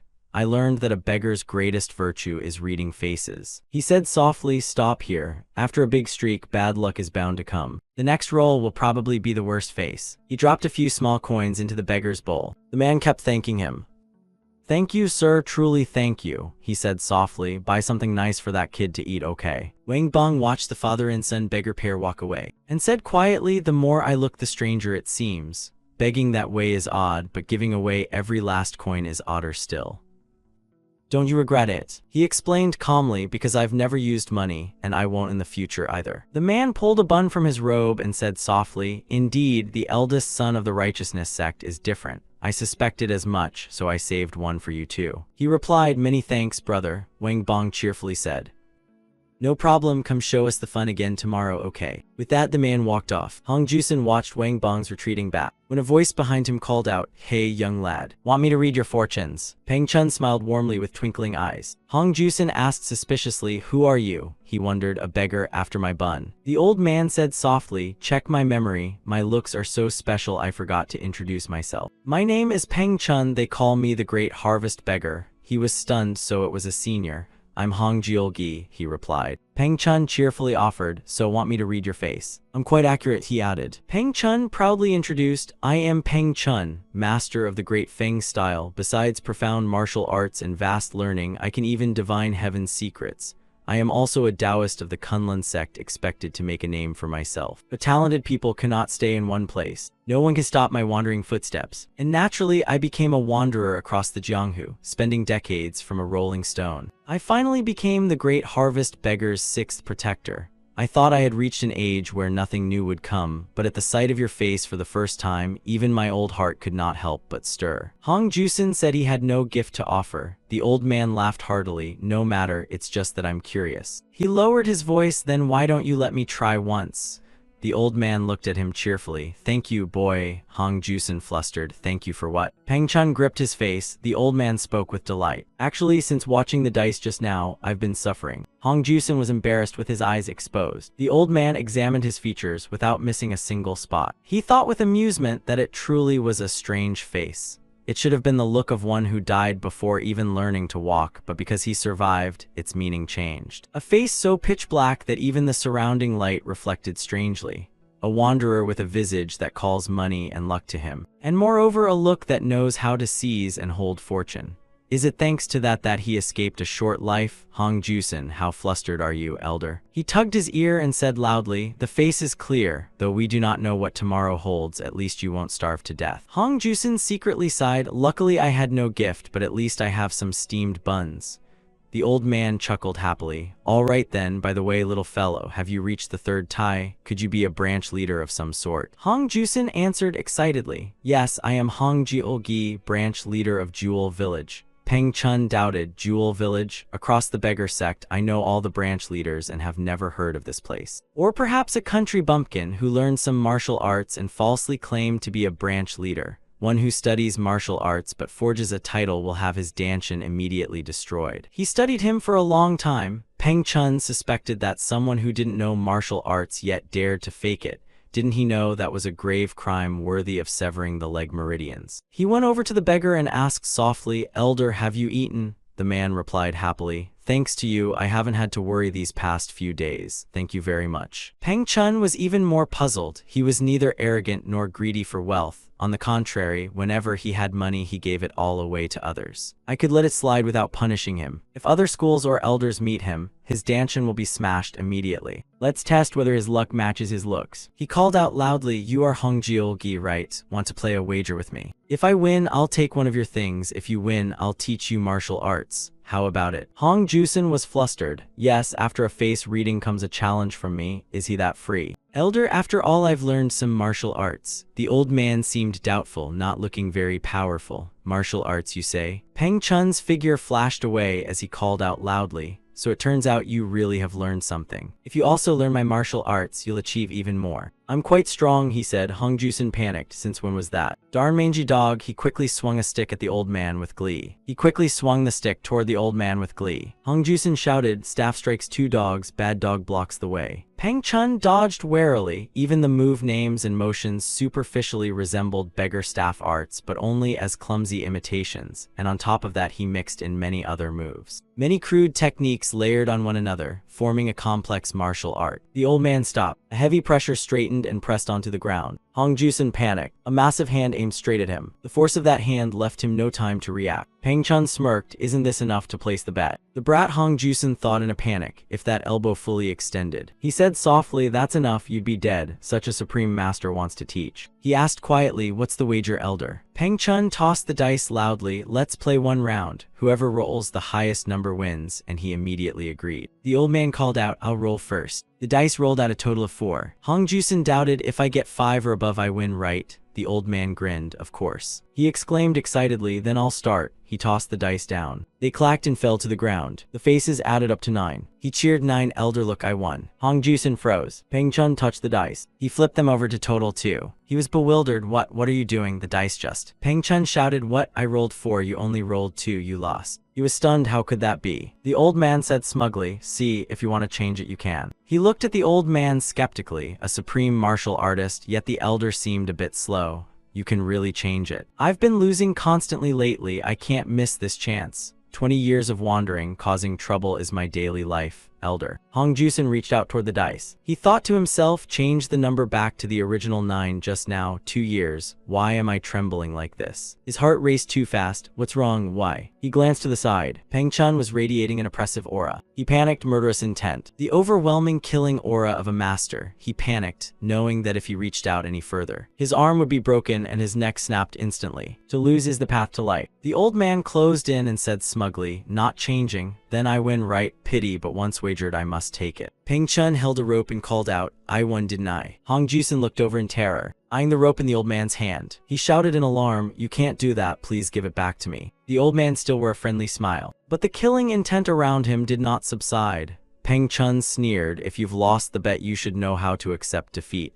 This round is truly entertaining. Use whatever luck you have left wisely. This round must have already consumed quite a bit. He suddenly glanced behind him. Hong Jusen angrily grabbed his club and shouted, I said give it back to me. The old man narrowed his eyes and said softly, daring to use your fate as a gamble is the privilege of youth. But if you can't tell the times, you'll only suffer later. I've warned you, if you don't understand, that's your problem. He grit his teeth in panic, I know that much. But Peng Chun stepped away cheerfully and tossed a stone at him. He snapped angrily, I absolutely will not hand that over. Peng Chun turned back in annoyance and growled, you should count yourself lucky I only punish false branch leaders to this degree. Otherwise your danchin would have been smashed long ago. Hong Jusen screamed, fine, even if you behead me I won't hand it over, leave it and go. The tension between the two reached a peak. The old man said sternly, if you're so set on testing fate, do you dare gamble one more time? This round's stakes are your danchin and your right arm. I'll wager this rope. He thought smugly that if the fellow was sane he'd withdraw. The dice began to fall. He told himself the man's fate was not yet sealed. He did not want to end him with his own hand. The dice landed on a total of 4 again. Jusan trembled nonstop. Peng Chun's expression darkened. He quickly stepped forward. The old man was a bit surprised. After all, he still planned to risk it. Then the old man's killing intent increased. Hong Jusen was crushed under the pressure and panic. He thought in terror that the killing intent now was far denser than before. His shoulder wanted to reach out. His elbow instinctively drew back. His legs wanted to step forward. His knees trembled, wanting to retreat. His whole body seemed to scream for him to run, so strong it made him feel faint. He told himself he couldn't lose this rope again. Even if they reversed to one-on-one, he still had to roll the dice. Peng Chun called out loudly, what are you doing, brat? Just 2 steps, how long do you expect me to wait? Hong Jusen thought to himself, that's right, 2 steps, use the pain to forget the killing intent just a bit more. He trembled as he picked up the pair of dice. Peng Chun continued to exert pressure on him from outside. The chances I gave you, you failed to seize. Therefore the winner is me. As agreed, I will shatter your danchin and cut off your right arm. With one arm left, you'll still be able to beg for alms. For a beggar, that's not a bad capital to start with. The spurting of hot blood startled the old man. He bit the flesh of his shoulder and ripped it free. Hong Jusen immediately seized the opportunity. He kicked the pile of dice with quick feet and the dice flew far away. Peng Chun was utterly flustered. Hong Jusen quickly snatched the rope. The old man looked on in panic. He suddenly collapsed to the ground, Hong Jusen's body smeared with blood. Peng Chun looked at the dice totaling 3 at his feet. He eyed him skeptically. Some weaklings faint from pressure, but tearing your own flesh to overcome killing intent. If it's fake, just make a new one. What a crazy obsession. Even if I ignore it, sooner or later his danchin will be shattered. But with this fellow's stubbornness, he might be worth taking as a disciple. If he were my disciple, surviving 3 tribulations wouldn't be surprising. I never expected to take a student. The old man quickly sealed his acupoints. He slung Hong Jusen over his shoulder, muttering, truly a man of great fortune, not ordinary at all. My eye for physiognomy is indeed sharp. The bright sunlight shone on Shaolin. Yicheng said softly, do you intend to follow Great Harvest Beggar Elder? Hong Jusen replied, yes. Though it sounds unbelievable, because I won the dice he said he'd take me as a disciple. He said loudly, Great Harvest Beggar is a venerable man worthy of trust. Now you're a bit steadier, right? He gave a wry smile, not entirely. Perhaps Master doesn't expect me to stay long anyway. Yicheng said softly, very well, I await your great achievements. He clasped his hands earnestly and said, thank you, sir. Tang Mujin prodded at his wound, drawing out a long tone. See you later. The beggar. He then turned back to tease the fool. Tang Mujin warned, don't wander off and get cut up again. Hong Jusen waved farewell to the two. His figure gradually receded. Tang Mujin stood on Shaolin's steps, watching his back fade away. Tang Mujin smiled softly. Hong Jusen was also excited and looked forward to what lay ahead. 2 months had passed since Hong Jiolgi left. The renovation work had also entered its final stage. The old man's manual was nearly finished as well. An endless pack hung on his back. He looked up as a yellow leaf drifted down. Autumn had arrived. It's hard to find a fool like me, right? I wonder if that begging kid managed to get much alms. The temple at the foot of the mountain was peaceful, when it was stirred by the monk's chatter. Is it really done? Are you really that concerned with the exterior? The interior is what matters. Still, I'm so excited I haven't slept for days just because the wooden dummy alley is nearly finished. Probably true, right? Don't tell me it's another scam this time. Don't say such unlucky things. Even the strict hallmaster Chubo trusts it, so it should be fine. Of course, even Hallmaster Chinjial is eagerly awaiting it. A monk spoke up, if that's the case. Everyone, let's open the doors. The heavy gates were opened. The scene inside left them baffled. Inside are wooden dummies, someone shouted. So this is the true visage of the wooden dummy alley. They murmured among themselves. It looked as if they could spring to life at any moment. Now I understand why the ancients told such tales. I thought the idea of the wooden dummy alley moving was just a 3th-century exaggeration. From outside, Tang Mujin stepped in and said, "The wooden dummy alley can live and move. It's neither legend nor hyperbole." His face was full of confidence. They muttered, "Of course it moves. Is the wooden dummy alley real or just bragging? Did that odd doctor actually help fabricate this?" Tang Mujin reminded them that the wooden dummy alley wasn't mere decoration. If it were, it wouldn't have taken so long nor required the help of young martial monks. The wooden dummy alley is the optimal training mechanism. They stood stunned. So this is you prying up a plank with a wooden bar, the genuine wooden dummy alley. The sound of gears turning rang out. The group of monks froze in disbelief. The wooden dummies ahead began to move. They raised their arms and then lowered them. This frightened them. My heavens, it's really moving. Tang Mujin wore an expression full of confidence. He continued to pull the lever, and the wooden dummies began to spin left and right. The monks silently chanted, Nam Moadi Da Phlet 180T. Tang Mujin revealed the training method. Very simple. Advance while performing techniques that match the stance of the wooden dummy before you, while parrying the counterattacks of the 36 wooden dummies which respond to each movement. You only need to push straight to the end of the corridor.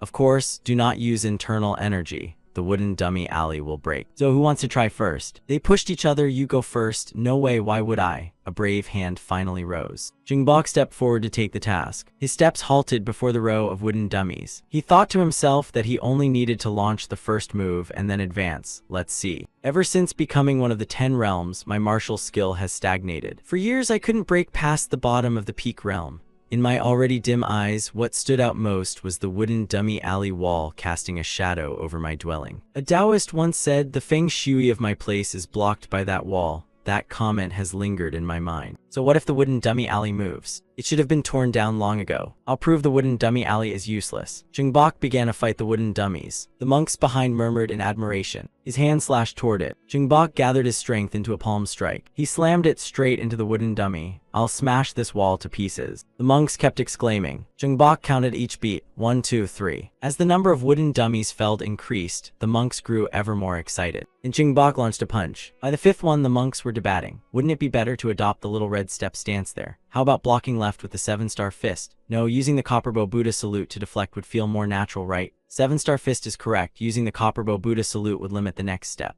True, but 7-star fist isn't perfect either. Miss a beat and you lose your balance immediately. Tang Mujin thought to himself approvingly, good, the mechanism is working perfectly. They watched his performance intently. The monks applauded, congratulating him for 5 steps on the first try. Just as Jingbok said, don't be mad just because the wooden dummy alley hit you.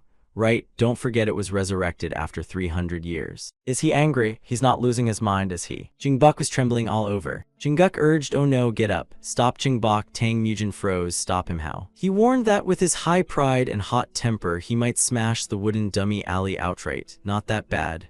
Jingbok had long hated the wooden dummy alley anyway. Jingbok yelled, it's insane, utterly mad, unbelievable that such a thing exists. Now I understand why the abbot coveted it so much. The wooden dummy alley is not just a mechanism, but a riddle to solve with the body, a living repository of martial techniques. He turned to you and called, listen, Patron Tang. You've gifted Shaolin an invaluable present. If I had a great completion pill, I wouldn't hesitate to give it to you. So what martial art will one comprehend at the end of the wooden dummy alley? The fist technique is the White Lotus Divine Fist. The footwork is the Buddha's Shadow Ethereal Step.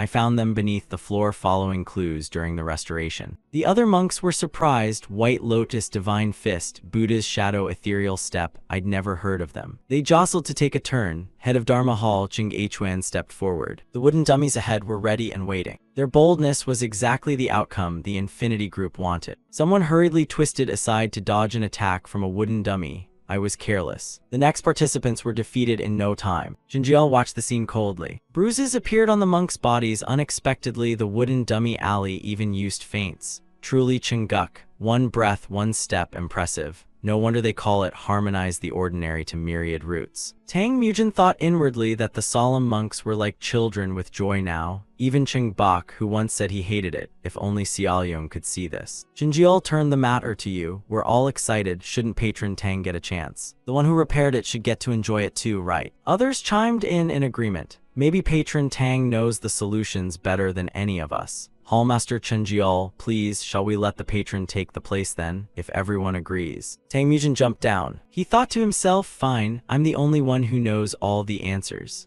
Xiaoyong and I turned every record over to restore it, so of course I know them all. Let me perform a bit, shall I? Tang Mujin announced, then I'll begin. The monks in the back followed with their eyes. Chenjiol listened coldly to the cheers in his ear. Well done, patron Tang, that's it, watch that kick. He thought to himself that the highest record was 11 steps by the vigor monk. Tang Mujin's footsteps moved. The beauty of a puzzle lies in the thinking process to find the answer. The joy rediscovered after 3 years. No one has the right to take it away. He approached the wooden dummy. Tang Mujin encouraged himself, just 12 steps, come on. The monks stared blankly at your performance. There were smacks all around. This time their eyes were open. You had advanced to the middle of the wooden dummy alley. They helped Tang Mujin 9-10. You easily slipped past them. 11. Now Tang Mujin was facing the 12th one. Those at the back could only watch in astonishment as you charged forward. Someone said you even went one step further than Ching Bok. Impressive.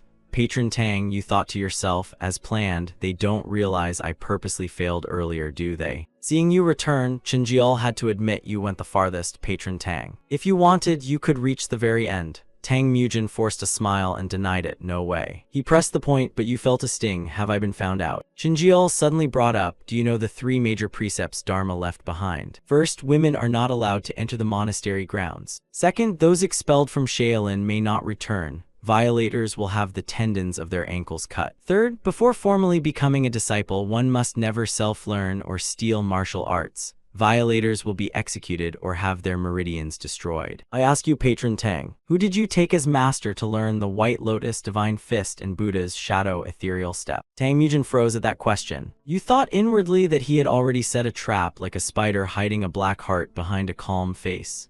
Tang Mujin spoke up. You never said things like this before. Yicheng shot him a sidelong glance too. A loud shout rang out, Chenjiol. He turned around puzzled and asked, what is it? It was Ching Bok questioning. Why, this is the wooden dummy alley that Patron Tang restored after months of hardship. And after seeing results far beyond expectation, you say things like that. No, not just results, he resurrected the wooden dummy alley after 300 years. This achievement surpasses any peerless elixir. He asked again, isn't that so? What coldness from Chenjiol. Ching Bok retorted angrily, what do you mean? Wooden-headed fool, an elixir benefits one person. But the wooden dummy alley brings enlightenment to countless people, rekindling passion in those who spent years in practice. Even lost martial arts were restored thanks to it. Isn't that right? Chenjiol cut him off. Listen, so what if Ching Bok, clearly Patron Tang, has violated the precepts? He argued back, that's not what we're discussing. Now is the time to show gratitude and think how to repay him. Isn't that the duty of practitioners and the way of humanity? Chenjiol had his own reasoning, very righteous. But precepts require no debate or excuse because they are precepts. I also believe Patron Tang must be duly rewarded for his merit, but at the same time his meridians must be destroyed or his life taken. Ching Bok was shocked, what, not compensating merit with punishment but executing both at once. Chenjiol's face darkened, killing intent radiating. Those around were terrified. Tang Mujin stood behind watching his retreating back. Chingguk stepped forward. Chenjiol, I watched you grow up, but I never thought you'd be this kind of person. I'm truly disappointed. You were surprised, Senior Chingguk. Others chimed in. That's right, after this, how can Patron Tang and this other patron even face Shaolin? What if this story spreads across the martial world? Everyone will call Shaolin a den of evil. What excuse will we have? Chenjiol was heavily criticized by them. The great doors were opened. The divine monk entered and said, before the patrons, what a great shame this is. He advanced step by step into the hall. Yicheng whispered, it seems the divine monk has ended his seclusion. Tang Mujin was surprised, the divine monk. Ching Bok walked up to the abbot, keeper of the commandment hall was. A commanding pressure emanated from him, carrying authority. Silence. An aura like a vast circle of righteous chi radiated out. Tang Mujin was terrified as he sensed it. The divine monk spoke, proposing punishments for those who break the precepts is the authority of the keeper of the commandment hall. He said sternly that there was to be no argument. The monks bowed their heads in obedience. Yes. Yicheng lamented that the keeper's power wasn't to decide punishment outright, but to propose an open discussion. Indeed, the divine monk is truly the divine monk. Tang Mujin asked curiously, what do you mean by that? Jinjiel clapped a few times to draw everyone's attention. He announced that tomorrow an emergency council would be convened to discuss the matter. Anyone wishing to speak should come to the longevity hall. Yu and Yicheng remembered these words. The place returned to its usual quiet. Everyone departed. Night fell at that bridge. On the bridge, someone was sitting and waiting. Xiaoyong raised a hand to greet Tang Mujin. Why are you only getting here now? The wooden dummy alley worked great, right? You replied, of course. The monks were scared right off their feet. Why are your hair down today? Rare sight. She asked excitedly. Really? Tang Mujin recounted, of course. The abbot was as tall as ever. Qingbok tried first. And at only 6 steps, the wooden dummy kicked him, sending him sprawling. He is the Mountain Gate Master, mind you. Xiaoyong was proud. See, even the Mountain Gate Master couldn't crack the puzzle we made. What about the other monks? Did anyone reach the end? You continued. Everyone tried, but the 11 steps of the Vigor Monk at the Arhat Hall remain the highest. She leaned in closer and then, who was next? Tang Mujin embarrassed. Are you that curious? Xiaoyong smiled brightly. Yes, indeed. You hesitated. She was curious. No, eager to know. Tang Mujin stood and reenacted it for her.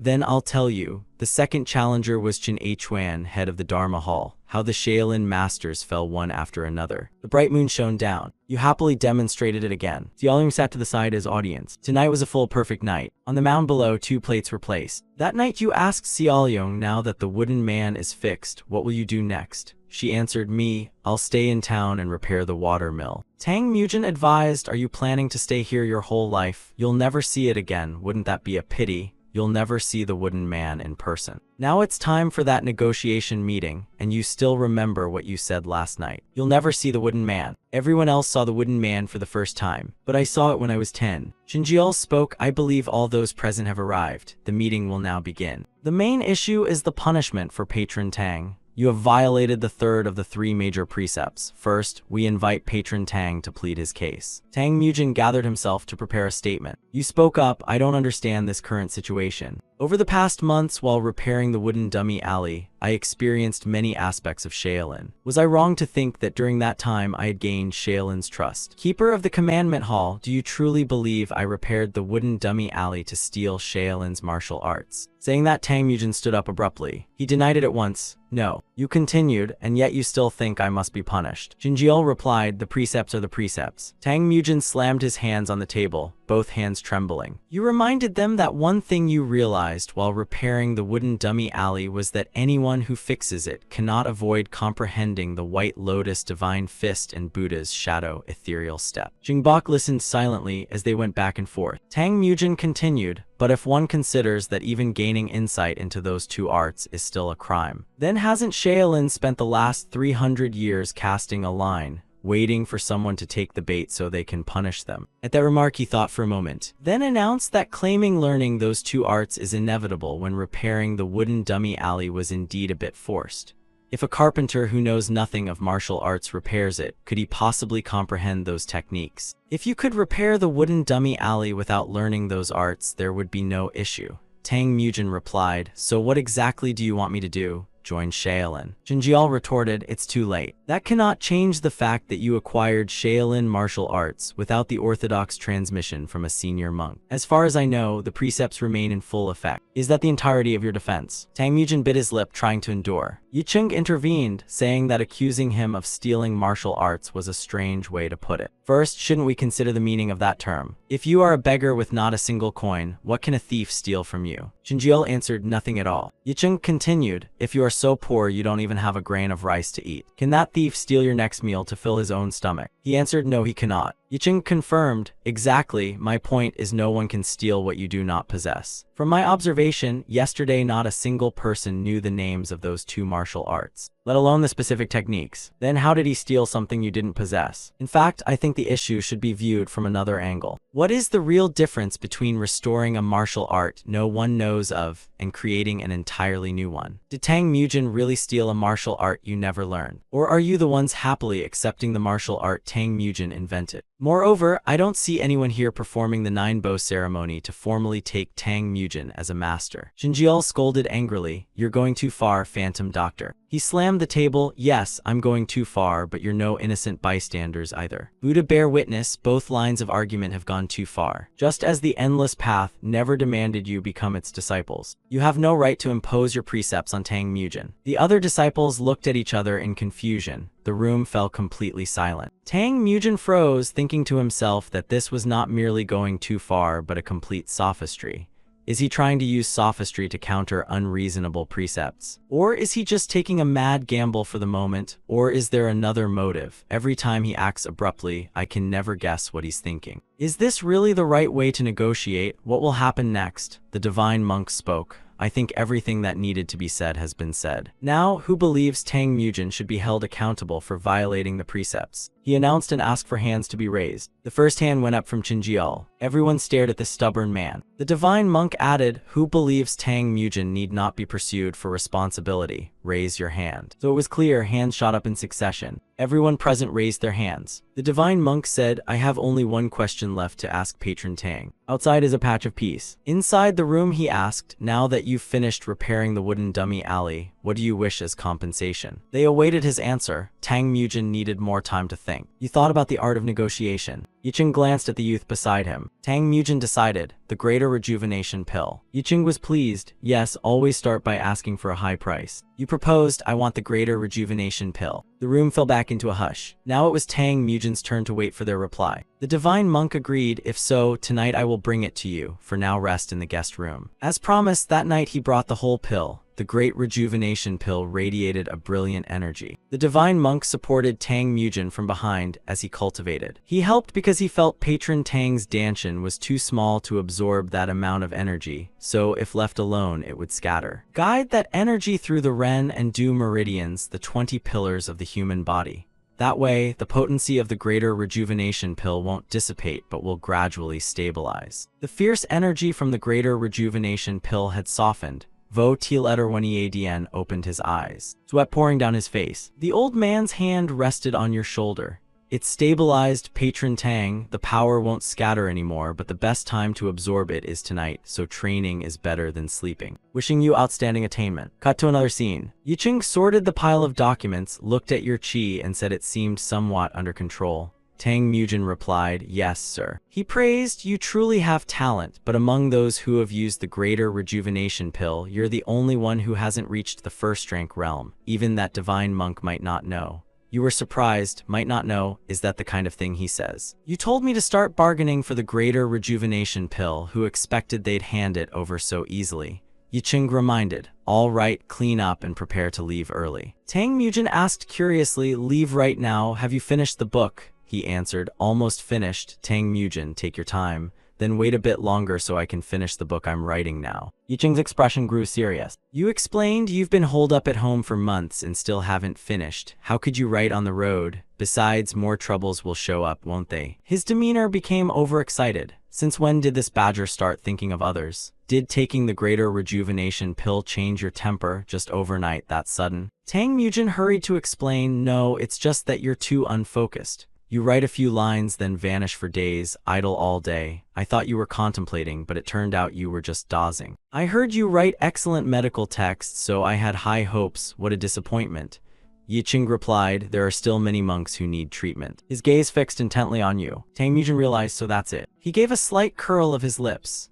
I'll wait a bit longer too. Tell me when you're ready to go. I know, young people these days are really cheeky. Use the medicine force of the greater rejuvenation pill moderately. Okay. Elsewhere, seeing you arrive, Xiaoyong asked, you're here, I thought you left. Tang Mujin answered, leave. I'm not the sort to go without saying goodbye. Seeing her tie a large bag, you asked curiously, are you leaving? Xiaoyong revealed, I'm going down to the village. I've already told my father and senior brother. Since the wooden dummy alley was completed, I felt uneasy inside. I'll visit the water mill from time to time, but I can't stay here. It feels suffocating, so I've decided to leave this hut. Having said that, she tightened the straps on her luggage. You thought to yourself, I also feel uneasy. I obtained the greater rejuvenation pill, but in truth, Dan Xiaoyong quietly prepared to leave, leaving no trace in anyone's memory. I feel like an imposter. She carefully wiped the sweat from your cheek. And you, are you leaving right now? Tang Mujin replied, me, I'll wait until he finishes the book. Until then, I'll make time to go down to the village whenever I'm free. If I come too often, will I bother you? The staff was hooked into Xiaoyong's luggage. She felt at ease. No, I'll wait. Xiaoyong raised her hand. She waved a few goodbyes and then left. Tang Mujin watched from behind and exclaimed, "Indeed a true Dan heroine." His expression turned serious. He turned back to look at the wooden house behind him, where branches were piled everywhere. Tang Mujin recalled what she had said that night. "Can't you see it?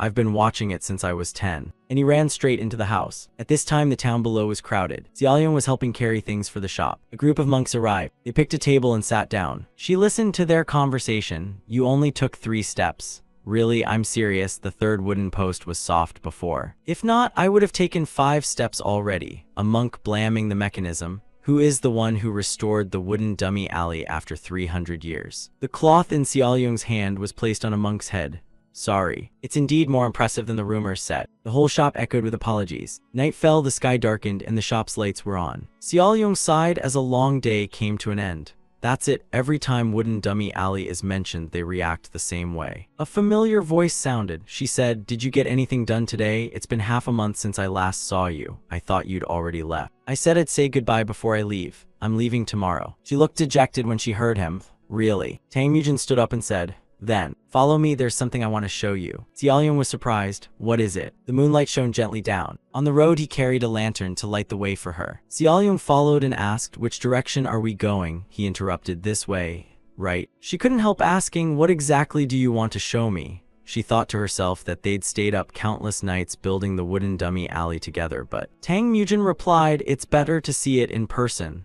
Xiaoyong hesitated, wondering if it was safe to follow a strange man at night like this. She asked directly, "Does it have to be at this hour? Your attitude is so vague, always hinting there's a reason, just wait." Xiaoyong remembered he had said he'd leave tomorrow. He pointed to one side. "It's coming over there." A look of astonishment appeared in her eyes. "This is, don't tell me." Tang Mujin was now standing beside a box. Xiaoyong felt a little hopeful. "Don't tell me it's real." He declared, "I made it so you can see it without closing your eyes." Tang Mujin's hand lifted the lid of the box. "Open your eyes wide and look." The waterlight made Xiaoyong's eyes glitter. As the lid opened, inside were 2 rows of wooden dummies. He said, "We mustn't let the keeper of the commandment hall catch sight of them, so I'll have to take them down tonight. But I stayed up all night to make this. How about that?" Tears of emotion fell onto the wooden dummy. Images of Tang Mujin as a child appeared in Xiaoyong's mind, and all the times they had always been together. And then she was left alone. As Xiaoyong tirelessly carved the wooden dummy, Tang Mujin was just as busy. The night sky was unusually quiet. Suddenly Xiaoyong's scream rang out. She poured all her strength into crying out. Xiaoyong's fingernails had dug deep grooves into the ground. She hurled clods of earth toward the wooden dummies. Xiaoyong vented, throwing dirt at them, but her eyes showed a strange joy. Tang Mujin stood to one side with a small smile. He sprang up high and jumped down. Tang Mujin was just as excited and happy. Xiaoyong felt he was always by her side. The two of them were like children causing mischief with full enthusiasm.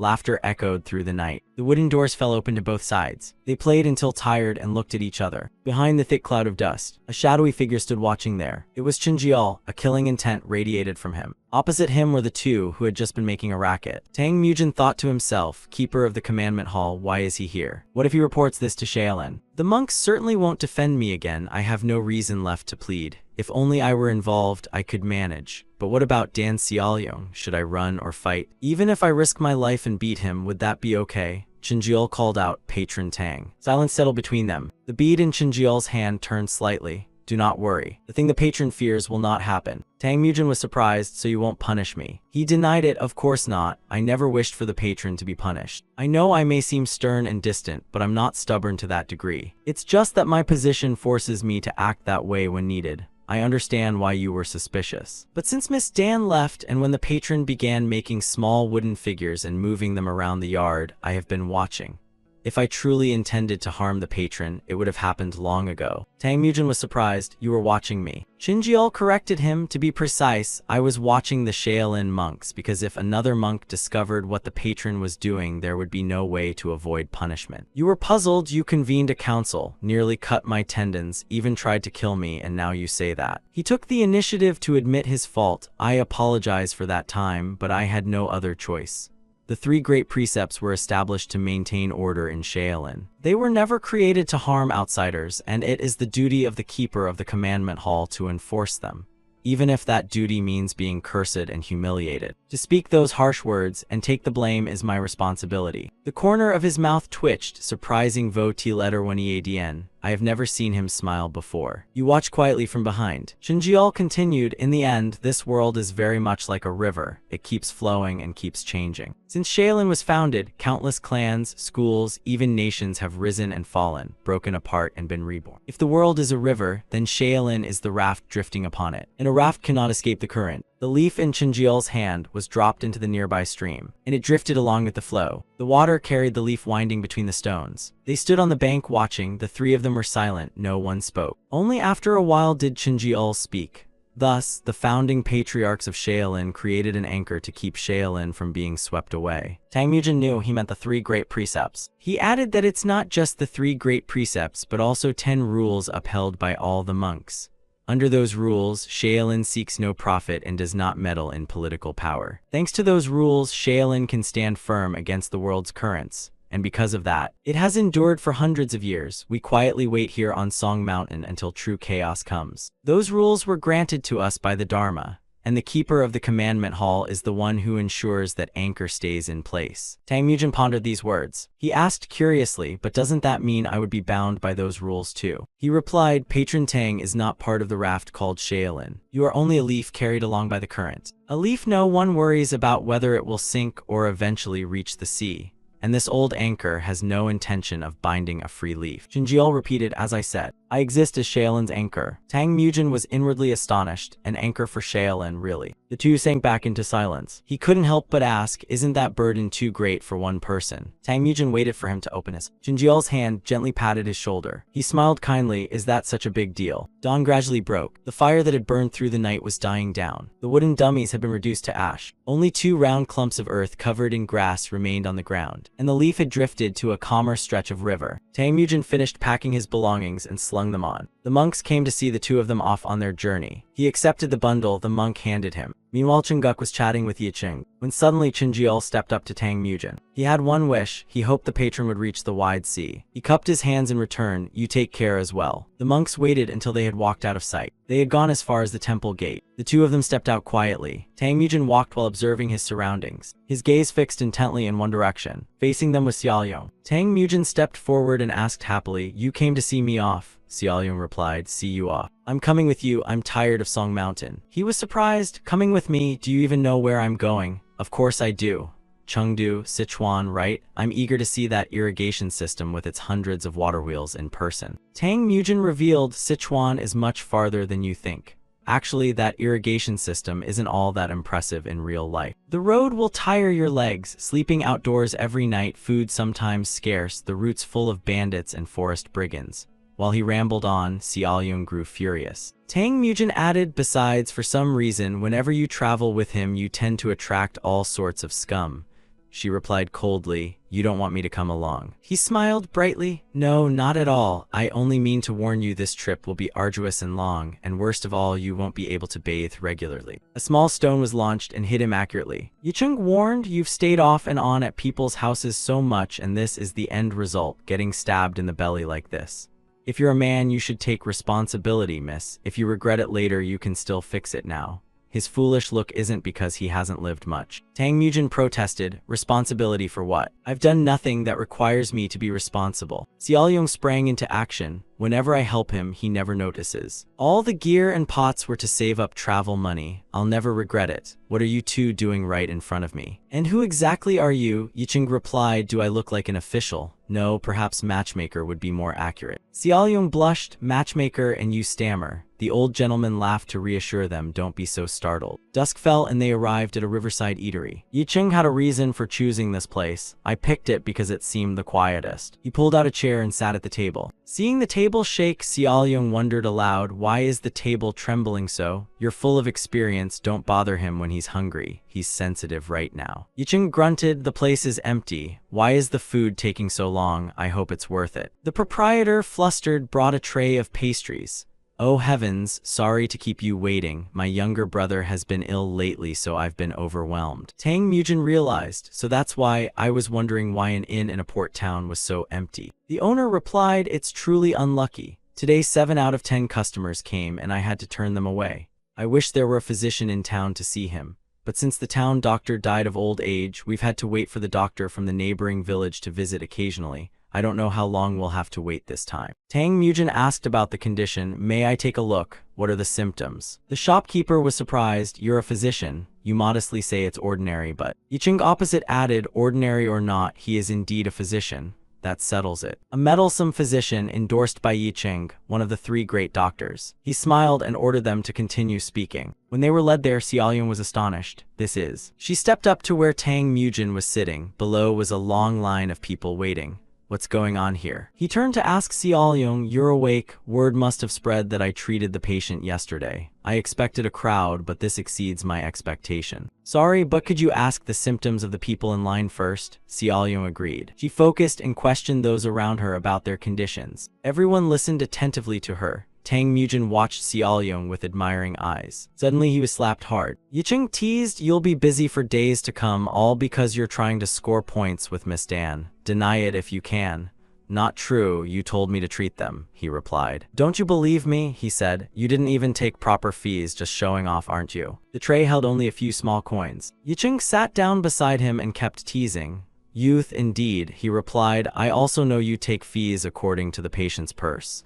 Isn't making money your part of our partnership? The phantom Dr. Yicheng, one of the 3 great physicians. People below murmured, the 3 great physicians, the phantom doctor, isn't he famous? I still prefer experienced physicians. Many of them quickly shifted to line up on his side. The plan worked. Tang Mujin beamed. What are we waiting for? There are patients waiting for you. He sat and observed Yicheng examining patients. He checked a patient. You're not sick, just starving. I'll pay the innkeeper in advance. For the next few days, eat a meat bun here every meal. Pay whatever you can or whatever suits you. Next patient. Yicheng rolled this man's trouser leg up and saw it covered in boils. Suddenly, the bun shop owner gaped in surprise and looked in one direction. While Tang Mujin was still unaware, Xiaoyun was busy with her own task. She was about to ask the next person's symptoms when a man passed by and accidentally bumped into Xiaoyun's shoulder. Tang Mujin noticed the commotion over there. A man came over panting. Someone called out, that bastard's here again. Doctor, please don't treat that thug.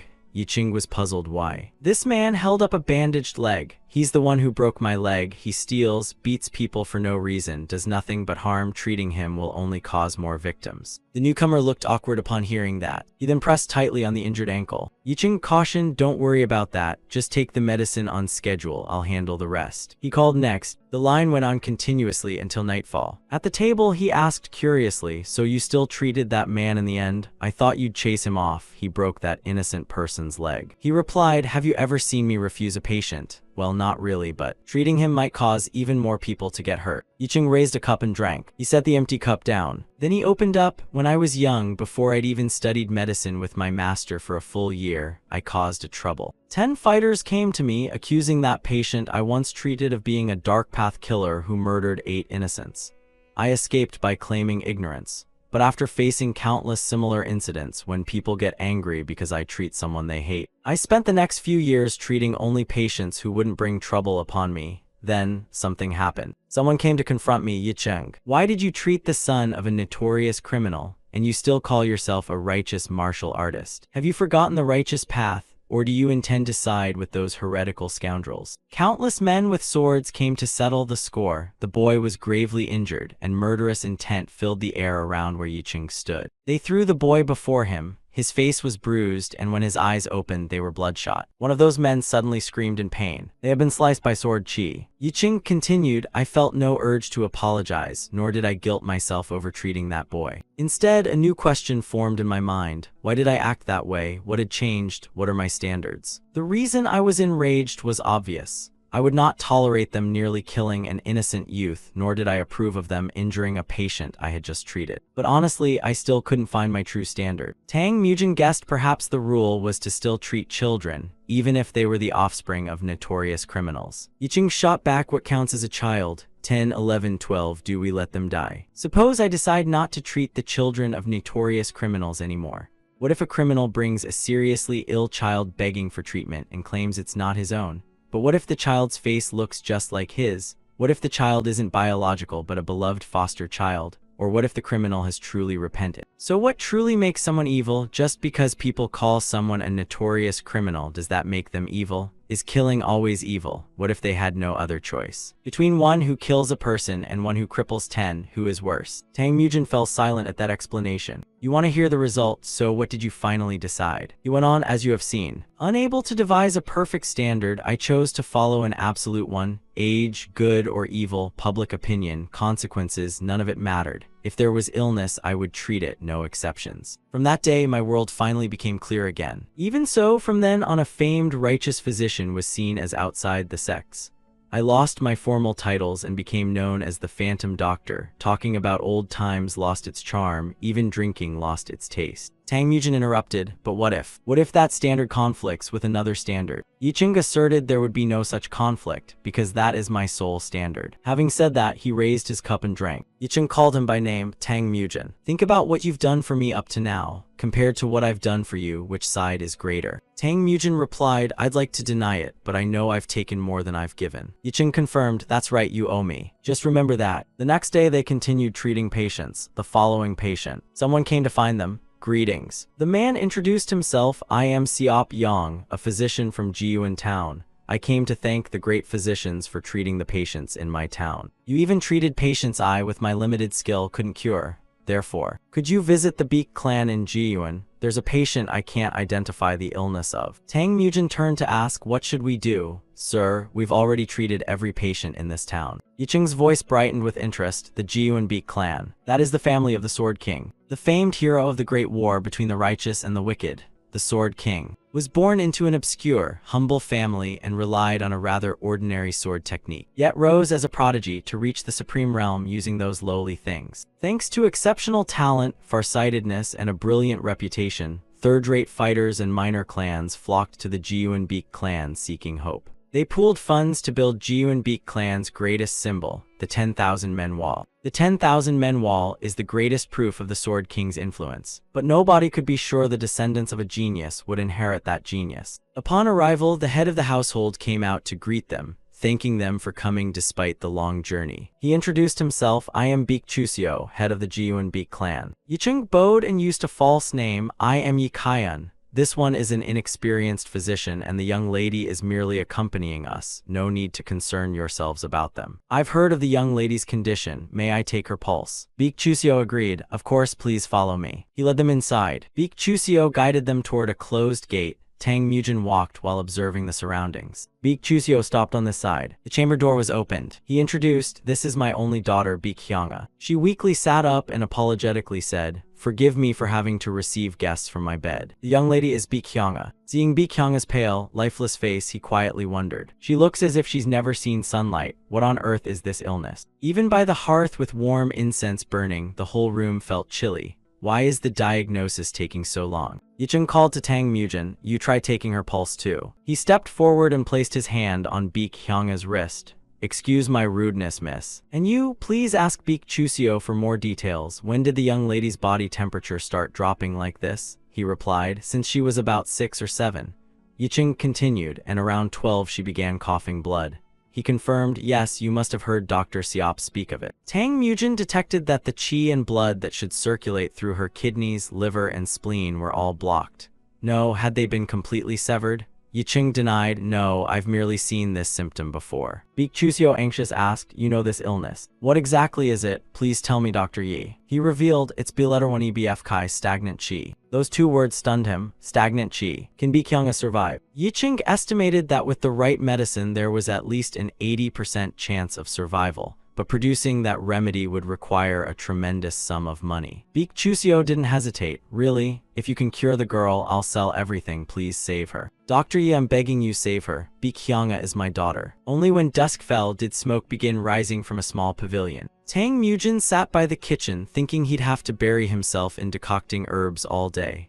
I wonder where that old man wandered off to. Don't tell me he's off gambling again. Yicheng stepped up to the stove. Does it cook faster like that? He glanced in surprise at the snake crawling forward. You're back. What herbs did you bring this time? From its color, Tang Mujin immediately knew it was a golden viper. He picked it up to estimate its value. This viper alone could buy a house. Where do you get such rare miraculous herbs? Stolen, Yicheng replied, does the origin matter when saving lives? Stop complaining and absorb its venom. This one needs a long simmer. So you did steal it after all, Tang Mujin muttered. What exactly is stagnant qi that requires such rare herbs? He revealed that stagnant qi is a condition more familiar to martial artists than to physicians. In fact, it's so rare most physicians never encounter it in a lifetime. It's a disease where innate yin is overly dominant, blocking the meridians and vital qi. How to explain it simply? For example, if you found an herb you've never seen that contained an enormous amount of qi, what would you call it? You'd surely call it a miraculous herb, Tang Mujin guessed. Yicheng asked, so what if you found an animal with extreme yang qi?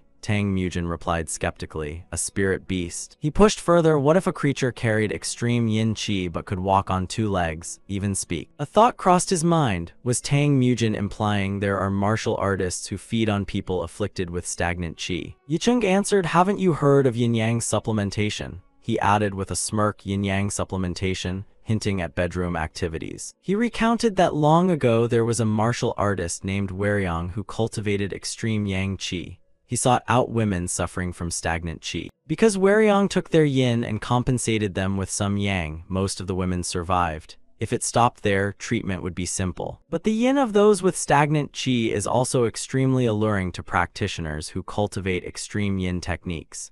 If such a practitioner supplements yin with yin, the woman has no chance of survival. Tang Mujin understood. Now he knew why the Beek clan head was so terrified upon hearing stagnant qi. If that news leaked. He continued, countless underworld figures would target Miss Beek. No, not only the underworld. They should keep simmering the miraculous herbs until reduced into a thick paste. 10 days later, the 2 of them came to inquire, is anyone here? Master Beek, it's Dr. Yi. The door cracked open, it was already ajar. They both entered by the usual path. Seeing the place deserted, they grew uneasy. Master Beek, are you here? No servants in sight. Yicheng suggested, shall we go to Miss Beek's chamber? He warned, don't speak nonsense, then suddenly realized, hey, don't you hear something? In the distance, Beek Chuseo was training. His fists and kicks flew out. Beek Chuseo planted his feet shoulder-width apart. The 2 of them watched attentively. Tang Mujin thought to himself that honestly, as a clan head, his kung fu was fairly ordinary. I'm pretty sure I could beat him. Suddenly, Yicheng felt something strange, as if he'd seen that martial art before. He asked curiously, didn't you say the Jiu and Beek clan's martial arts were very ordinary? Maybe it's just so common it looks familiar. He watched each of his movements intently, endlessly nudging Yicheng away. Stop spying on someone's practice, let's go wait in the main hall.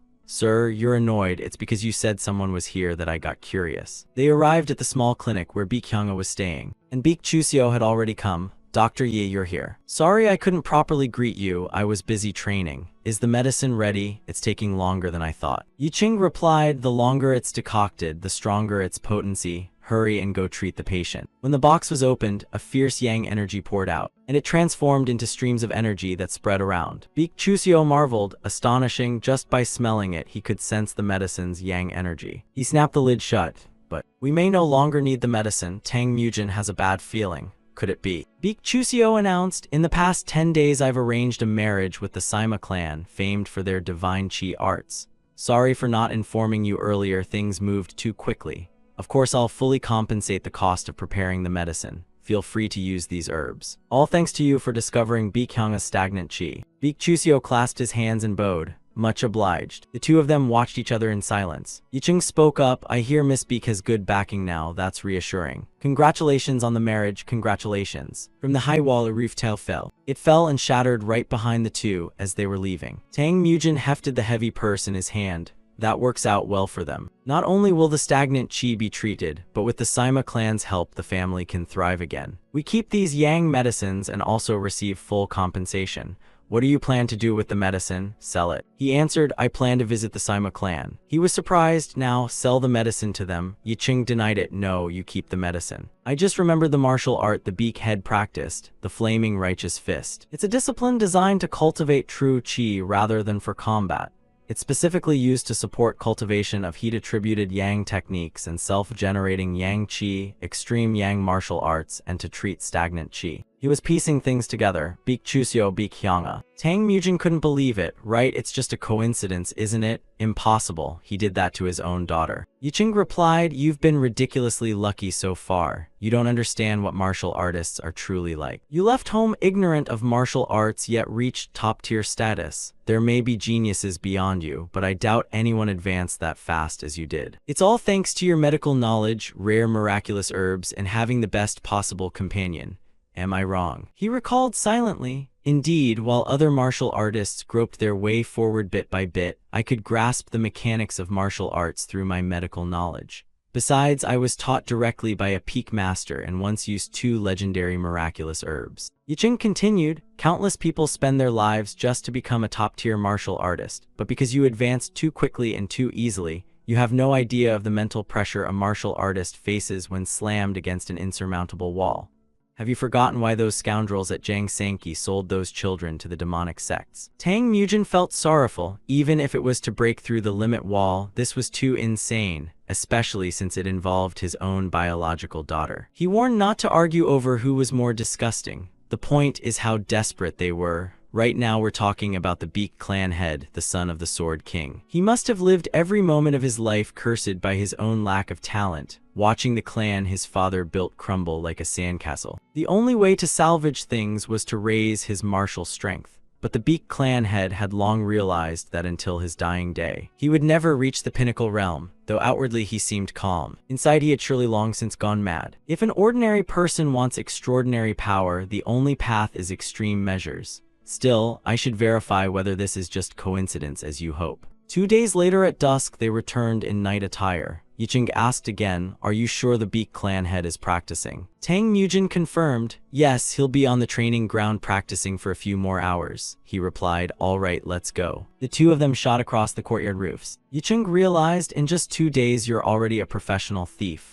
I haven't even ordered it and you've already checked his schedule. He retorted, I also hope it's not true, but if that marriage is fake, I know what you mean, Yicheng. Of course you'd want to storm in immediately, but do we really need to go that far? I treat patients no matter what others say, whether the patient agrees or not. That's my only principle.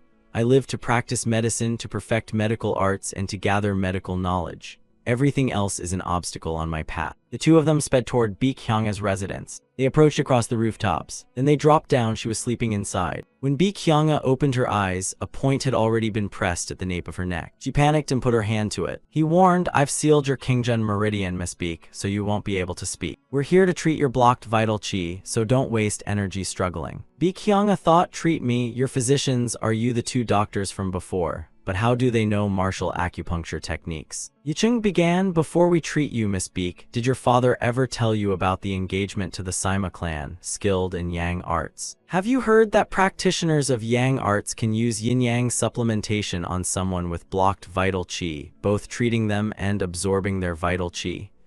No. Beak Hyanga panicked at yin-yang supplementation. Is that why they plan to kidnap me? Her whole body trembled. He reassured her. Don't worry, we have no idea about the Sima clan's yang arts. Tang Mujin watched curiously. How was he going to tell her that? Yicheng reminded her, however, right now your father is still arduously training in yang arts. You understand what I mean? Upon hearing this, her face showed panic. Beak Hyanga lowered her head and shook it slightly. Tang Mujin spoke up. Miss Beak, sorry for making you imagine such a frightening thing. He opened the box and said, but we can cure your blocked vital qi with medicine. Once we cure you, that terrible thing will never happen. The smell is a bit unpleasant, but it works fast. Beak Hyanga turned her face away, waving her hand frantically. Tang Mujin guessed she seemed like she wanted to say something. Yicheng released the pressure point and urged her to understand. If she screamed, it would cause trouble for all of us. Her throat made an ah-ah sound. Beak Hyanga couldn't speak a full sentence. She managed, I won't take the medicine. They demanded, what do you mean? Do you plan to die from blocked vital qi? If not, then what? Tang Mujin guessed, could it be that she was too devoted to it that she trembled all over? Seeing her bow her head, Yicheng realized, I understand. To the Sword King's granddaughter, the clan's fate matters more than defying destiny, even more than her own life. I acknowledge your resolve, but I have my own principles. I will treat you, whether you want it or not, so do you have any reason I shouldn't cure you? The whole room fell silent. His hand descended onto Beak Hyanga. When the 2 left, Tang Mujin sighed, deeply moved. She was carried on his shoulder. The small clinic where they stayed had its lights on. Beak Hyanga was being forced to swallow medicine. Okay, she's taking it pretty well, give her another spoonful. We need to guide the medicine's vital qi to unblock the meridians. Prepare yourselves. Xiaoyun was startled. What's going on? Is this how you treat patients? Yicheng replied, saving lives comes first. When Tang Mujin and I clear her blocked meridians, she'll cough up blood. You must help us so Miss Beak doesn't choke on her own blood. Xiaoyong froze. Me. They confirmed, yes, there's no more time. Their hands, filled with yang energy, touched Beak Hyunga's arm and began. Yang energy was transmitted into her wrist. Tang Mujin's whole body radiated a powerful spiritual force. His gaze took on a look of concentration. Normally, of the body's 12 primary meridians, 6 pathways connect to the 2 arms. Among them, the 3rd yin meridian of the arm carries yin qi throughout the body. But that meridian is currently blocked by a stream of ice-cold yin qi, so they had to use the medicine's yang qi to burn through it. When Beak Hyunga coughed up a mouthful of blood, Yicheng shouted, "It's through. Quickly open her airway." As she continued to spit blood, Tang Mujin reported back, "All right." Her face was ashen, blood kept spurting from her mouth. Fresh blood splattered toward Xiaoyung's hand. She panicked as she felt her fingertips grow numb with cold. Blood. Wherever the blood flowed, the place turned to icy bone. Xiaoyun gasped, "Cold as ice, really? Sir, the cold has covered the entire room in frost." Miss Beak's complexion was even paler than before. He ordered them to focus. The most critical part begins after the blockage breaks. We must use the medicine's potency to expand the meridians as much as possible. A chill emanated from Beak Hyunga's mouth. Cold air still seeped from the window outside the room, until late into the night. As the frost gradually thawed, Hyung En-hai's complexion had returned to a better state. Yicheng announced, "All right, we've succeeded. You're surprised, so the treatment is finished." He confirmed the rest will recover with rest. However, her panic could cause convulsions. If you channel a bit of vital qi in to stabilize her. His gaze flicked toward you. Then he ordered Tang Mujin, "The task of stabilizing her vital qi is yours. Remember this well, she must rest absolutely." You're surprised, I just said she's fine. Someone is already waiting outside. Beak Chuseo asked coldly, "Dr. Yi, sorry to disturb you at this hour. I am Beak Chuseo." Your face showed alarm. The person outside kept asking, "Are you there?" Yicheng warily stepped toward the door. He asked, "Sorry to bother you while you're resting. Have you seen Beak Hyunga?" The girl vanished without a word. "I have no idea where she went." You replied, "I'm wondering why the clan head came here at this hour, but I'm afraid I don't know her whereabouts. I'll ask to meet the clan head again tomorrow. If she hasn't returned by tomorrow morning, I'll be happy to help you search." Beak Chuseo continued, "Is that so? I understand." He emphasized, "But doctor." Beak Chuseo's hand was already on the door. He exuded murderous intent. "In your room, why do I smell chaotic vital qi, a faint metallic scent of blood, and the odor of medicine?" He smashed the door open. Inside was Beak Hyunga receiving treatment. Beak Chuseo raised the sword in his hand. With his blade drawn, he asked, "Dr. Yi, I'll give you one chance. Explain yourself. What are you doing?" Yicheng spoke up, "I think you're the one who should be answering that. Clan head Beak. How do you explain a father secretly practicing the flaming righteous fist under the pretense of a sham engagement?" Beak Chuseo retorted, "What are you saying? I intended to spare you out of respect for your status as a doctor, but I won't tolerate these slanders." The sword blade whistled past him. His eyes showed cruelty as his hand slammed onto the sword's hilt. Seeing the blade swing down, Yicheng snorted coldly. "Looks like you admit it yourself." A stern look crossed his face as a wave of force shot toward his opponent. Beak Chuseo was slammed backward. He demanded, "Aren't you a physician? Or have you secretly been a martial artist all along?" Tailing Beak Hyunga. Yicheng snorted, "Can't use your sword, so you pin a rape accusation on a dedicated doctor? Step aside and don't interfere with my treatment. I'll pretend I never saw this." Neither of us wants the Sword King's reputation sullied by rumors that his son harbored illicit desires for his own daughter. Beak Chuseo cursed, "You sly bastard, so that's how it is." He charged forward in anger once more. You thought to yourself that at least he still retained some pride as a clan head. Everything about to unfold from here stems from his inferiority complex. As Beak Chuseo closed in on you, his sword aura flashed and the blade was stopped dead in its tracks. Yicheng said, "If someone wants to spare you, and you toss your sword aside afterward, then please accept it." The sword fell to the ground with a clack. He was hurled backward by one of his strikes. Yicheng exposed, "Your warped pride as a righteous man and your fragile ego have made you forget your own faults and the value of your own life. Before you blame others, take a hard look at yourself." He beat him until he fell down. Beak Chuseo was trembling all over. He accused, "I despise people like you who are born gifted and do as they please. Outwardly you pretend magnanimity. Righteous, but inside you're arrogant. I no longer expect to revive the clan, yet you treat my wish to preserve a scrap of my father's reputation as a delusion. Guilt, shame, inferiority, self-loathing, and rage. I've endured all of it until now, and you won't even give me an excuse. Is wanting a little recognition for my efforts greedy? Yicheng raised his hand. Fool, for the incompetent even an ordinary dream is asking too much. A vision of someone appeared in his mind. With Bi Qianga, she chose to do it because she watched her father live in suffering his whole life. Even if it goes against heaven, father and daughter can still endure humiliation as we've lived these many years. Please leave and forget everything, she begged. Please save the Jiu and Beek clan. Meanwhile, Beek Chuseo continued his charge. Yicheng inwardly lamented and thought, how tragic to see the resolve of a girl whose whole world revolves around her father. He struck a few acupoints on him. Yicheng was pushed back. He thought to himself that anyone who ever intended to harm him must die. Two fists shot forward from him, but Tang Mujin appeared and caught them instead. Yicheng asked baffled, what are you doing? I told you, those who want to harm you must all be wiped out. Inwardly, he was astonished, since when did he become strong enough to catch me? Is it thanks to the martial art he learned repairing the mechanical training corridor? You protest that there's no need to kill him. If we kill him, won't Miss Beek turn to avenge us? Both the clan head and the lady act for the clan. Yicheng was helpless, though his strength had indeed grown, his nature remained soft. He ordered them to stand aside. Because they do everything for the clan, I must end this here. I'll kill the Beek clan head, and after treatment, if Miss Beek seeks revenge, I'll kill her too. Tang Mujin interrupted, don't talk nonsense. Your rules aren't to bind yourself but to save people. Think carefully. Once her chi is restored, Miss Beek will have extraordinary martial skill. And if she can help the Jiuan Beek clan restore its reputation, won't the Beek clan head repent? He turned to look at Bi Qianga. Yicheng had to admit, as Tang Mujin said, her innate yin and the added yang qi were mixing rapidly, boosting her inner power. Though inner power isn't everything in martial arts, at this rate she could break through the pinnacle realm in her lifetime. Although I very much want to believe in his optimism. Seeing Yicheng still advancing toward him, Tang Mujin called, sir. He believes that one day he will have to learn to be indifferent. Just hopping, he doesn't lose all his compassion like his name, soul-severing sword. When it was done, Yicheng ordered everyone to pack up and leave. On the Jiu and Beek clan's side, Beek Chuseo, hair disheveled, had been brought back. He sat there dazed, thinking about the past. Yicheng's scolding remained starkly clear in his mind. Beek Chuseo sat there looking solitary. Finally, he consented to step outside. Beek Chuseo's demeanor was gloomy. He went to a small courtyard. Beek Chuseo's hands hung limp. A servant came to greet him.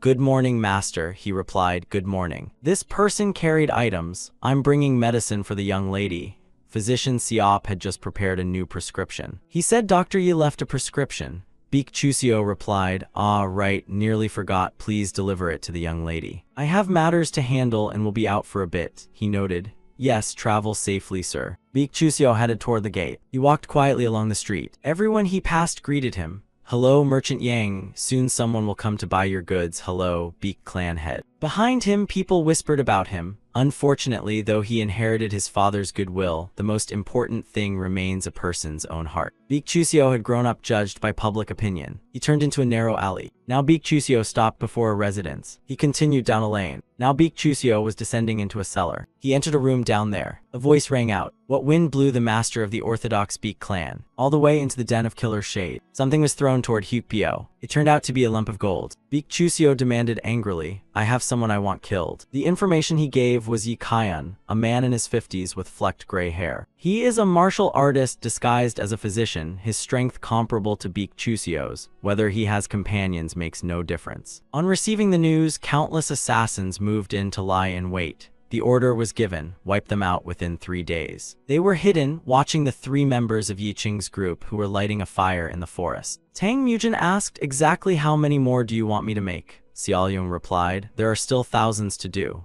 Yicheng teased, a girl can design everything, a boy can make everything, and you two join forces to make toys for a kid. The assassins had let their guard down, truly foolish, unaware that Killer Shade was targeting them. Prey this easy to slice up is rare indeed. I'll see you off gently, with just one poison-throwing knife. The 3 of them were still bickering. Shut up, Xiaoyong, climb the tree and sleep. And Tang Mujin, count how many people there are. That one, 6. Countless poison-throwing knives were shot. Who's there? Both of them bent over. Yicheng spoke up, is this poisoning? They bowed their heads, their bodies trembling slightly. The assassins had revealed themselves. They glanced at the 2 people lying unconscious on the ground. They glanced at Yicheng, who was no longer lucid. The corner of the killer's mouth curved slightly. Someone reported from the rear. To the east, Xiaoyong is sitting on a high branch. Someone is watching. Those 2 have finished handling the assassins. Well done, Dan Xiaoyong. The 3 who escaped were deliberately let go by them. Yicheng decided, I'll deal with that scout. He thought inwardly that Tang Mujin's heart-piercing sword technique had indeed improved a lot, but the blade was stained with the enemy's blood. When checking the bodies, they found a tattoo on the assassin. Meanwhile, he glanced at the poison-throwing knife in his hand. He asked, you look a bit sad, don't you? Tang Mujin replied, shall we return to Jiyuan? The one who hired these assassins must be. Yicheng caught the meaning. Why do you think Beak Chusio sent them? It's very likely, but I can't be certain yet. He thought inwardly that although he hadn't had time to interrogate, it was clear they were targeting only him, and as for those who wanted him dead, whether orthodox or unorthodox, the count was far too many. The master decided it was better to go to Luoyang. Inside the city, assassins couldn't act so freely. You wondered, Luoyang. But even if that's safe, once we leave the city, we'll be hunted again. Wouldn't returning be better? Yicheng concluded, I'll handle it myself. You two wait in Luoyang. You can't do it, but I can, and I have other matters to deal with. While in Luoyang, broaden your knowledge. And memorize this entire book before I return. You take the book he handed you. Tang Mujin was curious. Studying the book is fine, but when will you return? He waited, but Yicheng did not answer. He had to ask again, sir, how long will it take? Seeing him still silent, Tang Mujin had a bad feeling and called sir. He instructed that if he did not return for a very long time, go to Huizhou town, Gansu province. Under the large walnut tree there, he would hide 2 more medical manuals. Learn them yourself. Once you've learned those 3 medical books, you can claim to be the greatest physician in the Jianghu. Tang Mujin was excited. Really? He confirmed. Yes, understood. Now go to sleep. We leave early tomorrow. If we want to reach Luoyang by tomorrow, we must travel fast. You keep feeling something's odd. Normally he'd brag about his exploits or scold me around. The night was quiet and still. Tang Mujin and Xiaoyong had fallen asleep. The campfire was burning down. The flames were dying out. Meanwhile, Yicheng remained awake. He was sitting and cultivating. The fire that had warmed them in the night flared up again. The poison within him began to emanate. It formed into streams and drifted outward. Yicheng thought inwardly, in a momentary distraction, wondering who hired the assassins. The poison in his body spilled out uncontrollably. Indeed, because I refined the poison pill without caring for stability. He glanced at Tang Mujin, who was sleeping soundly, feeling troubled inside. Killer Shade has tried to assassinate me many times, but each attempt was abandoned halfway. He didn't know whether Beak Chusio was behind this, but if it wasn't him, all the more he couldn't let Tang Mujin be dragged into his mistakes. I must handle this myself. Tang Mujin must live and fulfill this dream for me. At most, I have about 3 years left before the poison in me kills me. He prepared to leave. Images of the infinite rose in his mind, like a film rewinding. Even when Chengguk examined Yicheng, the campfire was reduced to smoldering embers. He pulled his hat low and set off. That was enough to end everything. He left at dawn while Tang Mujin still slept deeply. On an autumn day, in the story of a youth coming of age, the rare silence of a madman reached its conclusion. Meanwhile, elsewhere a man muttered. Li Kaiyan, a man in his 50s with flecked gray hair. The master of the Jiyuan Beak clan hired an assassin to kill a martial artist disguised as a physician, yet the entire team of assassins was wiped out. They paid a gold ingot up front and promised a full tale upon completion. And it's another contract to kill that so-called phantom Dr. Yicheng. Does he think changing the alias fools me? He is the Black Butterfly leader of Killer Shade. For 10 years, I've refused any jobs related to him, but this time the payment is truly huge. He called Black Cat. That guy showed up when summoned. Black Butterfly planned to close a big case to investigate how far the Beak clan master was willing to pay and to ask all who previously hired hits on Yicheng if they're still interested.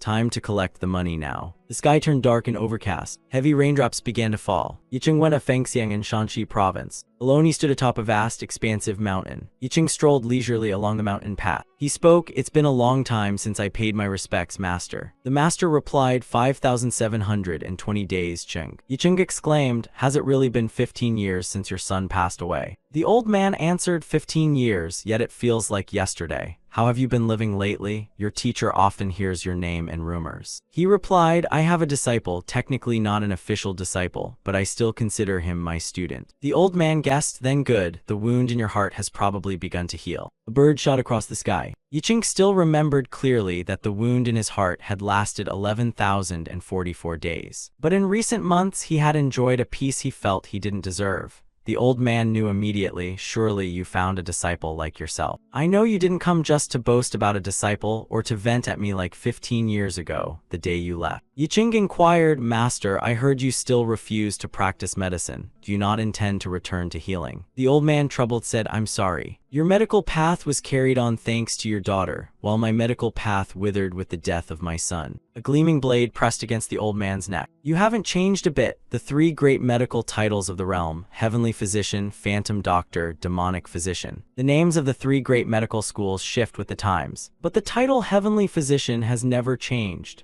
Because there are 10,000 disease manuals and secret texts passed down through generations, whoever masters them becomes a heavenly physician." But the line of succession for the heavenly physician was broken in the chaos and madness of the great righteous versus evil war 15 years ago. Disillusioned with the world and shut in by grief, the heavenly physician sealed away his techniques. That household deserved punishment. One father sealed away medicine because he lost his child. He couldn't understand that another father, also bereaved, began walking the path of medicine. He was rejected by his master not only in technique but in teaching knowledge. Yicheng grew angry for the first time and tore himself away. That was 15 years ago. When the blade bled, the heavenly physician spoke. "Cheng, where is my disciple Yicheng? Why is there only a monster left?" He had been brought into a glaring room. "Master, you're the same, drowning in grief. You locked away medicine as if it were your private property. Have you ever counted how many people you indirectly caused to die? As you said, I became a monster. Having learned, I took poison, even to save people I killed, regardless of righteous or unorthodox. For creating countless new disease manuals, I was called the Phantom Doctor, making enemies everywhere. I was selfishly resentful too, blaming you for the bad name Phantom Doctor. But Tang Mujin, my disciple, is different. He learns once and remembers forever, pities every patient, upright in heart, living as if indebted to life, remembering both those he saved and those he killed. Your disciple became a monster.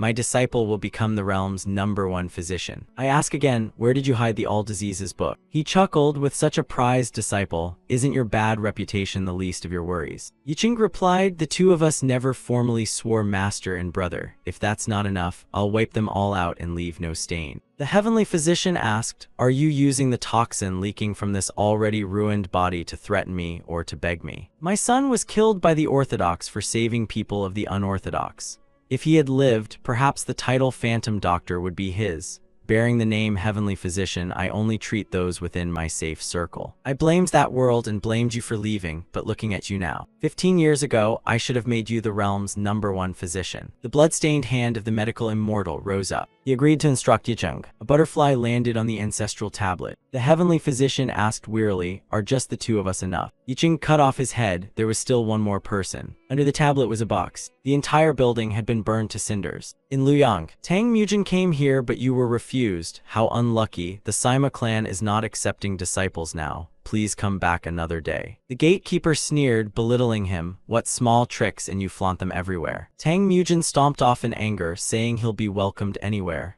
He really is an actor. Xiaoyong suggested, "Why didn't you casually jab that guard with an acupuncture pin earlier, or show off your knack for catching black-clad men? Go try again, will you?" You reply, "The Sima clan's level isn't worthy of me yet. They have eyes but don't recognize a gem." "That's fine. I'll learn the old man's medical texts and then look for a clinic that's short-handed." She suggests first finding an inn. Sleeping rough for days is uncomfortable.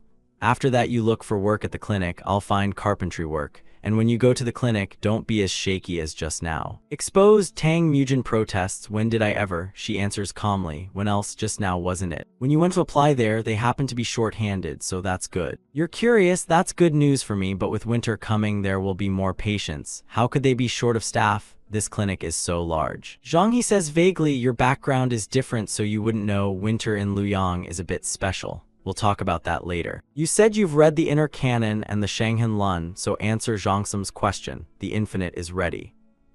"Yes, I humbly accept instruction." He asks, "Pulse sign, frequent difficult urination with slight fever, still thirsty when drinking, what prescription should be used?" "You're worried you only get to choose one answer?" Zhang He confirms. "Of course, don't be tense, think it through slowly. Both are waiting for your answer." Tang Mujin thinks inwardly. The answer in the Shanghan Lun is 5 Poria powder. But such an easy question. Surely there are better remedies now than in the Shanghan Lun. My father used Liang Ji San Huo decoction, while my other father combined the 6-ingredient pill with acupuncture. Got it, this is to test my medical skill. But a physician without martial skill can't use my father's methods. And since this is the largest clinic in Luoyang, they'll probably choose the more effective treatment. You answer lung cooling decoction. Zhang He denies it, incorrect. Why did Tang Mujin change to the wrong one? 6-ingredient pill, Zhang Sum says still wrong. Tang Mujin is surprised. The book says 5 poria powder. Zhang He confirms you finally answered correctly. Suddenly someone is kicked out to where they are, has much to learn, but from tomorrow come to work. There are flecks of blood across this person's body. You wonder where this person crawled out from. Zhang He orders not yet. Zhang Sum quickly summon the guards. He replies, Chief Physician, the guards didn't come today. The door behind is roughly kicked open. Tang Mujin feels increasingly wrong. In the clinic, the guards. A shout rises from the back. He turns to look. He sees someone foaming at the mouth as if gone mad. The man hisses each word, kill them all. He raves and charges as if to die. Tang Mujin quickly clamps the man's mouth shut. He pins him to the ground. Now he and the 2 others are dazed. You realize you only meant to subdue him lightly. But the man's aura is off. The man has turned his focus to the 2 of them. He trembles with rage. Those who dare block my way must all die. The desire to kill etched blue veins across his face. The man points his sword at them. The 2 panic. Great hero, please stop. He now seems to have lost all reason.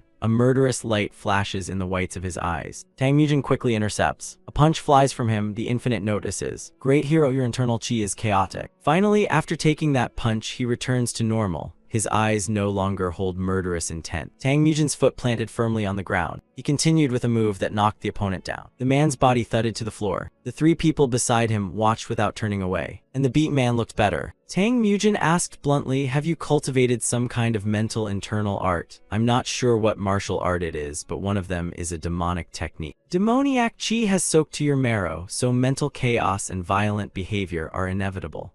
From now on, circulate your chi until you're exhausted, expel all your internal force, then use your original mind method to rebuild pure internal power. If you don't want to become a madman. The man panicked. Madman, thank you, great hero. How can this physician ever repay you? You smile and look back. Tang Mujin requests, if you want to thank me, pay for the treatment. If you're grateful, also chip in for repairing the floor while you're at it. Zhang He stammers, Tang Muno, Master Tang. He announces that you've passed the test. Time flies by. Though I arrived in Luoyang when the autumn leaves were falling, by now I've seen snow cover this place several times already. Initial plans like leisurely enjoying herbal aromas and studying the Phantom Doctor's book ended up turning into busy days.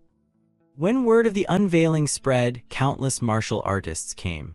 According to Master Sun, many wandering fighters without shelter or work gathered in Luoyang to escape the cold. He is very grateful. Without Master Tang's help, we'd have been in big trouble. Tang Mujin modestly replies, it's nothing at all, aside from wages. The fighters also recounted many strange tales they'd heard while roaming the Jianghu. But I've never heard a single rumor about the Phantom Doctor. I've long memorized that book. After all, how long was the period he mentioned? To be honest, I think I'm qualified now to be called the top expert in this circle. As you teach, a fighter says, I didn't expect your acupuncture skill to come from such a solid, unarmed martial foundation. You ask after him. I was only pretending. How's your shoulder, master? He replies, much better. Your reputation has spread as far as Shanxi. I'm just afraid that in a few years, when you become one of the 3 great physicians of the realm, there will be no chance left to be treated by you. What Tang Mujin dare accept being one of the 3 great physicians? You flatter me. The fighter removes his outer coat for you to work on. This is no mere courtesy. After all, people love to fill vacuums. Soon your name will be passed around everywhere. The hand holding Tang Mujin's acupuncture needle freezes midair. He's surprised. You haven't heard. The heavenly physician in Fengxiang, Yang Hyun, was murdered before winter. They say his house was burned and blood was everywhere. Maybe that news hasn't reached Luoyang yet. You're curious. This is the first I've heard. By the way, have you heard anything about the other 2 divine physicians? He denies it. The demonic physician rarely leaves Xinjiang, so there are no rumors. And if anything had happened to the Phantom Doctor, the world would have been abuzz long ago. The image of Yicheng appears in your head. Tang Mujin tenses. Him. When a fighter lets out an awe, you apologize. I'm just a bit startled by the heavenly physician matter. He asks, are you all right, master? Your face looks pale. By the time snow blanketed the hills white, they had arrived here. Tang Mujin had to wear a thick, warm cloak. In the sky, he looked up at it. Tang Mujin recalled Yicheng's words, I'll handle it myself. You 2 stay in Luoyang. He replied, alone, sir. Tang Mujin pieced it together. He left it late autumn. Not long after, the heavenly physician was murdered. Yicheng once said, once you've learned those 3 medical tomes, you can call yourself the #1 divine physician of the Jianghu. Those words were almost a farewell, along with the assassins I encountered. What if his destination had been Fengxiang from the start? What if, on the way to visit the heavenly physician, he was ambushed by assassins? And what if the heavenly physician was also swept up in that ambush? Did Yicheng know something would happen from the beginning? The more I conjectured, the more unsettled I became. Someone tapped you on the shoulder from behind. Xiaoliang asked, "You're still worried? We took leave to check whether Yicheng is safe, didn't we? Besides, he's the sort to cause trouble, not the sort to take it lying down. Don't worry, sooner or later you'll meet again." The distant snowy mountains had already sunk into a sea of white. The guide stopped. "This is where the heavenly physician once lived. The incident was so gruesome the villagers dismantled the ruins." Tang Mujin frowned at the place. He asked, "Have you seen anyone wearing a mask fighting nearby recently?" The man replied, "Fighting." Zhang He revealed, "This house is quite far from the village. I don't recall anyone mentioning that." Vaten showed a hint of curiosity. "Is that so?" Xiaoliang handed over the fee. "Thank you for guiding us." "You thought to yourself, I assumed Yicheng was involved. Maybe I overthought it. At least we can be sure there was no battle." Fortunately, my speculation was wrong. From behind, Xiaoliang said, "Finally, you're looking refreshed. These past days, your gloomy face gave me chills." "Isn't that better?" I suggested, coming to Fengxiang instead of sitting in Luyang fretting for nothing. "Now that you've seen it with your own eyes, are you going back?" Tang Mujin asked if they could stop by somewhere else. She was surprised. "Stop where?" He revealed, "Huizhu is nearby. I want to see the walnut tree again. Maybe I'll run into the old man if he's there. Is that okay?" Xiaoliang didn't hesitate. "Okay, let's go." Tang Mujin asked happily, "Really?" She teased, "What, feeling guilty for dragging me along?" You blushed a little. Xiaoliang breathed a sigh of relief. "You felt," she always replied so quickly. "Without Xiaoliang, you'd probably still be as unsettled as before." She was hinting, if you felt guilty like that. Before acting, Xiaoliang glanced around. Her hand rose up. Xiaoliang blushed. "How about warming my hands? Mine are freezing." So Tang Mujin took her hand. "When people saw them, they said there's nothing special about two youngsters like you being fond of each other, but enjoy it anyway." The two of them had arrived in Huizhu territory. They headed straight that way. While Xiaoliang was still very shy. There were two graves beneath that large tree. Snow covered the top of that grave mound. Indeed, this was Yicheng's hometown. They both knelt and bowed their heads. You thought to yourself that when he said it was a personal matter, he probably meant tidying the family graves. Tang Mujin stepped to the side. There a branch of a tree was jutting up. You examined it closely. Beneath there was not a speck of snow. Tang Mujin began digging up the earth layer by layer. When a bundle was revealed, he picked it up. "It's still here. Surely he must have stopped by." Xiaoliang was surprised. "All diseases, he wrote this too." You denied it. The handwriting isn't. It didn't seem written by one person. The handwriting kept changing. Even the paper differed between sections, each part signed by its author. Yang Jun, Yang Sajong, Yang Tigok. Perhaps this book was passed down through generations of the Yang clan. Astonishing.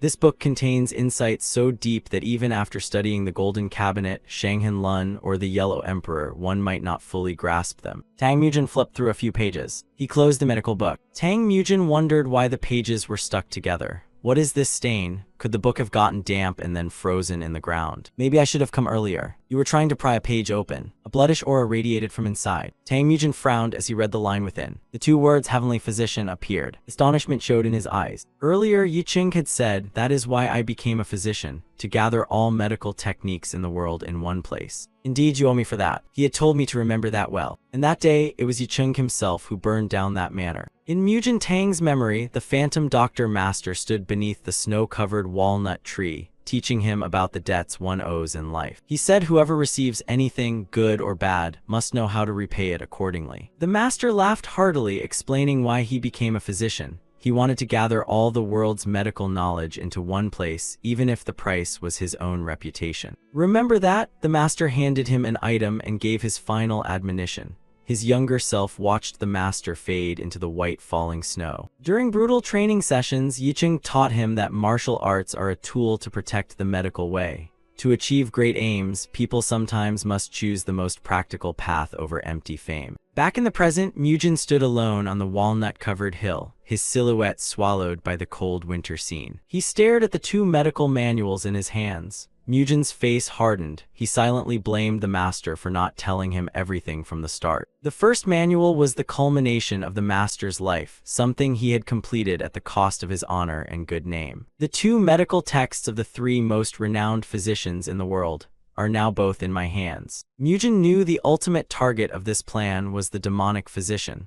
A life-or-death confrontation awaited him ahead. Mujin's eyes flashed with a cold light. The master had calculated carefully, leaving this legacy under the tree for him to find at the right moment. In the snowy sky, Yicheng handed Mujin an envelope. He understood the master had deliberately lured the demonic physician's attention away from his territory to clear the way for him. Yicheng smiled faintly, a bitterness in it. He realized Yicheng had sacrificed too much for his future. But how? The question of the master's real plan still lingered in Mujin's mind. Seeing Mujin standing dazed, Xiaoliang called his name anxiously. He kept his back turned, gripping the medical text tightly. The girl tilted her head to observe and noticed something was wrong with Mujin's expression.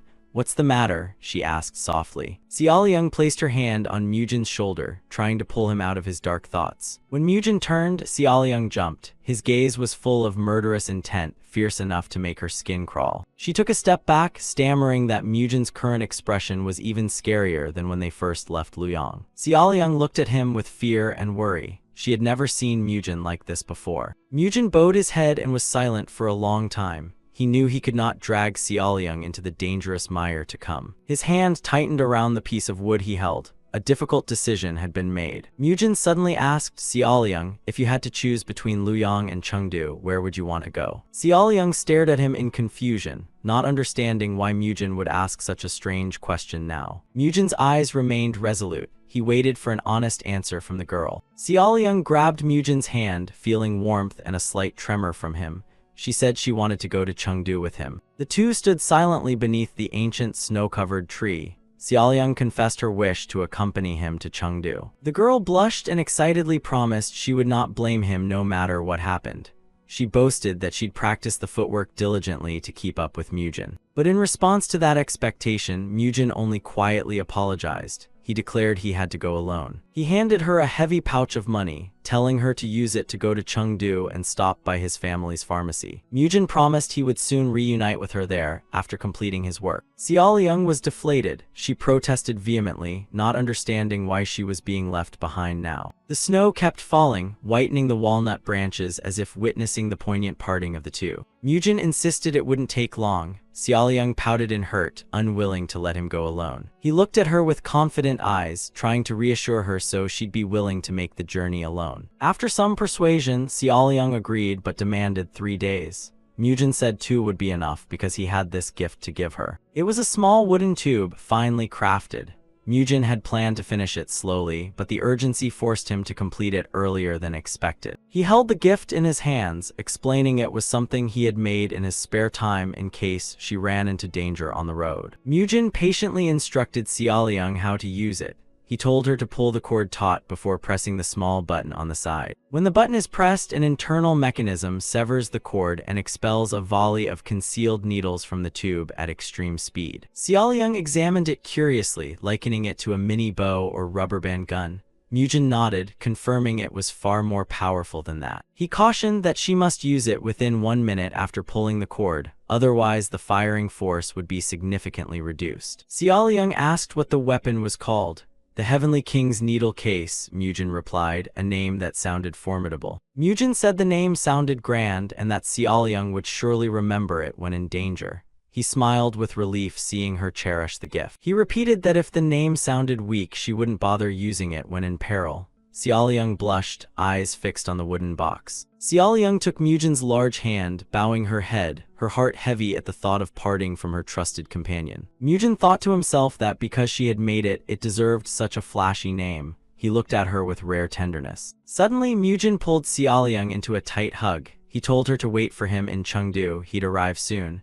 The scene was warm amid the cold snowfall. Xiaoliang was stunned, eyes wide at Mujin's sudden action. Her cheeks flushed, whether from the cold or bashfulness was unclear. She closed her eyes softly, savoring the warmth of Mujin's embrace before they truly had to go their separate ways. "Yes," Xiaoliang murmured. The two small figures stood side by side at the snowy hillfoot, composing a bittersweet farewell scene. Mujin's gaze grew more resolute and cold than ever. He knew the journey ahead would be faced by him alone against danger. Cut to Qinghai province at the vast Qinghai Lake region, where snow fell thick and the view was shrouded in white. Across the boundless snowy plain, a luxurious carriage trudged along, trailed by a group of mysterious guards in black cloaks. The party moved slowly through the blizzard toward the frozen lake. An atmosphere of vigilance and secrecy enveloped the convoy. The guards wore full masks, their sharp eyes constantly scanning around. They were ordered to protect whoever sat inside at all costs. The carriage wheels rolled over the cold ground. The creak of the wheels through the snow was the only sound breaking the silence of this remote land. The blizzard intensified, obscuring the tracks the convoy left on the ground. Suddenly, from within the white veil of snow, a figure appeared, blocking the carriage's path, a threatening presence. The lead guard barely had time to react before a dreadful, murderous aura surged at him. He trembled at the stranger's sudden appearance. A lightning-fast attack tore through the air. Blood spattered across the pristine snow. The roadblocker had no intention of holding back. The carriage was struck so hard it violently shook. Bright red blood stood out against the cold snow, heralding a massacre about to unfold. Inside the carriage, a man of strange appearance was studying a map. It was the demonic physician, the one Mugen was targeting. He flinched at the unusual noise outside. He muttered in annoyance that he'd wasted a whole month in Xinjiang chasing rumors about the legendary poisonous bird Zhenao. The demonic physician stared at the excess marked on the Qinghai map. He wondered why a spirit beast-like that would appear in such a remote wilderness. The carriage suddenly came to a halt. The demonic physician angrily shouted at his lackeys outside, thinking the wheels had caught on a rock.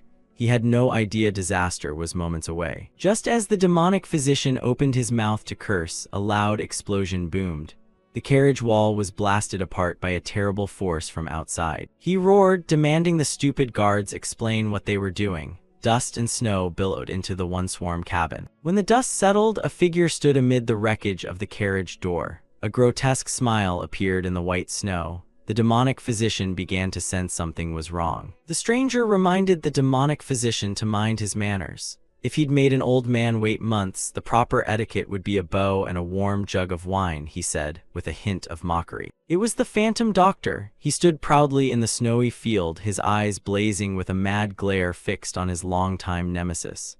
The demonic physician went pale with terror. The demonic physician stammered the opponent's name. Phantom doctor. He couldn't believe this eccentric old man had tracked him to such a remote spot. The phantom doctor raised his blood-stained hand, the blood of the guards he'd just wiped out in an instant. It was a grisly, overwhelming sight. The phantom doctor casually stepped into the carriage and sat opposite the demonic physician. He ordered his rival to hand over the medical manual he had written himself, or there would be no mercy. Purple spiritual energy began to radiate fiercely around the phantom doctor. He sneered, promising that if the manual was handed over obediently, he'd spare the demonic physician's life. The demonic physician snarled back, calling it ludicrous. He'd never written such things. He declared his medical art belonged solely to himself and began to cultivate his power in defense. The phantom doctor countered that while fighters might die without leaving martial records, no physician would die without leaving medical texts. He asserted the demonic physician was certainly hiding something. He chuckled darkly, recalling that even an old man who sealed away his art wouldn't discard his texts. The phantom doctor's gaze grew madder and more terrifying. The demonic physician exposed the phantom doctor's past, that he had murdered his own master, the heavenly physician, to seize a medical manual. He said the name Phantom Doctor was too mild for such a ruthless man. He demanded to know what the Phantom Doctor intended to do with the poison that had killed his master.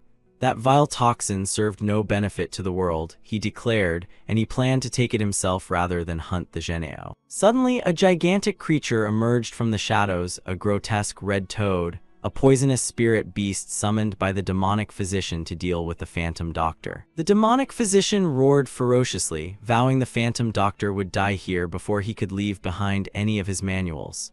A black aura spread, enveloping the carriage. The giant toad opened its maw wide, ready to swallow its foe. The Phantom Doctor faced the beast with an unchanged smile, even seeming a bit eager. The Phantom Doctor murmured that it was fortunate Mugen wasn't here, so he no longer had to restrain his power. His eyes blazed with extreme purple spiritual energy. The beast lunged with terrifying force, blotting out the faint light inside the carriage. The clash between the two great physicians, each wielding dark power, erupted violently. The demonic physician froze at the mention of medical manual. his expression full of suspicion and wariness at the Phantom Doctor's words. The monsters summoned by the demonic physician, from the red toad to giant centipedes, closed in on the Phantom Doctor, radiating murderous intent. The Phantom Doctor unleashed his spiritual power. A purple-black aura enveloped him like a grim reaper. He scoffed and called the demonic physician an idiot for having already left his manual to a disciple, burning insult with a wink of dark humor. The Phantom Doctor's face now brimmed with madness, his eyes blazing as if ready to incinerate the enemy before him. The solitary carriage stood motionless on the snowy plain, surrounded by dark red streaks of blood staining the land. Boom! A massive burst of purple spiritual energy erupted from inside the carriage, ripping through the silent expanse of Qinghai. In the blinding night of the blizzard, a long streak of deep purple marked the deadly path of the carriage. The carriage trudged on amid the howling wind, snowflakes clinging to the frozen wooden roof. Suddenly, a burst of purple force exploded, flinging the white snow around the carriage. Beneath the chassis, a viscous purple liquid began to leak, darkening the thick snow. The carriage door flew open, and a torrent of poisonous fluid poured out like a waterfall. From the wreckage, a staggering figure stepped out, standing amid a pool of deep purple venom. Phantom Doctor dropped to his knees, hands trembling as he clutched the sword to keep his balance. He forced himself up and wiped away the poisoned blood trickling from the corner of his mouth. His eyes were rimmed with blood, his face crisscrossed with cracks like porcelain about to shatter. Phantom Doctor remembered the horror of demonic physician's toxin erupting inside his body. Mustering the last of his strength, he gathered his gear beside the ruined carriage. From above, he was just a tiny black dot struggling within the whirl of deadly venom and blizzard. Phantom Doctor sank to his knees, holding his face in pain as the poison began to ravage his organs. His hands turned purple, dark veins bulging like worms crawling under the skin. Phantom Doctor muttered about the pesky hunters who had trailed him for months. He shrugged off his cloak, revealing a body dotted with tiny cuts, pathways for the demonic physician's poison to seep in. Phantom Doctor told himself that at least the enemy's poison core had collapsed in the end. Dark purple energy swirled around his hand, readying for one final eruption. A crushing punch landed, pulverizing the carriage's remains to wipe away all traces. Standing within the column of black-purple air, Phantom Doctor looked like a demon freshly risen from hell. Phantom Doctor turned his back, his solitary silhouette fading into the salty mist.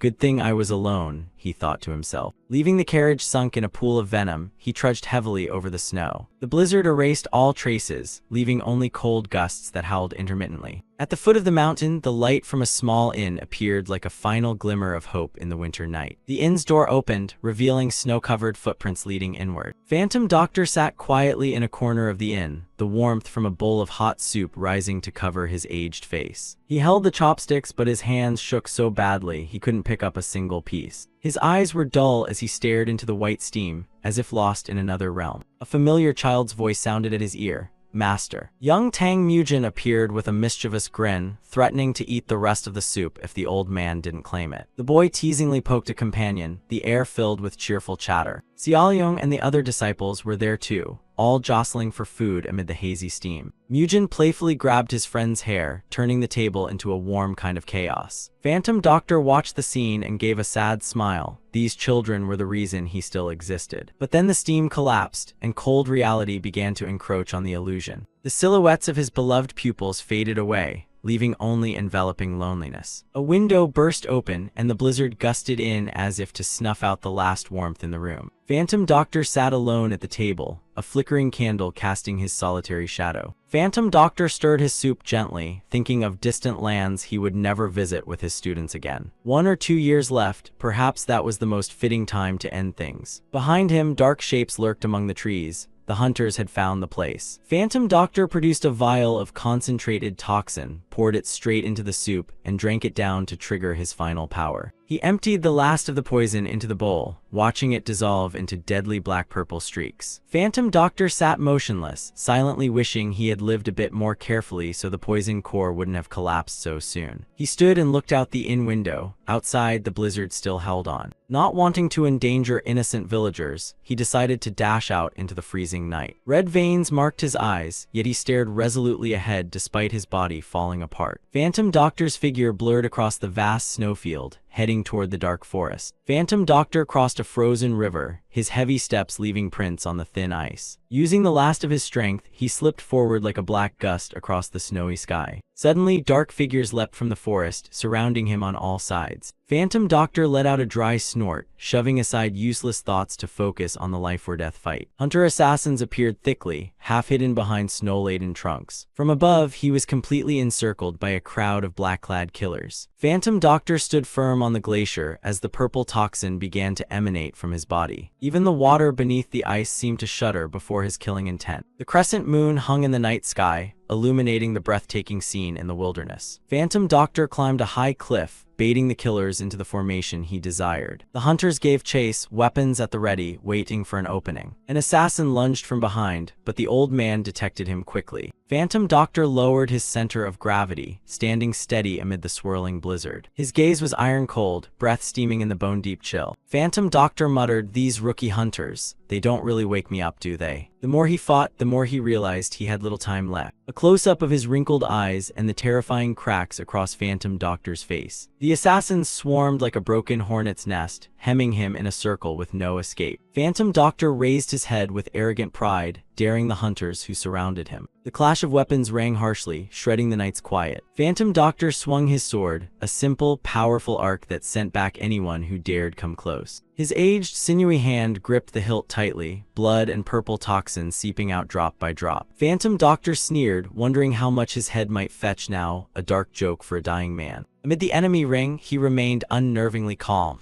as if this were merely a rehearsal. Phantom Doctor grated, "You're done for, you rookie hunters." Phantom Doctor demanded they give their names after trailing him for so many months. In his mind appeared the image of a blazing golden tree standing in the snowy sky, a stark contrast to the dark present. Phantom Doctor recalled a life that once wanted to die but couldn't, and now couldn't manage to live. A core of deep purple toxin cracked and shattered in midair. Dark purple yin-yang sigils glowed at his feet, heralding a forbidden technique. The radiant golden soul tree began to shed its leaves, as if signaling the end of a legend. Seen from above, the hunter's encircling ring looked tiny before the terrifying power about to erupt. A cataclysmic blast of red and purple energy detonated, devouring everything around it. From the dust and black miasma, eccentric physician stepped out in the shape of a truly venomous demon. With a distorted face, razor teeth, and eyes burning with lethal fire, he was ready for his final performance. The battle erupted under the snowy sky.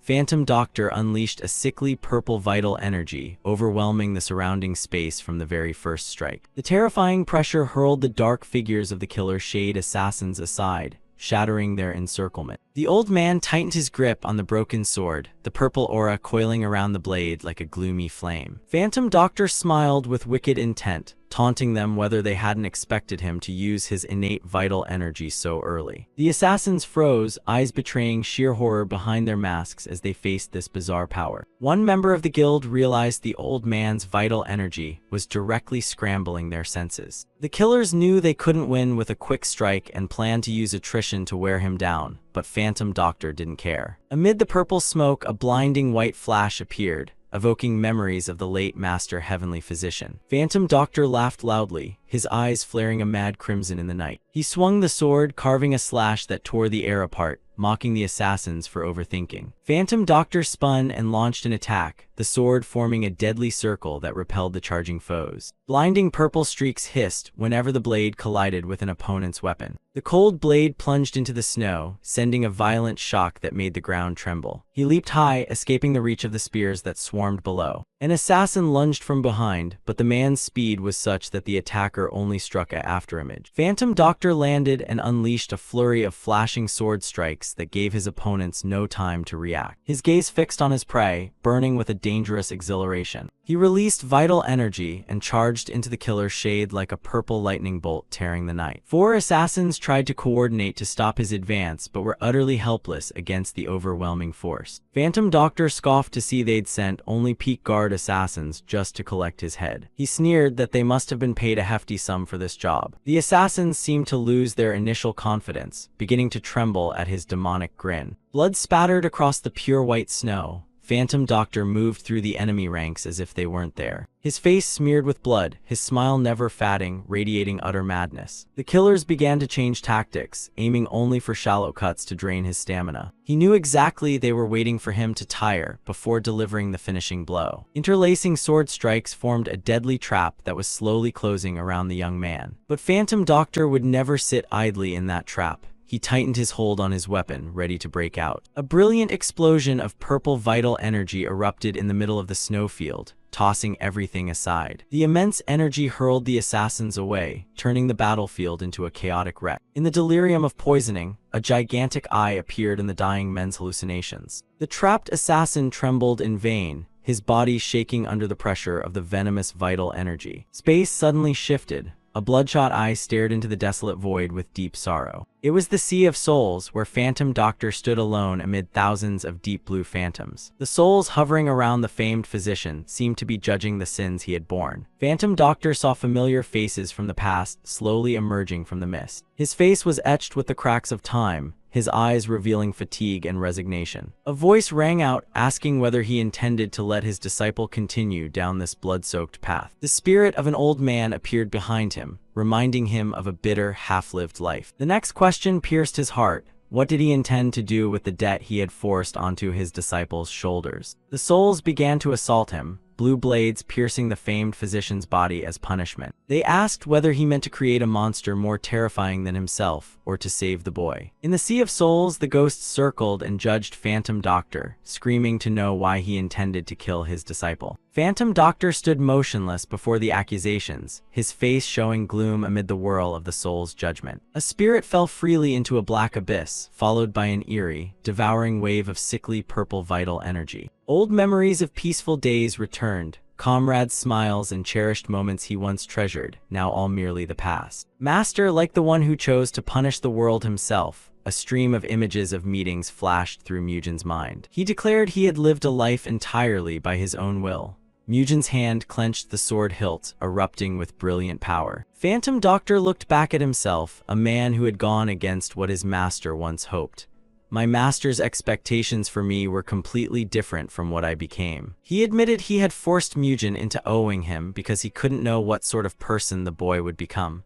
I don't know where Tang Mugen will end up. I put my path onto his shoulders, but in truth I was only passing on what I had. The famed physician silently prayed that his disciple would find a better path than the one he had walked. In the battle, Mugen's smile now took on the shape of a feral shark, ready to tear his prey apart. The clash in the white snow was savage, violet sparks leaping whenever weapons met. Mugen unleashed vital energy that shrouded his body, saying his master need not waste time waiting at his sickbed. He declared there was one other important person he needed to meet before death came. He slid through the misty snow. Snow fell thick across the sky, covering the battlefield teeming with murderous intent. Blood splattered across the cold snow, horse coughs breaking the silent air. In the flashback, Phantom Doctor stood trembling on the snowfield, breath ragged, blood pouring from mortal wounds. Assassins surrounded the dying physician, their mocking laughter echoing through the space. He suddenly burst into a mad, sardonic laugh aimed at the self-satisfied men besieging him. The killer shade assassins looked at one another in panic, sensing an invisible threat from the man on the verge of death. Suddenly, the whole group vomited black blood at once. The poison had seeped into their organs without them realizing. A surge of purple vital energy burst from Phantom Doctor's body, felling all the surrounding assassins in an instant. The assassins' corpses lay scattered, staining the snow red. Bastards, finally you've all been poisoned at last. Back in the present, Phantom Doctor stared at the last enemy with a cold gaze. You think I used my innate vital energy just to kill a worthless little worm like him? A murderous aura from Laxo flared violently, making the foe tremble in despair. Now die. Phantom Doctor stood alone on the blood-stained battlefield, the purple energy around him dissipating after he cleared the enemies. Close up on Phantom Doctor's eyes, tired but unyieldingly resolute as the fight momentarily ended. A scout hidden at a distance watched in horror, witnessing the brutal scene unfold. The famed physician's memories returned. He realized someone was lurking, waiting for his final breath. You damn vultures, waiting for me to die. His mind blurred, yet he didn't forget his last duty. Anyway, I must seal this cursed scroll first. His vision dimmed, blood kept flowing from his wounds. Death is really coming. Phantom Doctor sat leaning against a withered tree in the snow, his breath growing faint. He sat there alone amid the vast white. I thought I'd finally made it home. A bitter smile crossed his bloodied face. So everything I've been seeing was just an illusion. If it's an illusion, at least show me once more what I long for most. His eyes grew dim, the light of life receded, making way for the darkness of death. A warm light suddenly appeared.